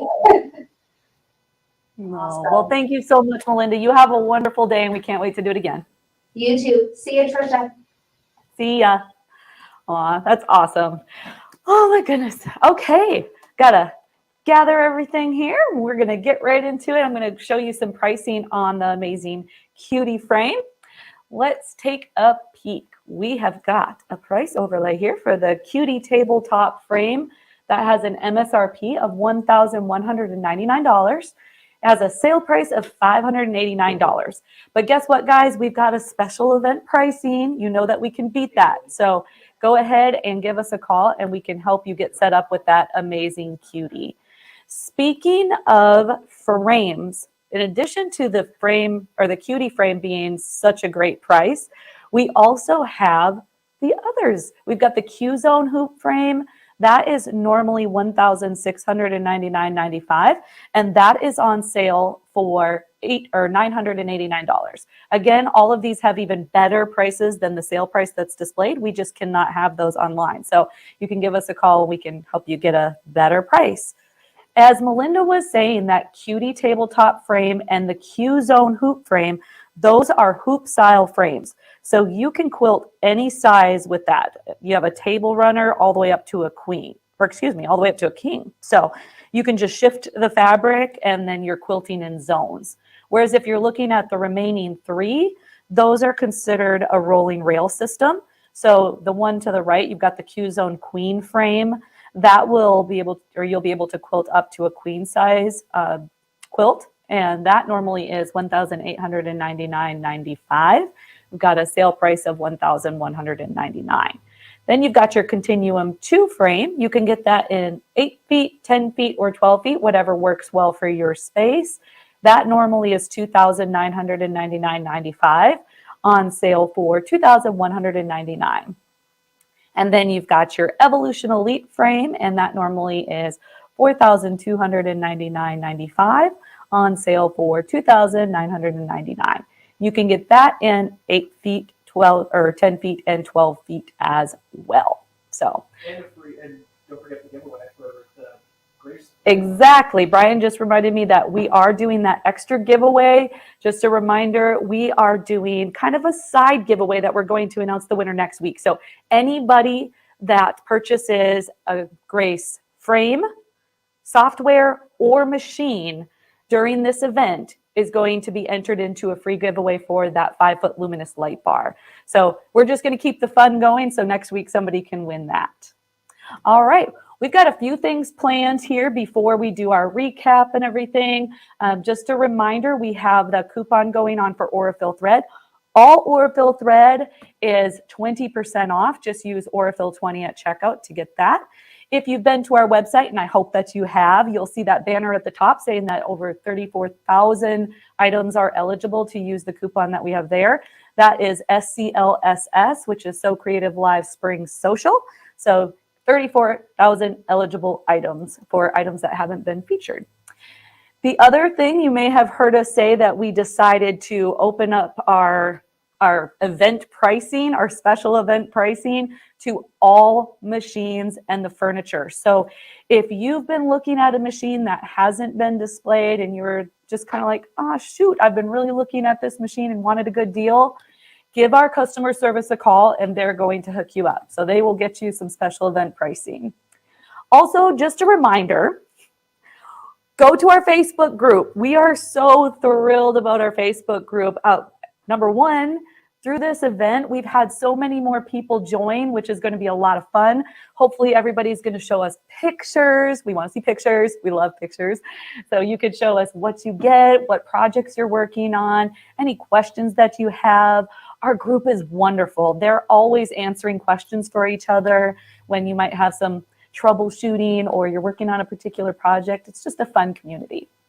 But in addition to that, we've got a few things that are available on our Facebook group that you're going to want to access. You've got that free instructional guide that Chris Marchini made, the My First Quilt. Beautiful instructions, super easy to follow. You can download that, print it out, and then go back and watch the replay of his first quilt. And not his first quilt, making it for your first quilt. He's definitely done more than one, right? Brian's laughing at me. He's like, he's done a lot more than one. But you can go through and make your first quilt very easily with Chris. It was awesome. Also, Tricia Camacho, she is with Creative Costume Academy. She supplied a free half-scale pattern. You can print that out, use that, practice moving your darts. And as she had said, it's all about the dart. That was super motivating and really inspiring, where she's just, you've got to go back and watch her segment. I can't do it any justice. You've got to go back and watch it. It was really, really cool. Also, Karen Miller, she provided a free PDF on thread weight. So if you want to have a resource that helps you with why would I use this thread, when would I use this thread, that is a really, really good resource. Speaking of thread weights, we have that subtle sampler that Karen has. So I had seen a comment come through and I did not star it. So I'm very sorry, I don't remember who asked it, but they were wanting a part number for the subtle sampler. So product specialist ladies, if you don't mind throwing that in the comments again, I'd really appreciate it. We're looking for the part number for the subtle sampler. I believe we only have a few left. This particular sampler is retired, so unfortunately you'll no longer be able to get it once they're sold out. But Karen has put together a beautiful kit with all different thread weights that you can get familiar with. So you've got the 40 weight, the 50 weight, and the 12, and then monofilament thread. So it's just a wonderful sampler. And these colors are absolutely beautiful. And I feel they're on theme with our spring, our spring social. What do y'all think? All right. Another thing that I wanted to mention, customer service had said that somebody had called in regarding the Aero furniture, asking whether or not they are knee lifter friendly. Such a great question. That information was not on our website, so we are getting it added. The answer to the question is some are and some are not. So that will be on our website. And if you have any questions, feel free to give customer service a call and they will help you determine whether or not it will work. So we've got a few things planned, right, Brian? All right, what are we going to do first? Parallel stitch foot. Parallel stitch foot. Okay, we are going to play a couple of videos for you, and then we are going to do our recap and do our giveaway. We cannot forget our giveaways. I'm hoping everybody is super excited about those. We're going to be doing a $150 Sewing Parts Online gift card, another Sewing Parts Online gift card, and then the final prize is going to be the Baby Lock Triumph. Plus, we have a couple of surprise giveaways. We have surprise giveaways. Do we want to say what that is, or are we just going to? We're going to play the parallel stitch foot video first, and then we'll let you know what they are, but we'll do a giveaway in between each pre-recorded video after the parallel stitch foot. Sounds awesome. Let's do it. Issue sewing multiple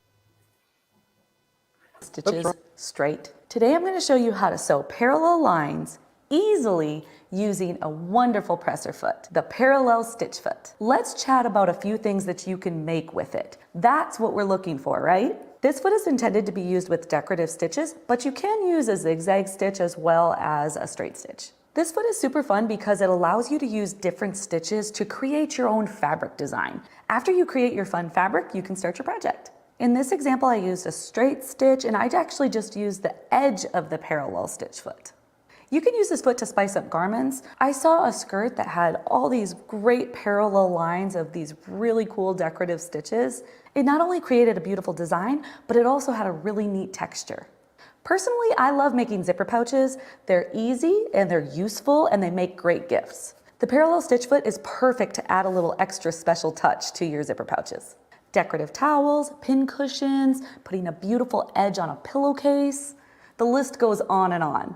I'm sure you have ideas rolling around in your head. If you do, please comment. I'd love to hear what you're thinking. Now I'll show you what the parallel stitch foot looks like, how to attach it, and how to use it.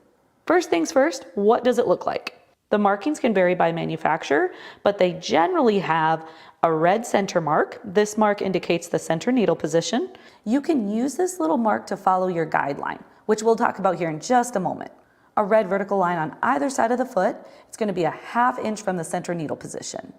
Then after that, you've got another vertical line that's a 1/4 inch increment. Also, there's usually a horizontal line. This line helps you match up your starting point of each line. On the underside of the foot, there's a large groove. This allows for the dent stitches, those decorative stitches or satin stitches, to pass under the foot smoothly. Depending on the manufacturer, it may be a screw-on or a snap-on. The one that I'm using today is a low shank generic low shank parallel stitch foot. This will fit many low shank domestic machines. However, if you have any questions about compatibility, feel free to reach out to us and we're happy to help. Some are snap-on feet. That means that your machine has a shank or a presser foot holder that remains on your machine. But by pressing the little button on the back of the foot, the snap-on foot drops off. This allows you to remove that foot, place a new foot underneath, then you can lower the shank down onto the bar of the foot and it'll click in. Makes it super easy to swap out presser feet. Now that you've seen some things that you can make with it and you know how to attach it, you're ready to go. Start with marking your first line. You can use a marking tool like an air erasable marker, that's my fave, or a tailor's chalk. At your machine, place your fabric underneath the parallel stitch foot. Line up that red center mark with your guideline. Select the stitch that you would like to use. I'm gonna go with this one. Using the red center mark, sew along your marked line. Little tip, when sewing, don't look at your needle. Make sure that you're looking at your guideline. Otherwise, it's gonna go all wonky. Once you reach the end, you can cut your thread and bring it back up to the starting point. Here's where that horizontal line comes in handy. Use the horizontal line to find your starting point. Now, depending on how far you want your stitches to be apart, you can use the vertical red lines as guides, or you can place the stitches between the red lines. And as I mentioned before, you can even use the edge of the foot as a guide. If you're new to our channel, my name is Tricia. I'm here with Sewing Parts Online, where we give fun tips, tricks, and sewing tutorials. I hope that this little tutorial has helped you and has inspired you. If you've gained anything from this video, please like and subscribe. Thank you so much for watching, and until next time, happy sewing, everybody.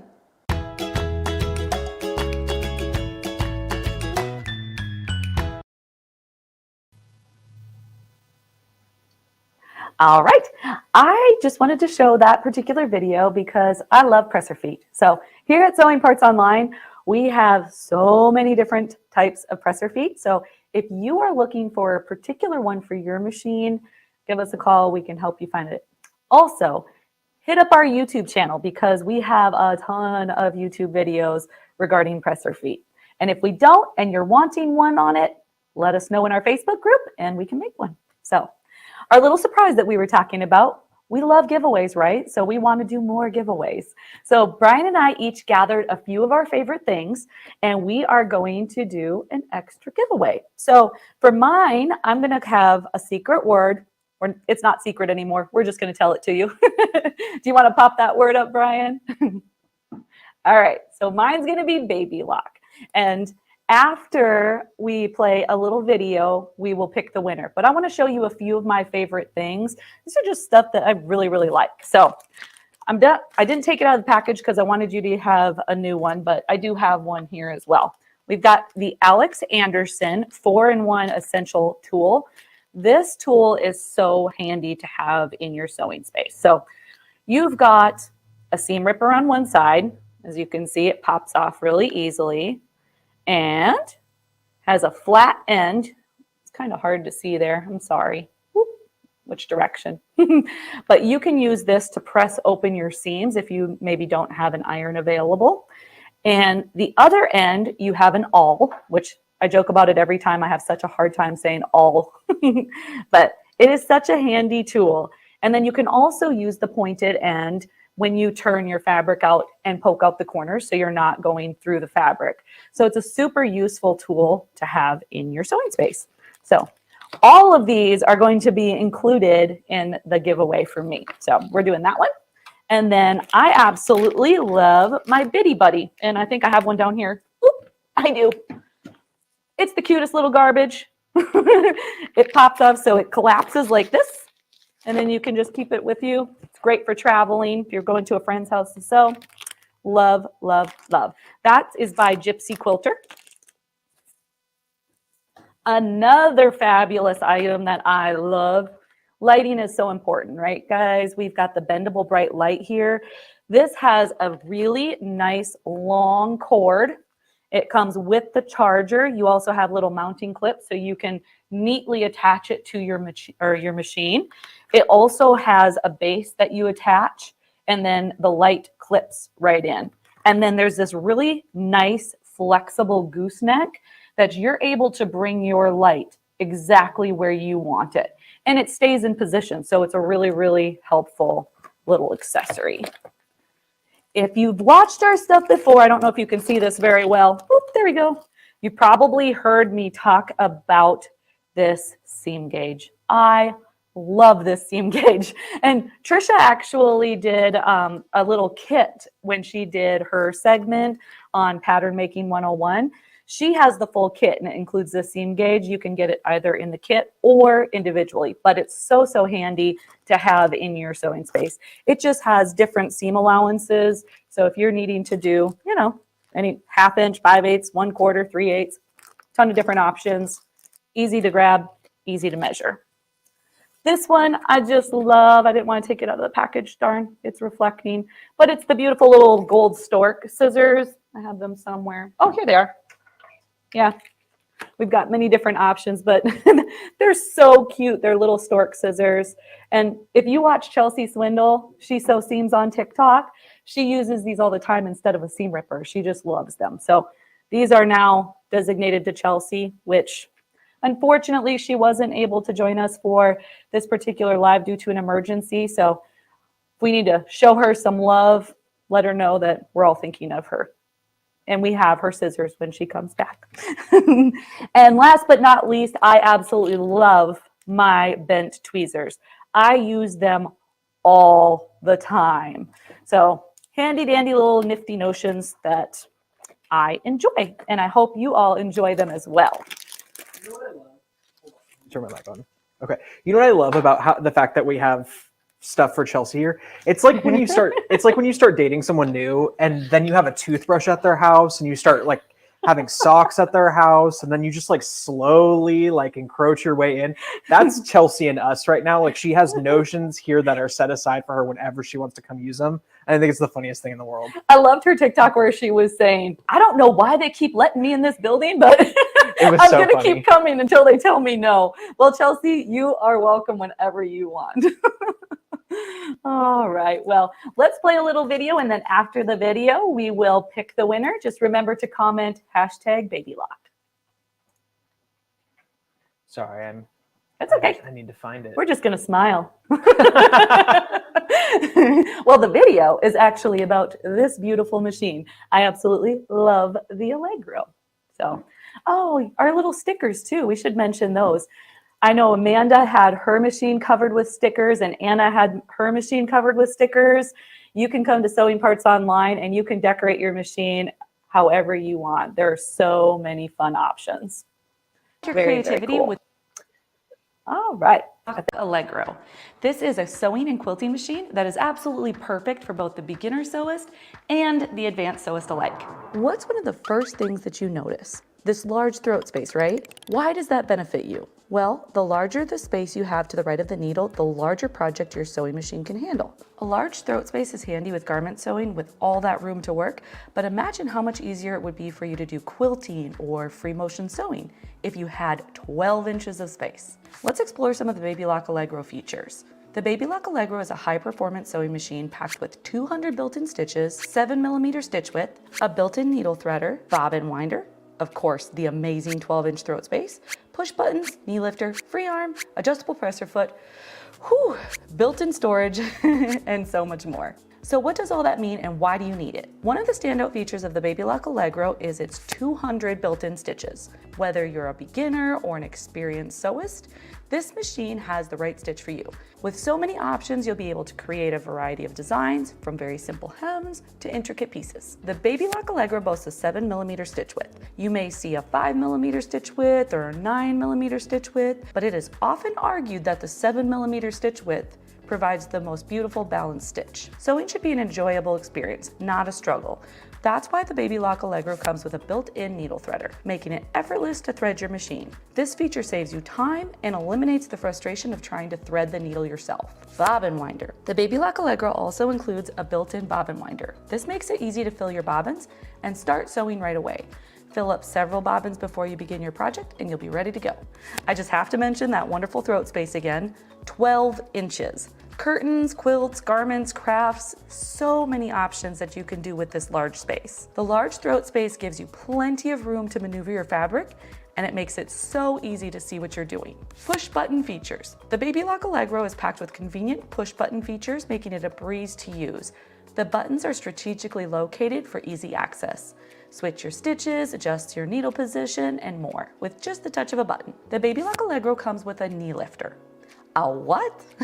You heard me right, a knee lifter. This makes it easier to manage your fabric, freeing up your hands to manipulate the fabric just so, making your sewing experience more enjoyable, and it helps you yield better results. The Baby Lock Allegro also features a free arm. This is necessary when sewing cuffs, sleeves, and other small circular items. The free arm provides a smooth and even surface to work on. The free arm feature, in my opinion, can be overlooked. The versatility this feature opens up is endless. The Baby Lock Allegro is marketed as a quilting machine because, you guessed it, that large throat space. You won't be just sewing quilts. You'll be sewing your grandbaby's dresses or sewing yourself the perfect blouse. No problem sewing those sleeves. The Baby Lock Allegro has adjustable foot pressure, allowing you to tailor the pressure to your fabric. This means that you can sew a lightweight, delicate fabric and heavy-duty fabric with equal ease. I have a few more specs for you. The weight is approximately 34 pounds, the length is 25.2 inches, the height is 12.2 inches, and the depth is 9.45 inches. Have you been dreaming about quilting on a frame? Well, the Baby Lock Allegro is perfect to pair with a Cutie tabletop frame or a Q-Zone hoop frame. Finally, the Baby Lock Allegro has built-in storage, so you can keep all of your accessories and presser feet organized and within reach. There are so many wonderful features that this machine offers. I'm unable to name them all, but I hope that this video helped you see what the Baby Lock Allegro can offer. In conclusion, the Baby Lock Allegro is a high-performance sewing machine packed with features that make sewing easy, enjoyable, and efficient. Thank you so much for watching. Until next time, happy sewing, everybody. I hope this video has... I feel really stupid. Oh my gosh. I'm singing, I feel really stupid. Y'all see the little behind the scenes, huh? Oh my goodness. Well, anywho, the Allegro is a wonderful machine. Did anybody catch my little bent tweezers in there? I told you I use them all the time. And actually the Cutie was featured in that video as well. So you can see that it pairs well with the Allegro. Somebody did ask, can you put the Allegro on a Cutie frame? You sure can. Yes. It works great, especially because you have this 12-inch throat space. So it is wonderful with the Cutie. I know we are talking about a couple of other machines that pair well with the Cutie. The TL 2010 does, and I know they had mentioned the Jazz 2 as well. I've not used that one myself, but the Allegro and the Juki are wonderful. So we're going to pick the winner of some goodies. So let's go ahead and draw our winner. I hope you enjoy them as much as I do, because these are some of my key items. All right, who's it gonna be? Laura Pig, congratulations. Yay. I hope you enjoy them. All right, well now we're gonna let Brian tell you about a few of his favorite items. Oh my goodness, I'm gonna have to multitask. So I'm gonna show my items, and then Tricia, I'm gonna let you take over so I can pull up the Juki video, okay? Okay. Sounds so good. This is the next surprise giveaway. And the first thing I have is something that I fell in love with when we went to Baby Lock. And it is the most simple thing in the world.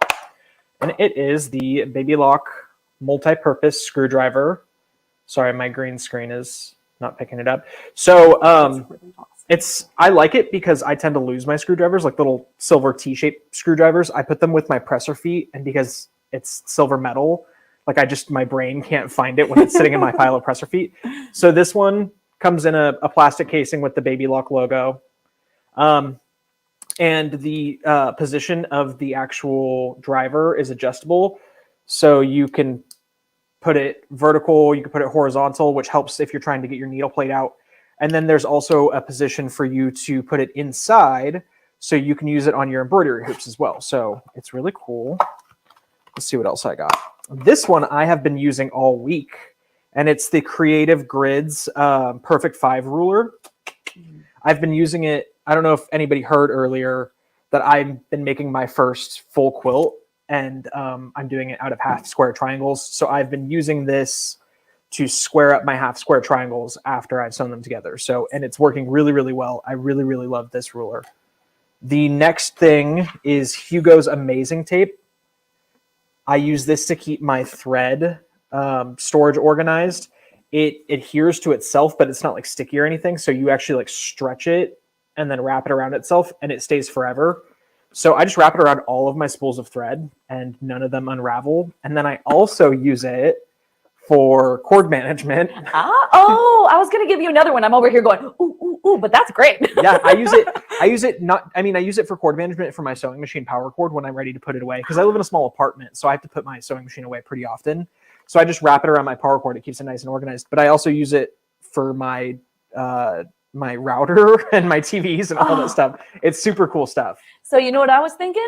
What? Ashley Dell was talking about the Floriani stabilizer, the bundle that we have available, because she's like, make sure that you like store it, and that would work great to wrap that around so you don't have your stabilizer opening up on you. Hugo's Amazing Tape. Cool. Exactly as it sounds. It's amazing. The last thing is going to be the Aurifil Necessities Thread Collection. So it is all 50 weight basic thread. It's got all of your necessities. So it's got black, it's got dove, it's got light gray, and then it's got a beige. So pretty much everything that you're going to need to do your quilt top. I do pretty much all of my quilt piecing with dove gray. That's what Kate from Aurifil taught me to do. She said, use dove gray. It works pretty much with everything, but this has all of your most neutral options to go with all of your quilt tops. So I'm going to be giving those away after my segment. Let me put in my surprise word, and then I can show it to you. Cool. And while you're doing that, I'm going to answer a couple of these questions. Paul is asking, where is the PDF on thread weight? So that is a great question. It is on our Facebook group, Sewing Parts Online Sewing Community. We have a lot of goodies there, and it is pinned at the top. That one is from Karen Miller. So let's see what else we have here. Oh, right here. Would this foot be good for machine quilting? I believe, Helen, that you're talking about the parallel stitch foot. This would be awesome for machine quilting. You'd be able to have nice parallel stitches. So very good foot for that. Let's see.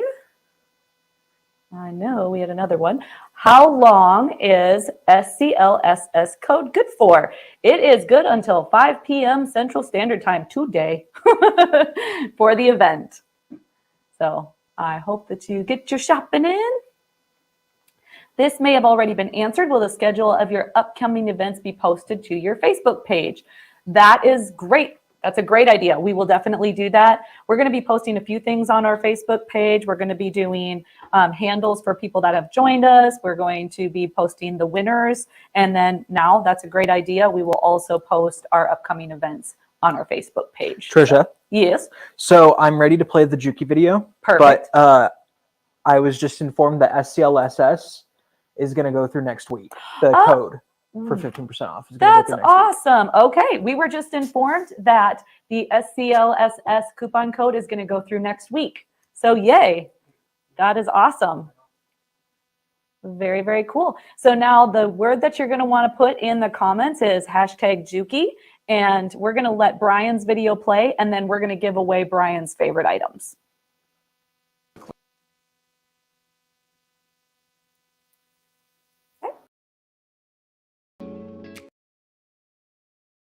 Unlock your creativity with the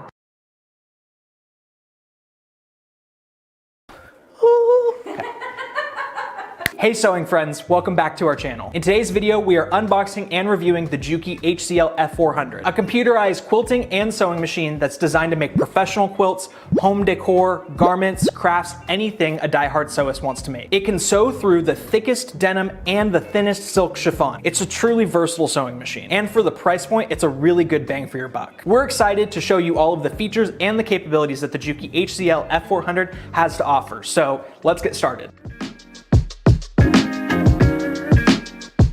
Here's the Juki HCL F400 in all its glory. As you can see, it comes with a variety of accessories, including this industrial automatic buttonhole foot, which I think is one of the coolest things about this machine, but we'll talk more about that later. In addition to the buttonhole foot, it comes with a manual buttonhole foot, overcasting foot, blind stitch foot, zipper foot, standard foot, walking foot and quilt guide, patchwork foot, quilting foot, bobbins, a T-shaped screwdriver, a lint brush, needles, a twin needle, small, medium, and large spool caps, an auxiliary spool pin for twin needle sewing, a knee lifting lever, foot controller, and power cord. That's a lot of tools to help you get started with your sewing projects. This machine has 157 stitches, and one of the coolest things about the Juki HCL F400 is the direct stitch pattern selection. With this feature, you can preset your favorite, most used stitches to the onboard number pad. It's like a speed dial for your everyday stitches. Another great feature is the knee lift lever, which is essential for efficient quilting. This allows you to keep both hands on your quilt while using your knee to lift the presser foot. Trust us, you will never go back to quilting without one again. One of the coolest features of this machine that's unique to Juki specifically is the box feeding system. This means that instead of moving in an elliptical motion, your feed dogs move in a box, which means more consistent feeding and precision. Plus, with the option to lower your feed dogs, you're able to do free motion sewing without having to install a specialized needle or darning plate. The Juki HCL F400 also has a presser foot pressure dial, which means you can adjust the force exerted on your fabric. It's super helpful when you're trying to feed something really thick under your presser foot. Just the other day, I was making a pot holder and I could not for the life of me get it under my presser foot. If only I had had a presser foot pressure dial, I probably wouldn't have had any headache at all. Now, we had talked earlier about the buttonhole foot for this machine being really unique, and it truly is. So with this automatic buttonhole foot, you actually plug it into your machine and it senses the exact size of the button and sews a precise buttonhole for you. There really isn't a lot of buttonhole feet like it. The HCL F400 also has convenient push button controls that make it easy to trim thread between stitches, raise or drop your needle or presser foot, and control the speed you're sewing at right in front of the machine. If you've never owned a sewing machine with an automatic thread trimmer, it is the coolest thing in the world. This machine also comes with a dual action foot control. When you press it forward, your machine sews, and when you press it backward, it trims your thread for you. If you're not a reader like me, Juki includes an instructional DVD, so you don't have to read the manual. I'm pretty clumsy, so I think it's really cool that this sewing machine also comes with a hardcover, and the hardcover has storage, so you can put your foot control, your manual, your accessories, all of that good stuff in it. An optional accessory for the sewing machine that I think is really cool is the wide table. I have one for my sewing machine and it's really helpful when I'm working on larger projects. In terms of specifications, the Juki HCL F400 has a top loading bobbin, a max stitch length of 5mm, max stitch width of 7mm, 900 stitches per minute, and an automatic thread tension control. The dimensions of the sewing machine are 17.5 inches long, 11.25 inches tall, and 8.25 inches deep, and the machine weighs about 21.6 pounds. Overall, we're extremely impressed with the Juki HCL F400. It's a heavy-duty sewing machine that's packed with capabilities and features for a pretty decent price. If you enjoyed this sewing machine review, make sure to like this video, comment down below, and subscribe. Who knows, maybe we'll do more sewing machine unboxings in the future. See you later. Perfect. You want to try it one more time and actually slide? I feel like I'm gonna throw up. Are you okay? Is it just because it's too hot? I don't know. I'm fine. Let's keep going. We'll do it live. That made me giggle so much. We're doing it live. I would like everybody to know that when Alex first started working here and she started helping us edit our videos, we made her promise that if we do something that's embarrassing, but the world needs to see it, don't care about our feelings and put it in. And she did, and we're better for it. We really are. I was just looking at this comment where somebody was so kind telling me that I am a wonderful presenter with no audible pauses, no mistakes, and tons of information. I'm like, oh, girl, I have so many mistakes. You've been seeing that today. But thank you for your kind words. I really, really appreciate it. Thank you, Julie. Okay. All Let's right. give away my favorite notions. Let's do it. All right. Who's the winner going to be? Okay. So close, so close. JB. JB. Oh, congratulations, JB. Awesome. All right. I also had seen this comment, Brian.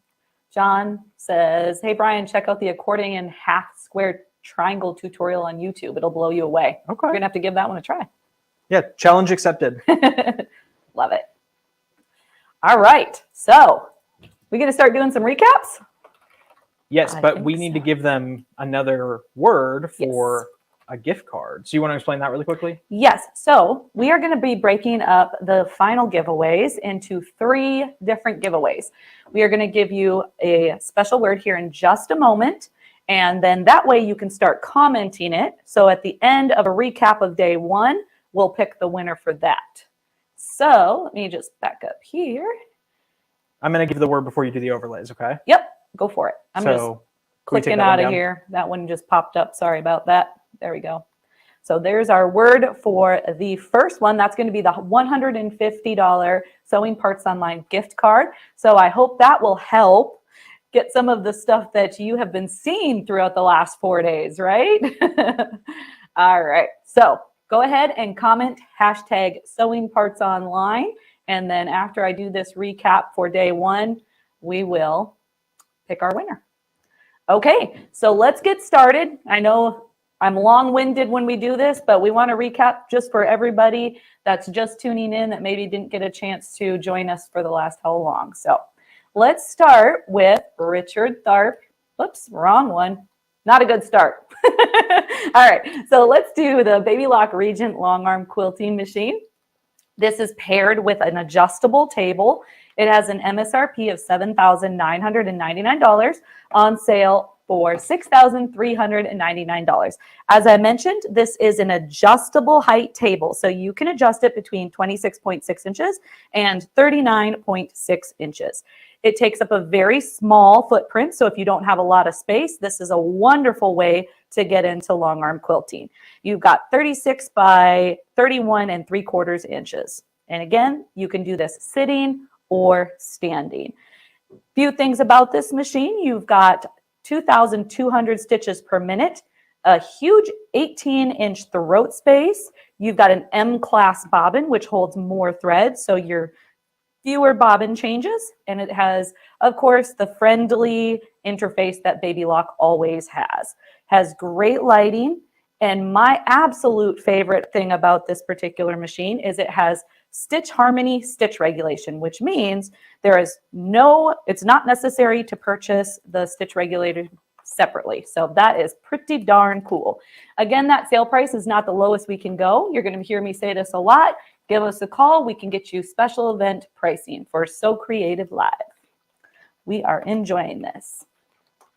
After we had Mr. Richard on, we had Ashley join us from Dime. She was fantastic. She went over options for quilting in your embroidery machine. And you can use these amazing, amazing snap hoop monsters. We have a bunch of different sizes and they are compatible with a huge amount of embroidery machines. If you have any issue figuring out compatibility, you can click on the product and it will have a chart.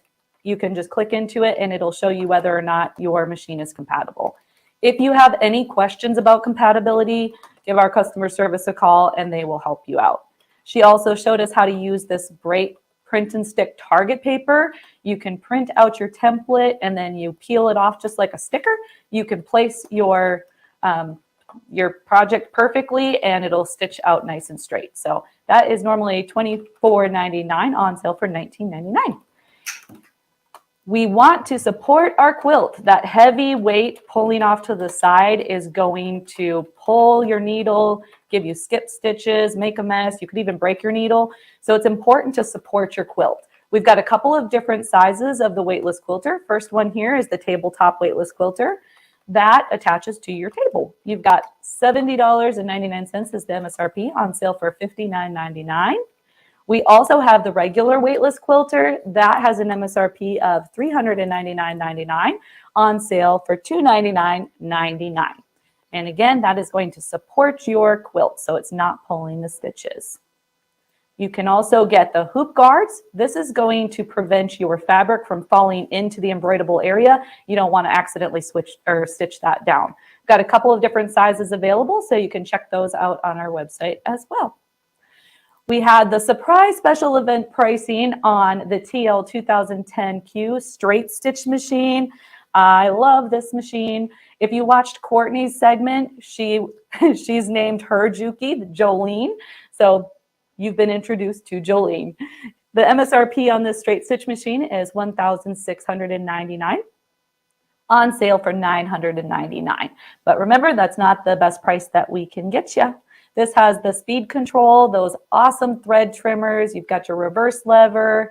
You know, they've got a few of the fancy features, but in a wonderful straight stitch machine. So I'm a big fan of that model, and you may see some of my TikToks when I have that machine paired with my Aero furniture. Just a heads up if you want to follow us on TikTok.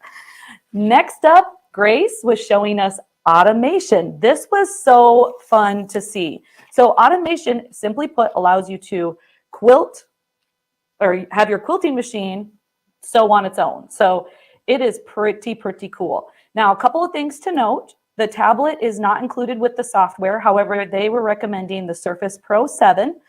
It doesn't work with iPads. It has to be Windows 7, 8, 10, or higher. So just keep that in mind when you are getting your software.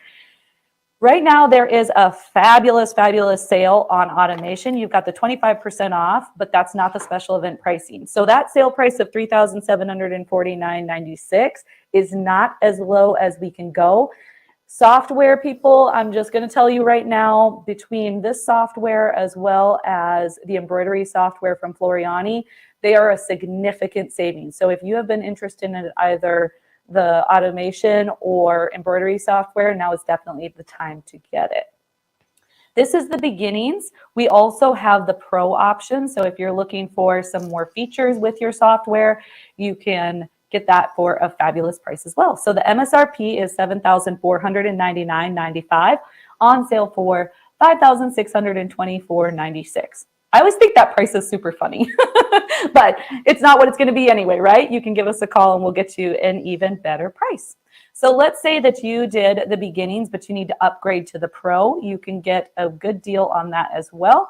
You have a normal MSRP of $2,499.95, on sale for $1,874.96. So you can get that all set up and have your quilting machine quilting for you.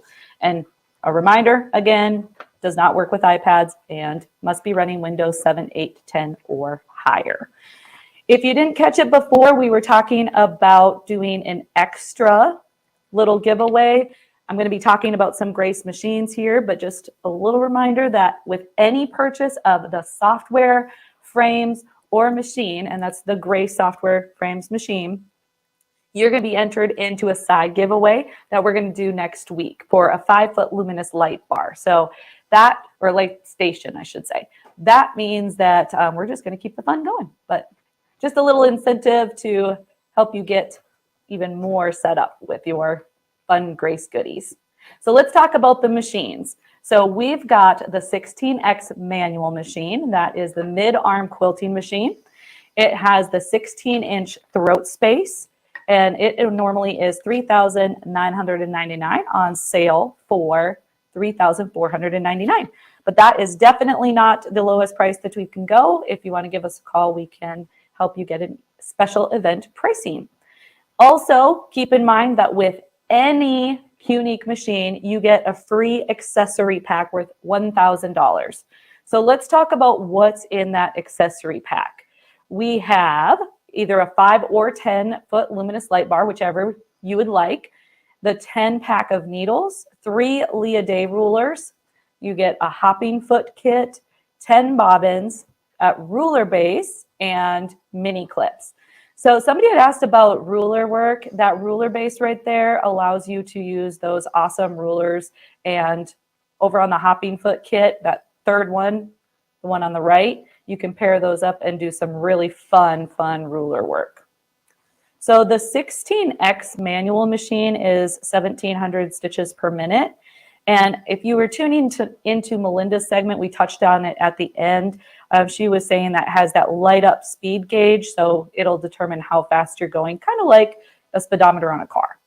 Then you've got your 16X machine. This is the middle one. This has the LCD screen. It does have the stitch regulation. You've got different settings where you have the precise setting, and that's going to be where your stitches, like it'll stitch only when you're moving. It'll stop when you stop. You've got your cruise setting that when you stop, it'll continue to sew slowly. So that's really handy with helping get really sharp points. And you also have the manual mode where you can switch the stitch regulation off completely, and then you're in control of the stitch lengths. And then you've also got your based mode, which will give you loose temporary stitches. So it's really nice to have those 4 different modes. This has an MSRP of $4,999.95, and you have a sale price of $4,499. Again, you get that awesome accessory pack. Let's bump up to the 16X Elite. This one goes from 2,100 stitches per minute to 2,600 stitches per minute. You also get that beautiful 7-inch touch screen, and it also has those 4 modes: the precise, the cruise, the manual, and the based. So the MSRP on that machine is $5,999.95, and that's a sale price of $4,999. And again, it is not the lowest we're going. So give us a call and we can get you an even better price. So are you seeing a pattern with all of these items? We've got some fantastic deals with automation, with the machine, and then I'll be showing you the frames that you could pair with these as well. So you can be all set up to do long arm sewing on your frame.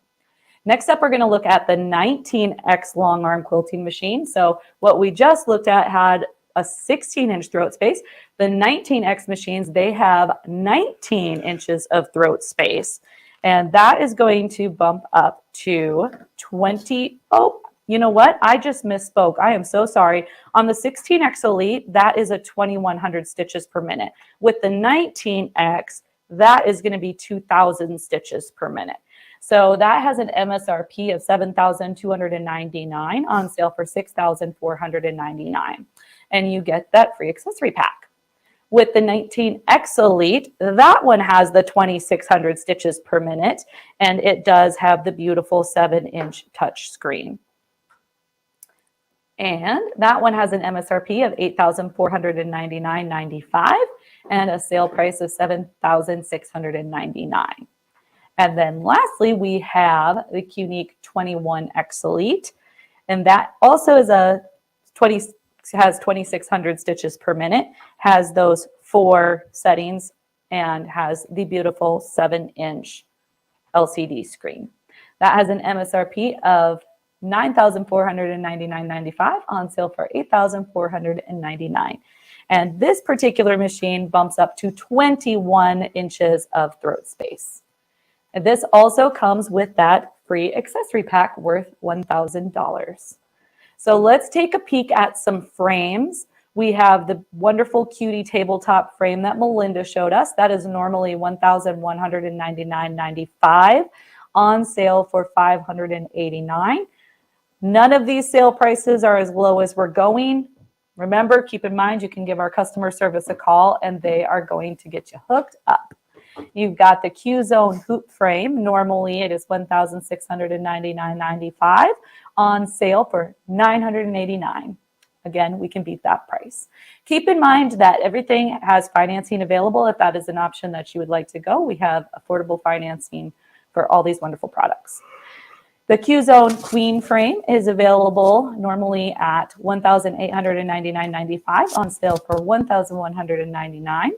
You've got the Continuum 2 frame. You can get this in the 8-foot, the 10-foot, or the 12-foot, depending on what works for your space. Normally that's $2,999.95 on sale for $2,199. But we all know that SewCreative Live Spring Social is going to get you an even better price. Evolution Elite Frame, normally $4,299.95, on sale for $2,999. Already a significant savings, but we can get you a better price than that. We've got the 8-foot option, the 10-foot option, and the 12-foot option. Just a quick recap on the software. That is on sale. Great, great deal. So if you are looking to do the software, now is the time to do it. Also, Grace showed us the amazing True Cut travel kit that had all of those wonderful goodies. The bag is beautiful. It travels so well with you. Looks stylish. It has an MSRP of $210.99, on sale for $179.95. And I believe, if I am correct, that is our recap of day one. What do you think, Brian? All right, so let's go ahead and pick our first winner. We are doing a $150 Sewing Parts Online gift card. So let's figure out who that is. All right, getting closer. Tammy. Tammy, congratulations. I hope you have fun doing some shopping. Okay, let's go ahead and announce the second word that we need to enter into the chat. We're going to get that one set up here. Boom. Boom. He is putting hashtag SewCreative Live. So we are going to start gathering those. So just put your comments in, hashtag SewCreative Live, and we'll pick the next winner for a $150 Sewing Parts Online gift card here at the end of day 2 recap. Remember that we are going to be giving away the Triumph very, very soon. We love the Baby Lock Triumph. If you didn't hear me say it before, Brian and I got to have some wonderful training from Baby Lock, and that machine is mwah. You are going to love it. So let's go ahead and do a recap on day 2. Back up here just a smidge. I don't know why my overlay keeps popping up like that. Sorry, guys. There you go. That's Thank the first you. one. Thank you, Brian. Appreciate you. Okay, so the first one that we're going with is the Juki MCS 1700 QVP cover stitch machine. This has an MSRP of $1,099, on sale for $799. You know what I'm going to say? I'm sure you're saying it out loud. This isn't as low as we can go. Call us and we'll get you an even better price. Luann did such a wonderful job talking about the differences between a cover stitch machine and a serger. And so if you didn't get to catch that, I would highly recommend going back on our YouTube and watching the replay on the cover stitch machine. But she enlightened me. I always think of it just for hemming, but there's so much more that you can do with it, including that decorative stitching. So very, very cool to get inspired by so many awesome people. Let's take a look at the next Juki machine. This was the serger, the Juki MO 2800 serger. That is normally $2,099, on sale for $1,599. And that is an amazing 2-3-4 thread serger. And it has that handy dandy little lever for the rolled hem. It has a built-in scrap catcher, which is super nice because as much as we love sergers, they can make a mess because we know what they're doing, right? They're cutting off the fabric and finishing the edge and making you have very, very professional looking garments. You can also use a serger to make bags or install zippers. You can do so much more, there we go, than just finishing the edges of your fabric. Also, this particular Juki has air threading, which is fantastic. So again, that is on sale for $1,599, but that is not as low as we can go. And keep in mind that there is financing available. I hope you're all sticking around for that final giveaway. Keep commenting SewCreative Live so we can pick our winner here very, very soon for the $150 gift card. All right, we've got the Juki MO 3000 QVP serger. This one was not demoed, but it's a fabulous machine, so I just wanted to show an overlay of it. It is normally $2,799, on sale for $2,299. Let's take a peek at the Floriani Total Control U software. As I had mentioned before when we were talking about automation, if you are in the market for software, this embroidery software has a significant savings. I was talking to customer service and they had a customer calling saying, whoa, that's a good deal. So just wanted to let you know. The MSRP on this particular software is $4,299.99. We can display the sale price of $2,999.99, but give us a call for that special event pricing and we can definitely get it beat. Included with this embroidery software, take a peek over on the right, you get 15 You Design It collection and My Design album for free. That is a $2,700 value just by itself. But for SewCreative Live Spring Social, we are throwing in the embroidery tool set as well. So that's an additional $140 value for free. So as I mentioned, great time to get this embroidery software if you've been even remotely considering it. So next one that we want to talk about is the stabilizer bundle. Ashley Dell with Floriani did such an amazing job showing how you can utilize these different types of stabilizers, have these in your embroidery arsenal. It is awesome. You're essentially buying the Power Mesh Nude Fusible, the Perfect Stick Tearaway, and the Dream Weave, but you're getting that Heat and Gone topping and the Stitch Perfect tape completely for free. So that handy dandy bundle has an MSRP of $186.95, on sale for $89.99. Let's take a look at the Janome machine. We've got a Janome MemoryCraft 14,000 computerized quilting and sewing machine. That has an MSRP of $9,999, on sale for $6,999. But again, we have a wonderful sale price on that, so come give us a call and we can get you hooked up. The MemoryCraft 14,000, I just want to give you a couple of specs that really stood out to me. I love the 91 needle positions. You're able to move that needle exactly where you need it to be. You also have that knee lifter option. So nice when you, need a third hand. It'll allow you to lift up your presser foot with your knee so you can manipulate your fabric perfectly under that presser foot. It has 400 built-in stitches, 13 buttonholes. It has 350 embroidery stitches, 11 embroidery fonts. It has monogramming, all sorts of good things. Also, you have a free arm option, which is super great if you're going to be sewing in the round. The other thing that I want to mention about this particular model is it has an 11-inch throat space. So you have a wonderful working area. Of course, you've got your speed control and your thread trimmers and all those goodies that this Janome has.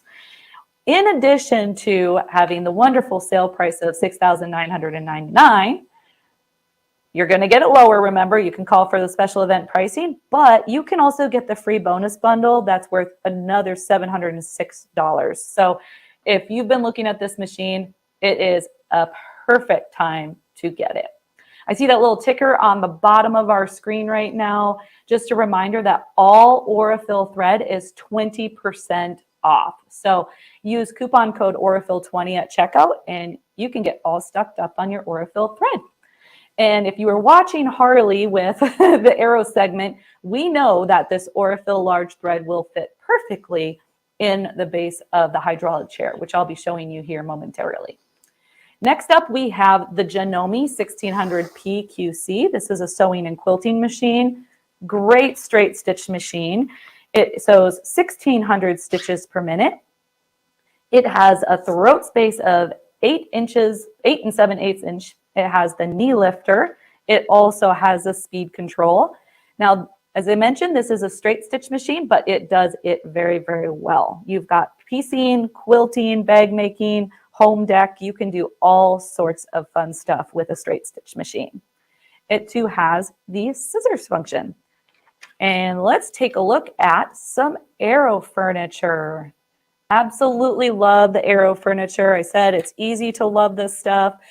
Let's talk about the Kangaroo and Joey sewing cabinet. That has an MSRP of $2,499, on sale for $1,799. That is not the lowest it's going to go. You can give us a call. We're going to beat that price. And in addition to a fabulous price, you're going to get the free Cutie multi-use cabinet. If you got to tune in for those 2 segments, the Cutie is amazing. It's such a great addition to your sewing studio. So very, very cool.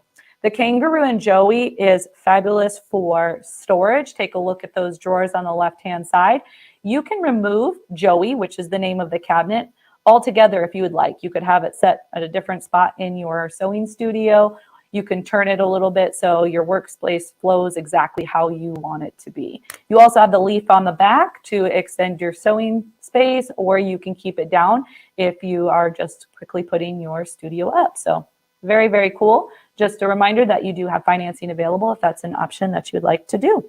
You also have the 3 positions for your machine. You can put it in the free arm where you can sew in the round, or you can pair it with an acrylic an acrylic insert and have flatbed sewing available, or you can position it all the way at the bottom for storage. So super, super handy. Let's take a look at my absolute favorite, and that's the Aussie. That is an MSRP of $2,499 on sale for $1,799.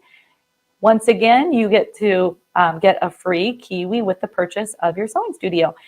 This is my studio, so I'm very, very, very excited about it. I love it. You can detach that caddy that's on the left-hand side completely if you would like, have it put across the room. You can also move it over to the right if you want that area to your left a little bit closer to you. You also have wonderful storage for your manuals. You've got some soft close drawers. You have a couple little caddies on the side where you can store. I see pockets in that picture. And that also has the 3 positions where you can do free arm, flatbed, and storage. And that holds up to a 55-pound machine. So let's take a look at the next one. We have the Wallaby. The Wallaby is slightly smaller than the Kangaroo and Joey. However, it works really well also. You've got a great storage area on the left-hand side if you maybe want to store a serger. You have that soft closed door or drawer, and then you've got the heavy-duty casters and all of that fun thread storage area. It too has the 3 positions. You've got the free arm, flatbed, and the storage, and you can pair it with the acrylic insert. Just a heads up, those acrylic inserts are cut to your machine. So when you place your order, those are 2 to 4 weeks for the acrylic insert to arrive. Bless you, Brian. The Wallaby has an MSRP of $2,199 on sale for $1,599. With the purchase of the Wallaby, you get the free kiwi cabinet. As I had mentioned, I'm going to show you the wonderful Aero hydraulic chair. We love the chairs. There are 9 different options. You have 5 solids and 4 of the Riley Blake designs. You can have the little secret storage under the seat.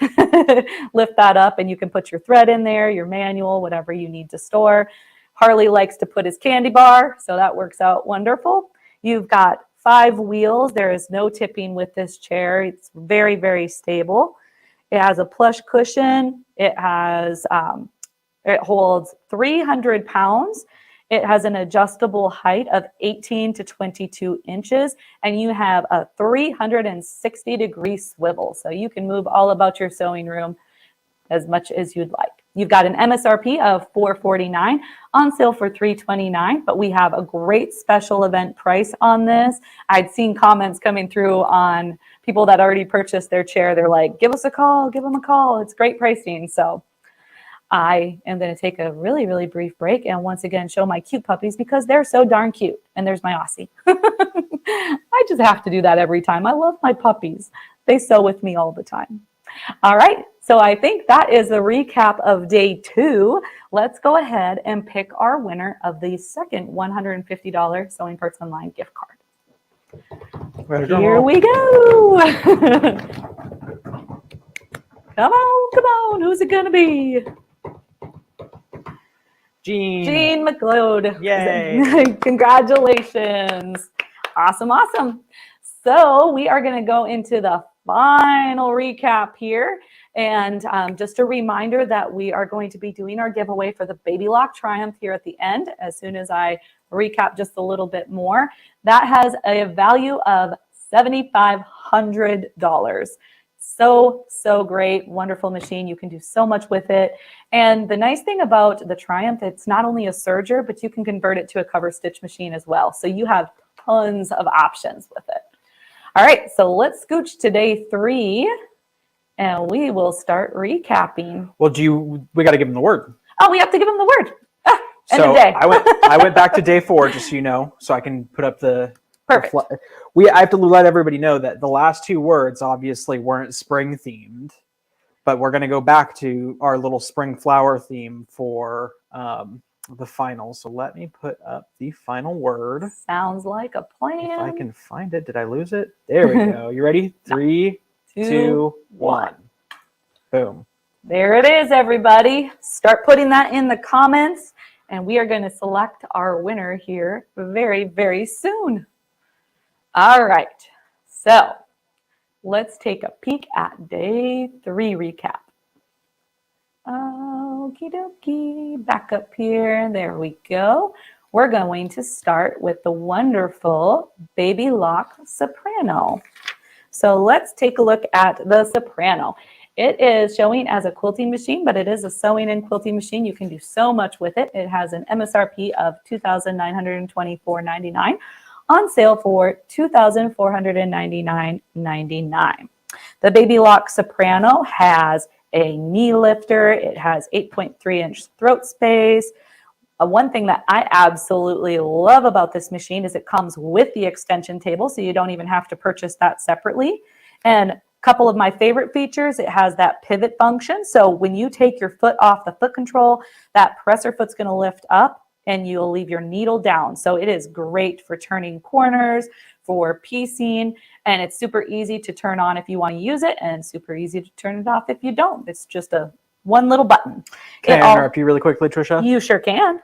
So we were having a problem, I guess. So we were having SCLSS for 15% off the website, right? Yeah. But we're also having Aurifil 20 for 20% off of Aurifil. Oh. Well, I guess we were running into some issues with that. So SCLSS will also do 20% off Aurifil now. So you just have to use the one code. Well, there you go. That's awesome. So I hope everybody heard that. We're going to go ahead and let you use that SCLSS so you can still get the 20% off the Aurifil. So you don't have to use, we don't unfortunately have the option for stacking 2 coupons. So I apologize for any confusion with that.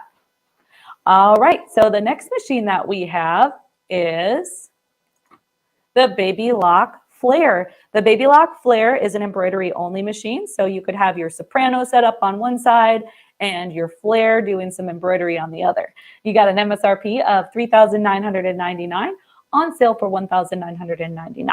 But again, special event pricing. Give us a call and we can get you hooked up with an even better price. A few things that I absolutely love about this machine. It has a large embroiderable area of 6 inches by 10 inches, has 290 built-in designs. You've got 140 built-in frames, Wi-Fi transfer. Hello, that is so cool. You've got thread color sorting, so you are changing your thread less often. That's nice. You're not wasting any thread. And it does have where it trims your jump stitches. So that's super handy. You don't have to go back and trim your jump stitches.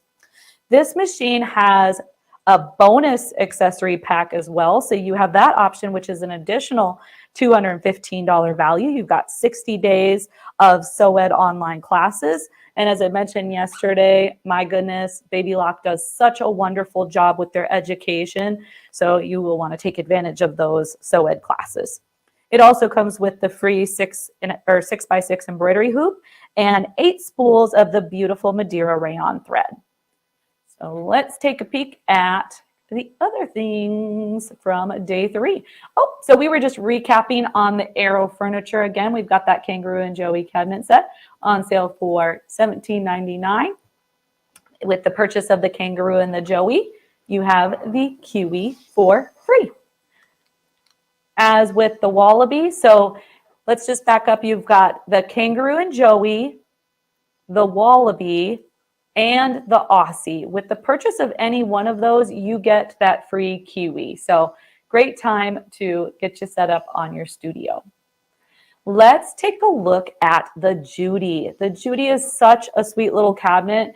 It has some storage on the bottom. It opens up nicely so you have some space to the left, but this is fantastic if you have maybe a small space or you have a second machine. Wonderful, wonderful little cabinet. You can also pair it with the acrylic insert as you can with the larger ones, so you can still do that flatbed sewing if you would like. It was brought to our attention that we didn't have information on our website regarding whether or not the particular cabinets are knee lifter friendly. If you notice that particular cabinet, you can see the small hole where the knee lifter goes. So this one would be compatible with the knee lifter. If you have any questions on whether or not a cabinet is compatible with a machine that has a knee lifter, just give us a call and we'd be happy to help you figure that out. But that has an MSRP of $899. Take a look at the sale price, you guys. It's $399. But you know that's not the least expensive amount. So just give us a call and we can get you an even better price of $399. What a great savings. I love that so much. The Eleanor was a huge hit. We had so many people showing the love in the comments. This is a sewing and serging adjustable table. So, so cool. It goes up and down to whatever height that you are wanting that is comfortable for you. And I don't have the exact height that it can go to. I know I wrote it down somewhere, but if I find it, I'll let you know. It is an MSRP of $999, on sale for $799, and financing is available on that as well. Again, with the chairs, we had such fun giving that away yesterday. So we had somebody winning a chair, and so we can get you a good deal on one though. So you have an MSRP of $449, on sale for $329, but you can get a better price. Just give us a call and we can get that set up for you. We have a couple of more machines that were demoed on day 3. We've got the Elna Excellence 780 Plus computerized sewing machine that has an MSRP of $5,499, on sale for $4,599. That machine is wonderful. I know I have my little notes here because I was writing down all sorts of things for it. I lost my page. Such a great machine though. Well, darn, I know I have my page in there somewhere. Sorry, you guys. Let me come back to that because I want to tell you about that machine. Let's go to the Elna Elnita EF72, and that is a computerized sewing machine, MSRP of $2,999, on sale for $1,799. That machine looks so cool. I love how Miriam said it has a really cool retro look. It has a combination of both some manual items and computerized. So the manual, you're looking at that older style tension, but it looks really cool. And you've got the dials. And then with the computerized section, you've got some LCD screen and more of the buttons. So very good for bags, leather sewing, canvas. She had mentioned that it has a box feed system, so the fabric feeds through really nicely. It has a 9mm stitch width. It comes with a thread trimmer, so you can just push that button and it trims your thread for you.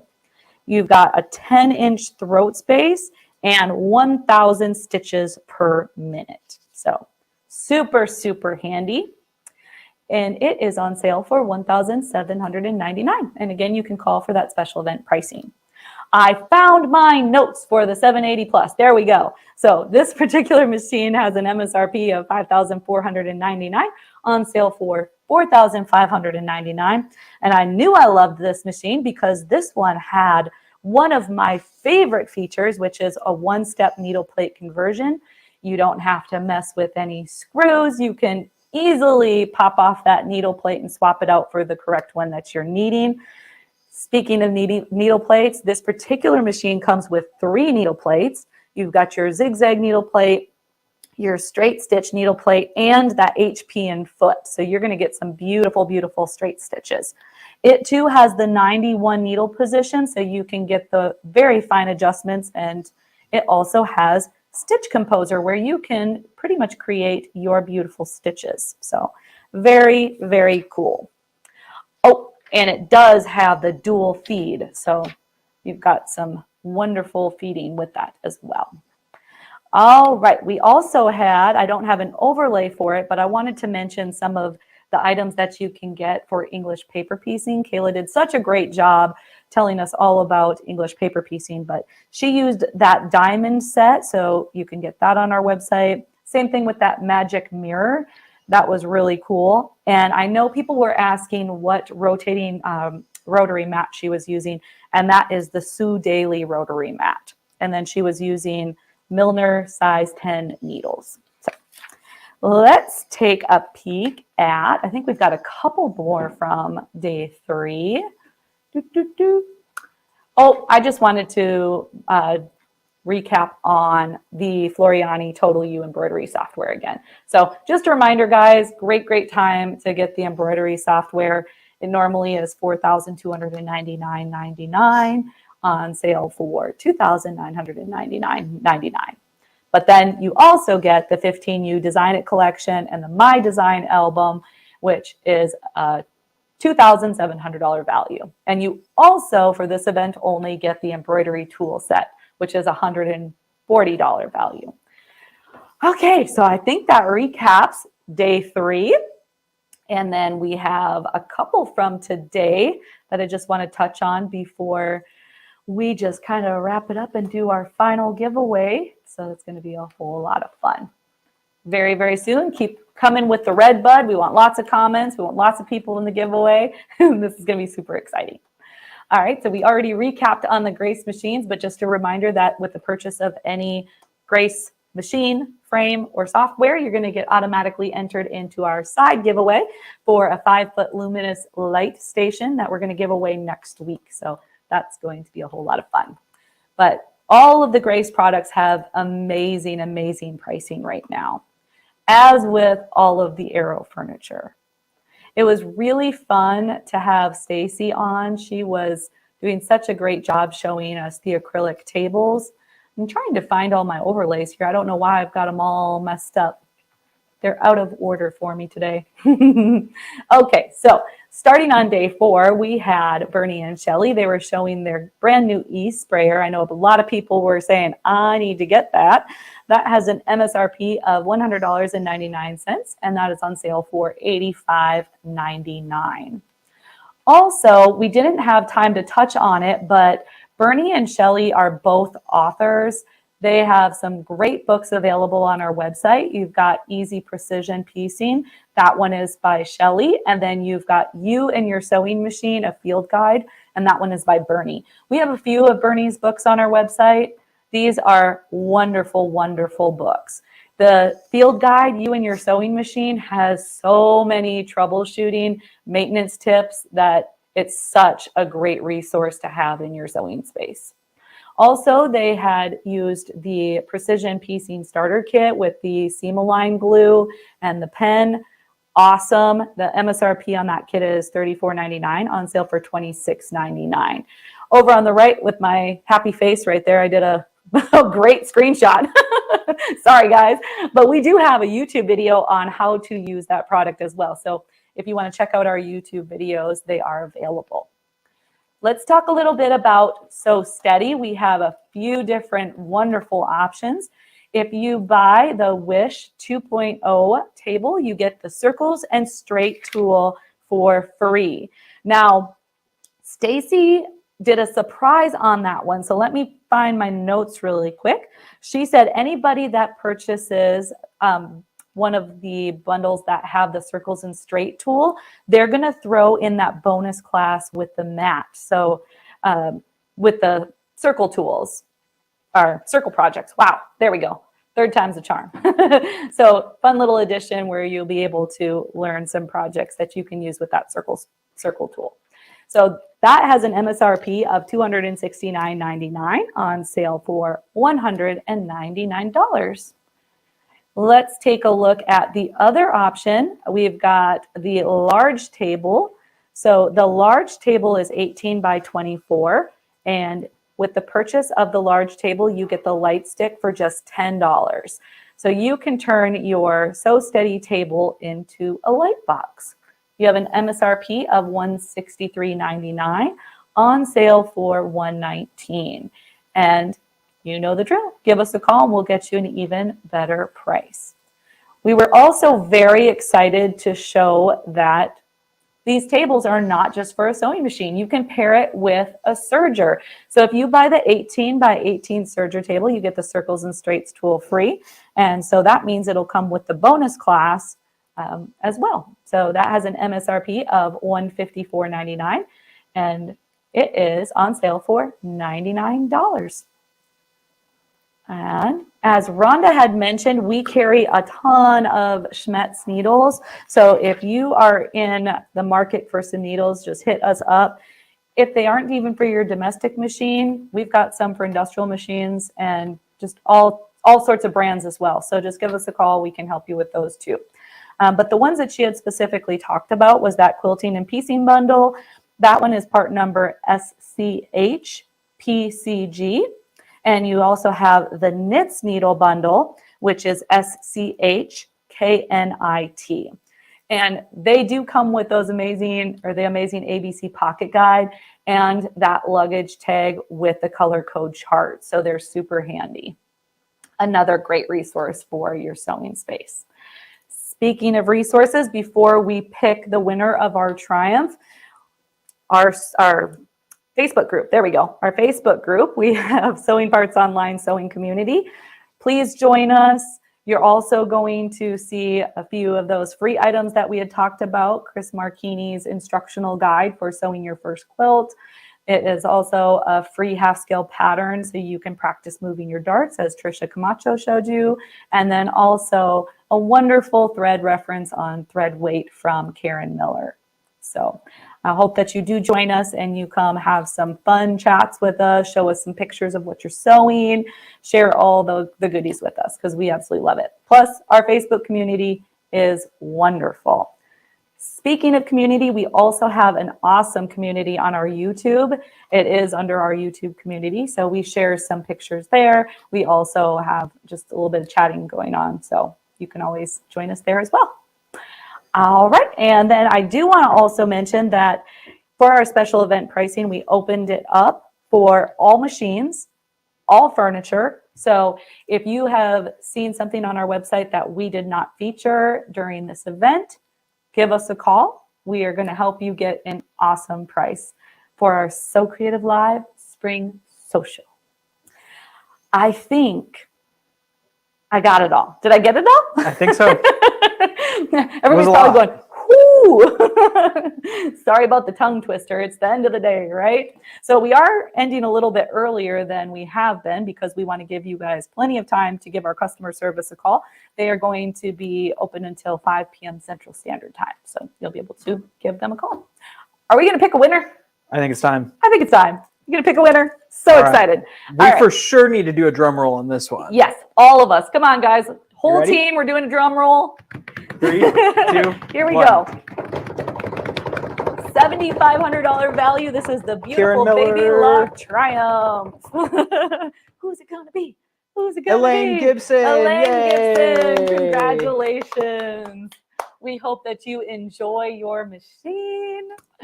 And hopefully we can give you a call because we will be like, Elaine, you won. That's gonna be a whole lot of fun.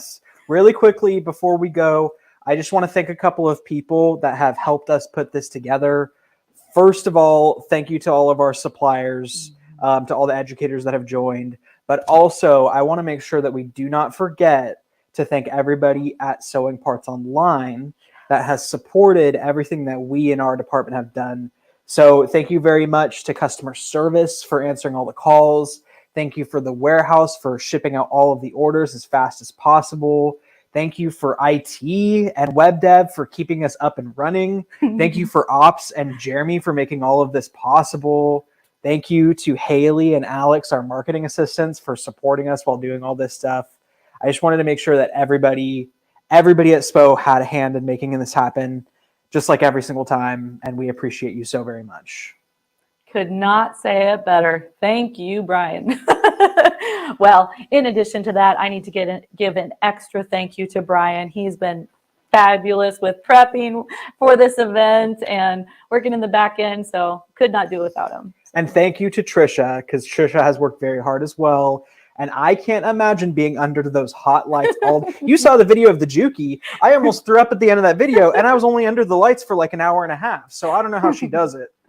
Well, and thank you to you guys for watching, participating, Yes. commenting. We had so much fun. And as I said, on our Facebook page and on our YouTube, you guys have been just sharing all these sweet comments, motivating us so we can continue to do this. And hopefully we'll be. I this, can't believe I so much forgot more. to thank product specialist.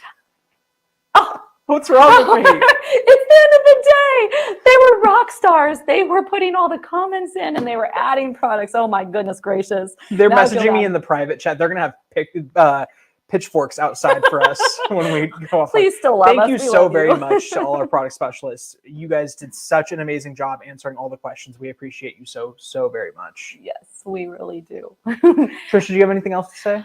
I do want to really quickly just remind everybody that we are going to be posting the winners probably Monday or Tuesday. We're just going to have to verify some information, but we will post all of the winners. And then we are going to post all of the handles of people that have joined us so you can find and follow them because they were fabulous. And then also the suggestion of posting our upcoming events, we'll be sure to do that as well. So thank you all once again. We had a fabulous time and I hope you enjoyed it and watch those replays. But until next time, happy sewing, everybody.